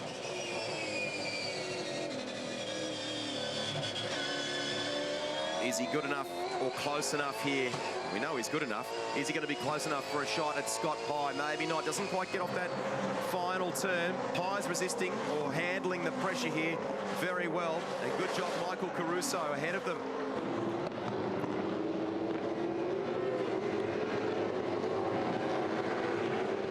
So 132 points in the current position for Lowndes, but I reckon that he's half a chance to grab a couple of extra here. Let's see what David Reynolds can do. We know that it's close on the ladder between Lowndes and Reynolds. Right now, David's 0.8 shy of Van Gisbergen in 3rd. Roland Dane looking on in the Red Bull Racing Australia bunker.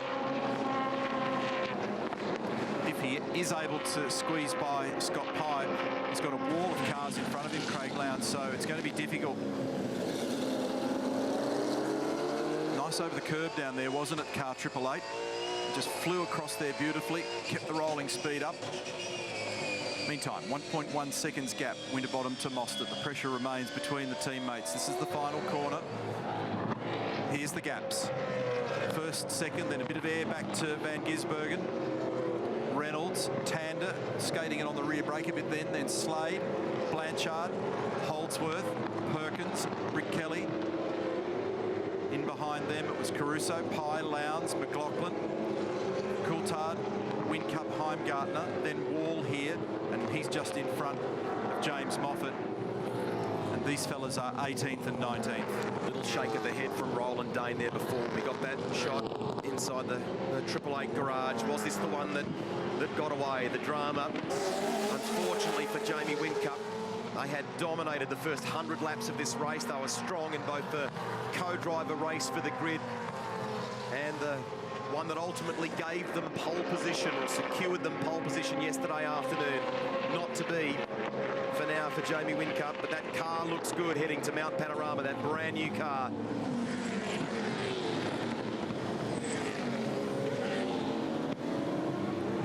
.9. So Winterbottom and Mostert, it's been about that marker, hasn't it? Either just under or just over a second. So from a team's perspective, it's interesting to think about what's going on out there at the moment and what may translate for the Super Cheap Auto Bathurst 1000. So ProDrive have been the benchmark in 2015. It's good to see Tekno have found some mojo again this weekend, together with Red Bull. And it looks like the Holden Racing team on race day continued to be strong. The slight disappointment at this track, but I don't think it will apply at Mount Panorama to the Brad Jones cars. I expect they'll be in amongst it. I think there's a fair chance you'll see the Volvos in amongst it there as well. So you add all that together, you're in for a cracking race up there as always. Second half of the season has started with a bang on that basis. Looking ahead from Lee Holdsworth's car, he found some speed at Sydney Motorsport Park. He's in the 10 at present. Look at this side by side. Who is going to yield? Moffat's in the 99, David Wall in the Volvo, and it looks like the Nissan Altima will get there. Oh, 270 kilometres an hour. Moffat's through. Ash Walsh is right there too. And so's the 21 of Dale Wood and Jason Bright. Awesome stuff. So I didn't blink for a moment there with David Wall, one out and one wide on the dirty line at turn 6. Tander cracked that nut, so he's got through on David Reynolds. He's been chipping away at that task. He goes up into position 4.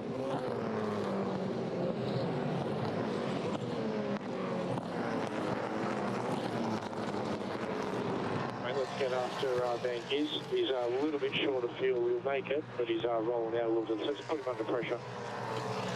There you go. So that's the scenario that Garth's facing. So he was 4th in 2004, in 2005, in 2007. As this little battle continues on the exit of turn 4, these guys are at it. So David Wall's just absolutely getting monstered here at the moment by Ash Walsh. Dale Wood's in here as well. They're going to have another crack at trying to go 2 by 2 at the end of the back straight. They eventually resolve it to single file. Walsh crossed up, hit the inside of the curb. Some battle scars on these cars, aren't there? But Walsh, in his first full season in the championship, is doing a very good job under pressure there. Withstands it, holds it. But you're right, I mean, for Garth, breakthrough podium at the Sandown 500 for him last year, wasn't it? It was such a special one for him. And I hadn't got there with the 4ths, so it was because these guys were at it, I had to divert my attention, but 2007, 2012, so he's got the 4th curse at this joint. Now Wood down the inside of David Wall down at turn 1. Jason Bright, Brighty's a lap behind, but he's right in the middle. He's got the best seat in the house for all this at the moment.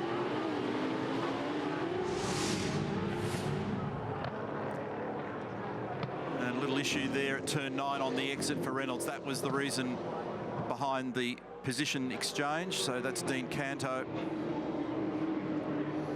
So couldn't get it stopped and turned down there at turn 9 by the look of it, and that allowed Garth to get through. So we wondered how that happened. There's the answer.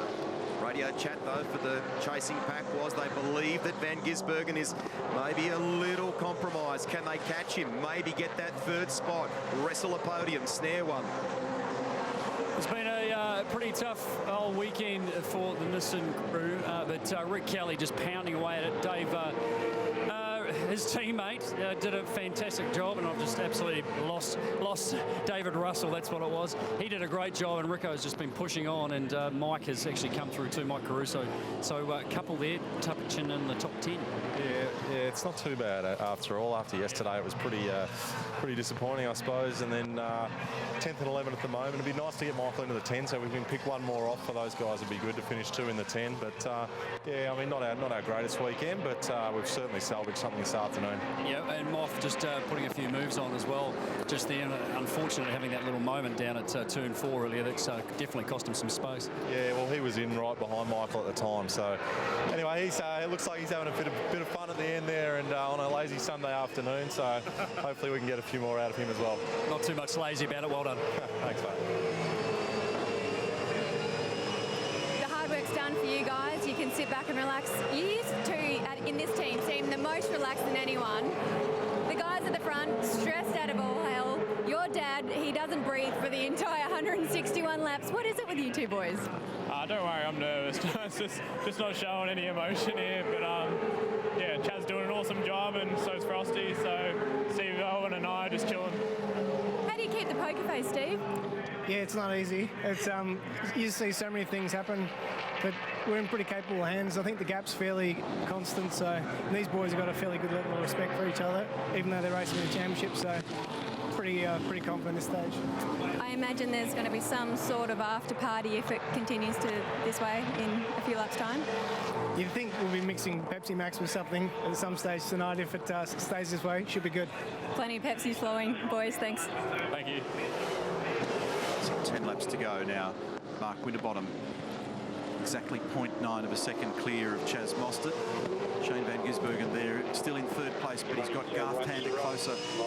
Straight, get your marks, make them count. So this is a critical battle. It might be a marginal fuel call for Van Gisbergen. Tander's been made aware of that, and he's only about 3 car lengths away from potentially getting on a podium at the moment. It's worth a lot of points and it's worth a lot of pride. Not sure if we'll break the race record time. It currently stands at 3 hours 19, set back in 2012 by Craig Lowndes and Warren Luff. We're sitting at 3 hours 8 at the moment. So this has been, the pace of this race has been unbelievable. As Neil said earlier on today, the sprint nature, the way they attack it, qualifying lap after qualifying lap. And all that we have between those leading forwards is 0.8, then back to these guys. Looks like they've tidied Garth's car up quite substantially. When I stood up, I stood up there and watched earlier in the weekend, Garth's car didn't look nice at all at the end of the back straight.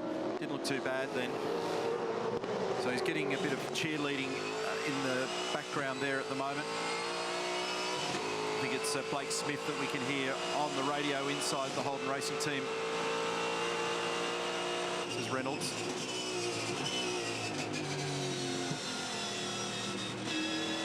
Just have a look at the nature of the racetrack here. So sharp edges off the side of it, lots of patches. It's rubbered up heavily now. It's backfilled in behind the curbs. This is the exit curb at 3 that if you sit up on top, you can slide and whack the wall. It's a little chance to just sit and contemplate here now, watching the shift lights, contemplating where you need to brake the run at the end of the back straight.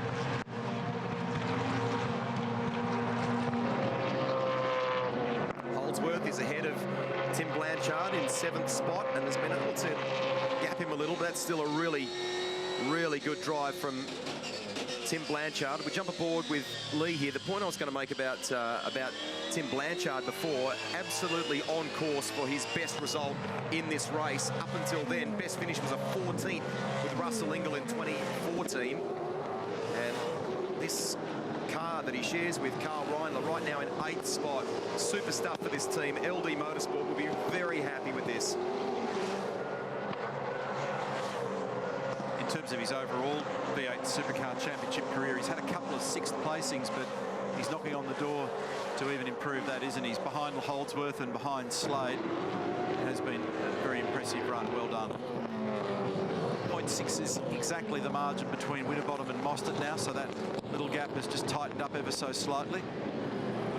Pro Drive, or as they were known before, FPR, have never had a 1-2 in an Enduro. They're about to do that today. Now, we talked about oil counting with the Fords the other day with the bonnet. Let's look at this bonnet here for...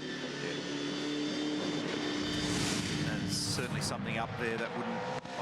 Mounting or something? Yeah, there'd be an issue. It would, from crunching across the curbs or perhaps contact with another car early in the race, I can't imagine that they like to see those images. Here's that margin. 7 to go, eyes forward, 7 to go. 0.6090 at the control line. Just a whisker over half a second. Stevie Owen said in an interview before with either Murph or Rihanna that the safety car he felt really helped car 6. So he obviously felt that in fuel terms they may have been in better shape in the 5, but can they both attack here to the end? What will happen? How will they manage this? Can Mostert down to 0.58 now? Rare to see the Red Bull Racing cars outside the top 10, Rusty. So you've got Lowndes in 13th. And looking further down the order to 16th is the name Jamie Whincup. I think that's the reason why Roland Dane shook his head before when we... Yeah, he won't be enjoying any aspects of this.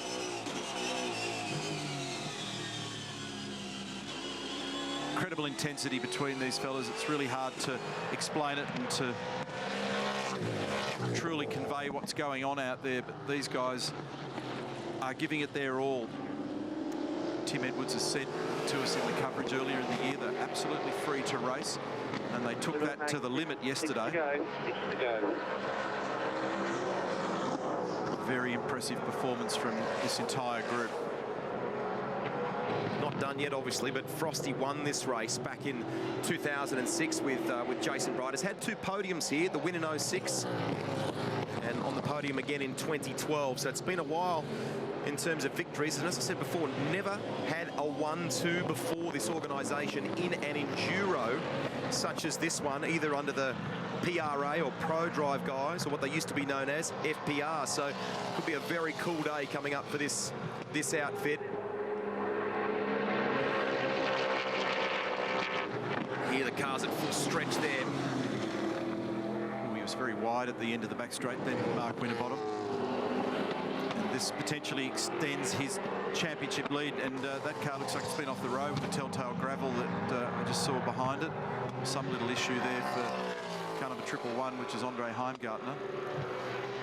For Frosty, it's a big recovery because that last race, yes, here's the evidence, turn 2. His last outing at Sydney Motorsport Park just didn't deliver anything like the sort of results we've been accustomed to seeing. It's a testament to the cars. A few have done that today. Rallycrossed over there and been able to get away with it. Just drops that right rear off a little as he chases. Mostert, 34 is in the lane. So still 0.6, and the last lap check for speed, 1:11.0 for both Winterbottom and Mostert, 11.6 for Van Gisbergen, 11.3 for Tander, 11.4 for Reynolds. So they're in a class of their own in terms of lap speed here at the moment. Jason Gray, Nathaniel Osborne, engineers at Pro Drive, just watching. The championship points update, if things finish the way they currently are, it was 174 points, the gap between them coming into this one.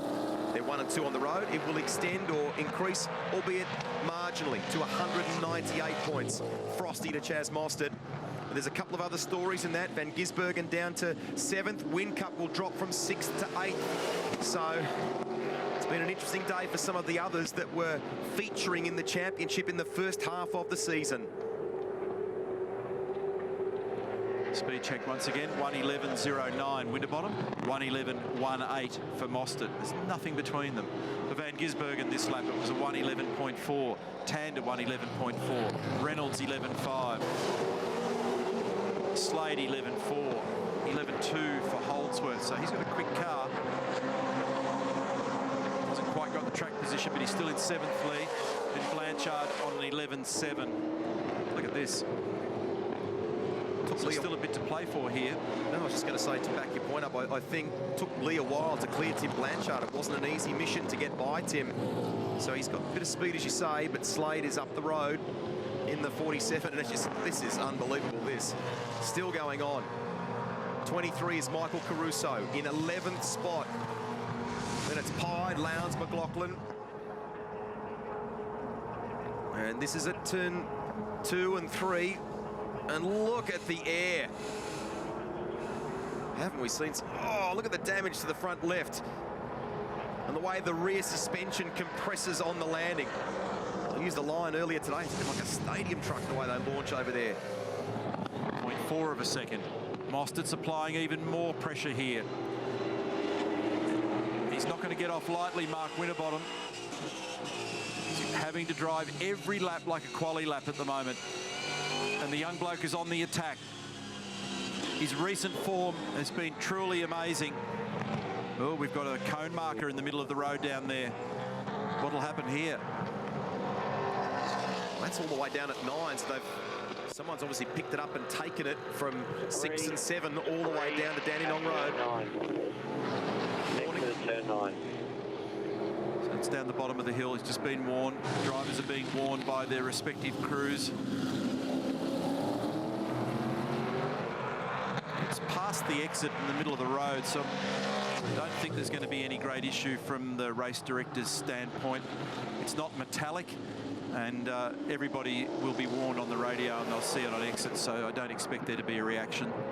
we're almost home as well. Clear to go, buddy, clear to go. 2 laps to go. That's the radio message. Last time that a Ford team scored a 1-2 in this race, 2004. Back then it was Ambrose and Ritter that won the race. Russell, Ingle and McLean home in second. So that was a good day for the Stone Brothers outfit. They're not getting ahead of themselves yet because the youngster keeps the pressure on. Mostert. Alex Somerset's encouraging Lee Holdsworth to save fuel at the moment in position 7. A few of them will only just squeak home on fuel here.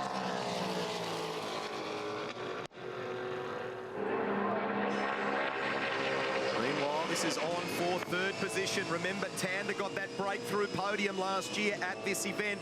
Neil said it before, he's had a string of 4th places.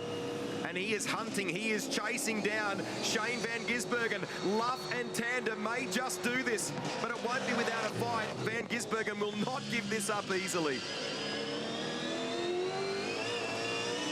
Shane's having to use a lot of the exit apron everywhere at the moment to keep that car's pace up. Garth's able to drive shallower. 3.1 kilometres separates Mark Winterbottom from another victory in 2015. This has been an outstanding performance for Pepsi Max and ProDrive. They're 1 and 2, but it is not resolved. Mostert continues with the pressure.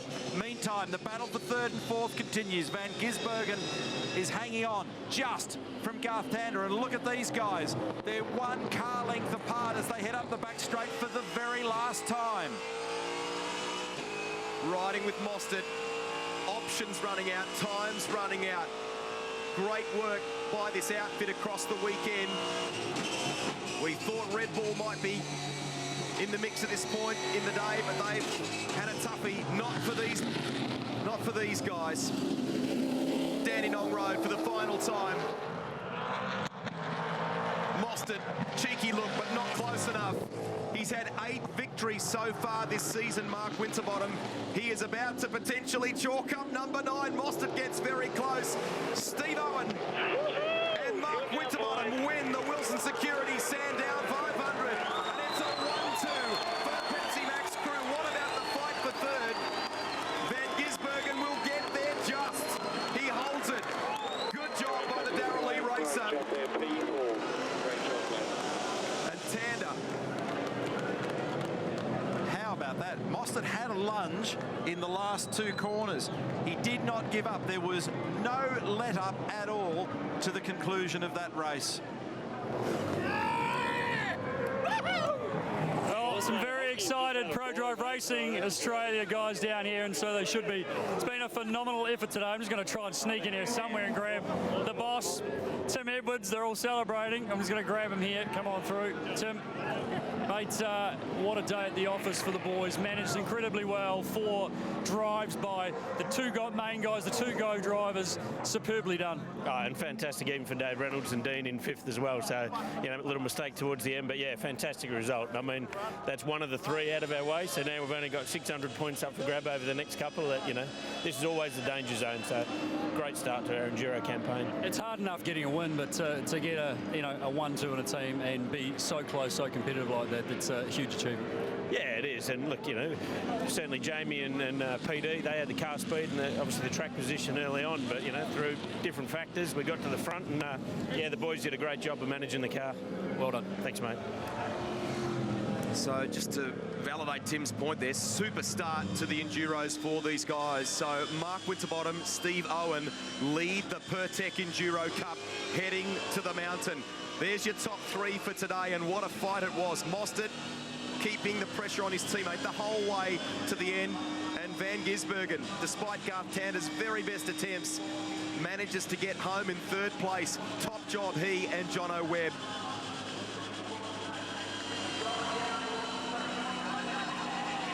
That was pressure-packed, that race. Unrelenting between the teammates.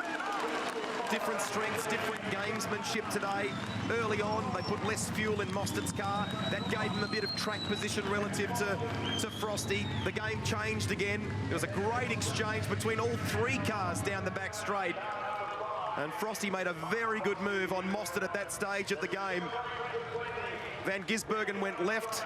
Mostert had to roll out of the throttle briefly, and Frosty absolutely kept his foot flat on the gas. What a day.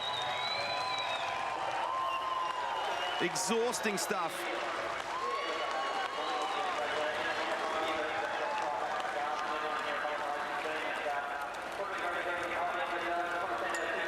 And nice stuff here. Congratulations. The first guy there, his teammate. It's a 1-2 today for Pro Drive Racing Australia.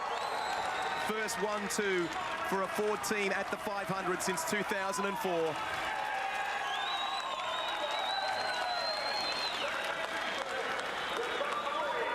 That was hard fought. Lots of other stories throughout the field as the boys were pulling up and doing the burnouts before. You saw Michael Caruso get out of the car. That's how borderline some of them were to get it to the finish. The fans celebrate. 60,000 fans here today at Sandown Park. And the Enduro season has started with a bang.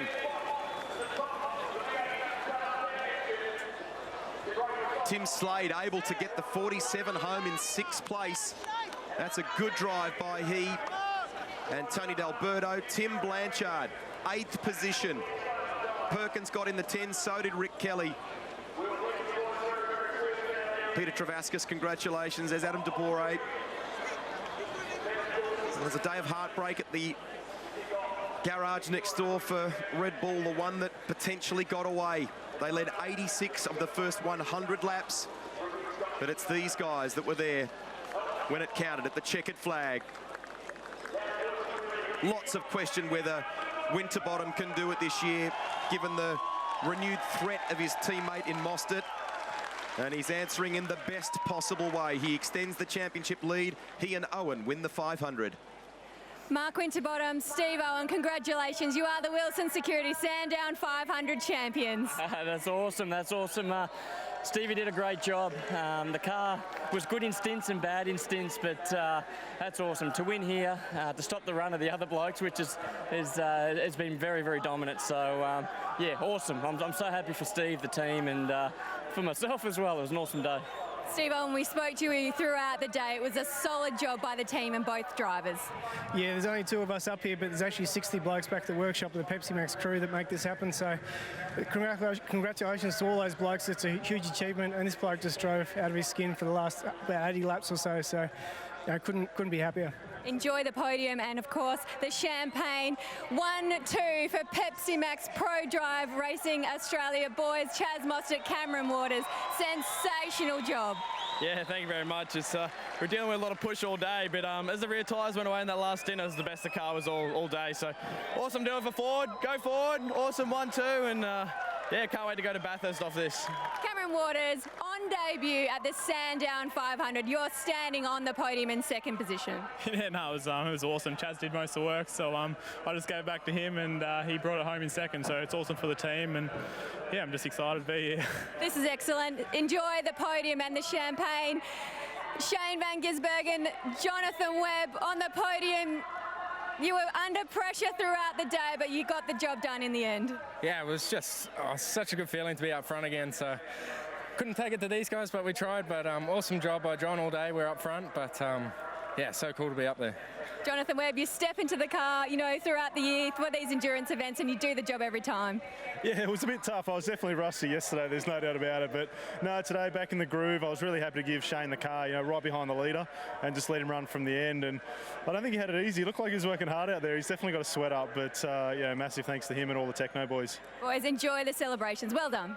Thank you. Tim Blanchard, number 3, the Cool Drive entry, mate.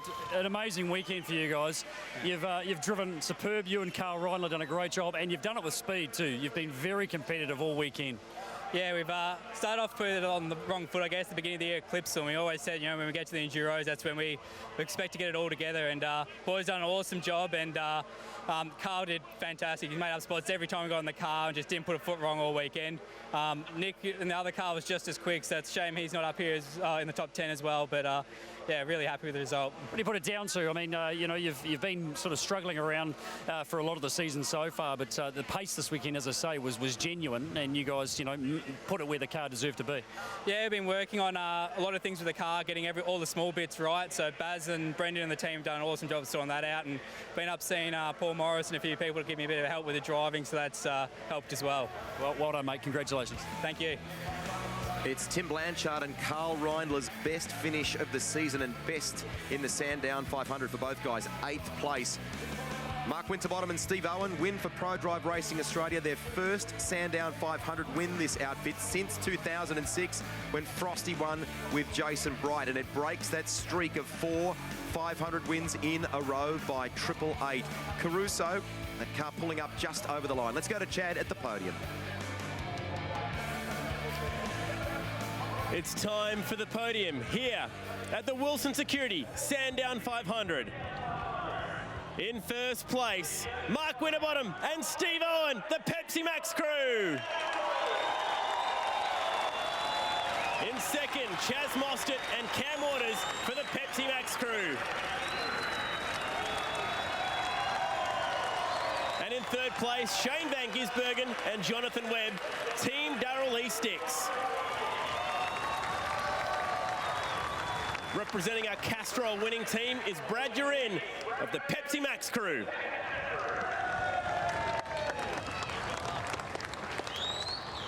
Representing the trophies today in third place, Paul Blair, Managing Director of Armoured Auto Group.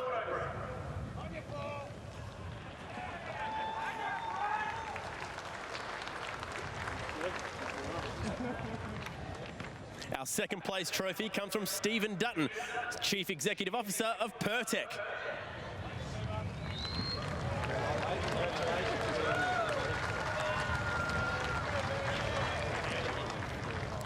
With the winning team trophy is Brett Pickens, the General Manager, Strategy and Development of Wilson Security.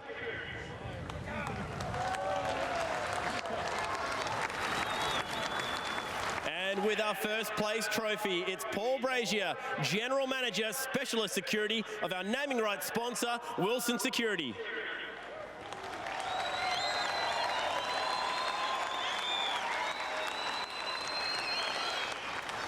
Ladies and gentlemen, the 2015 Wilson Security Sandown 500 podium.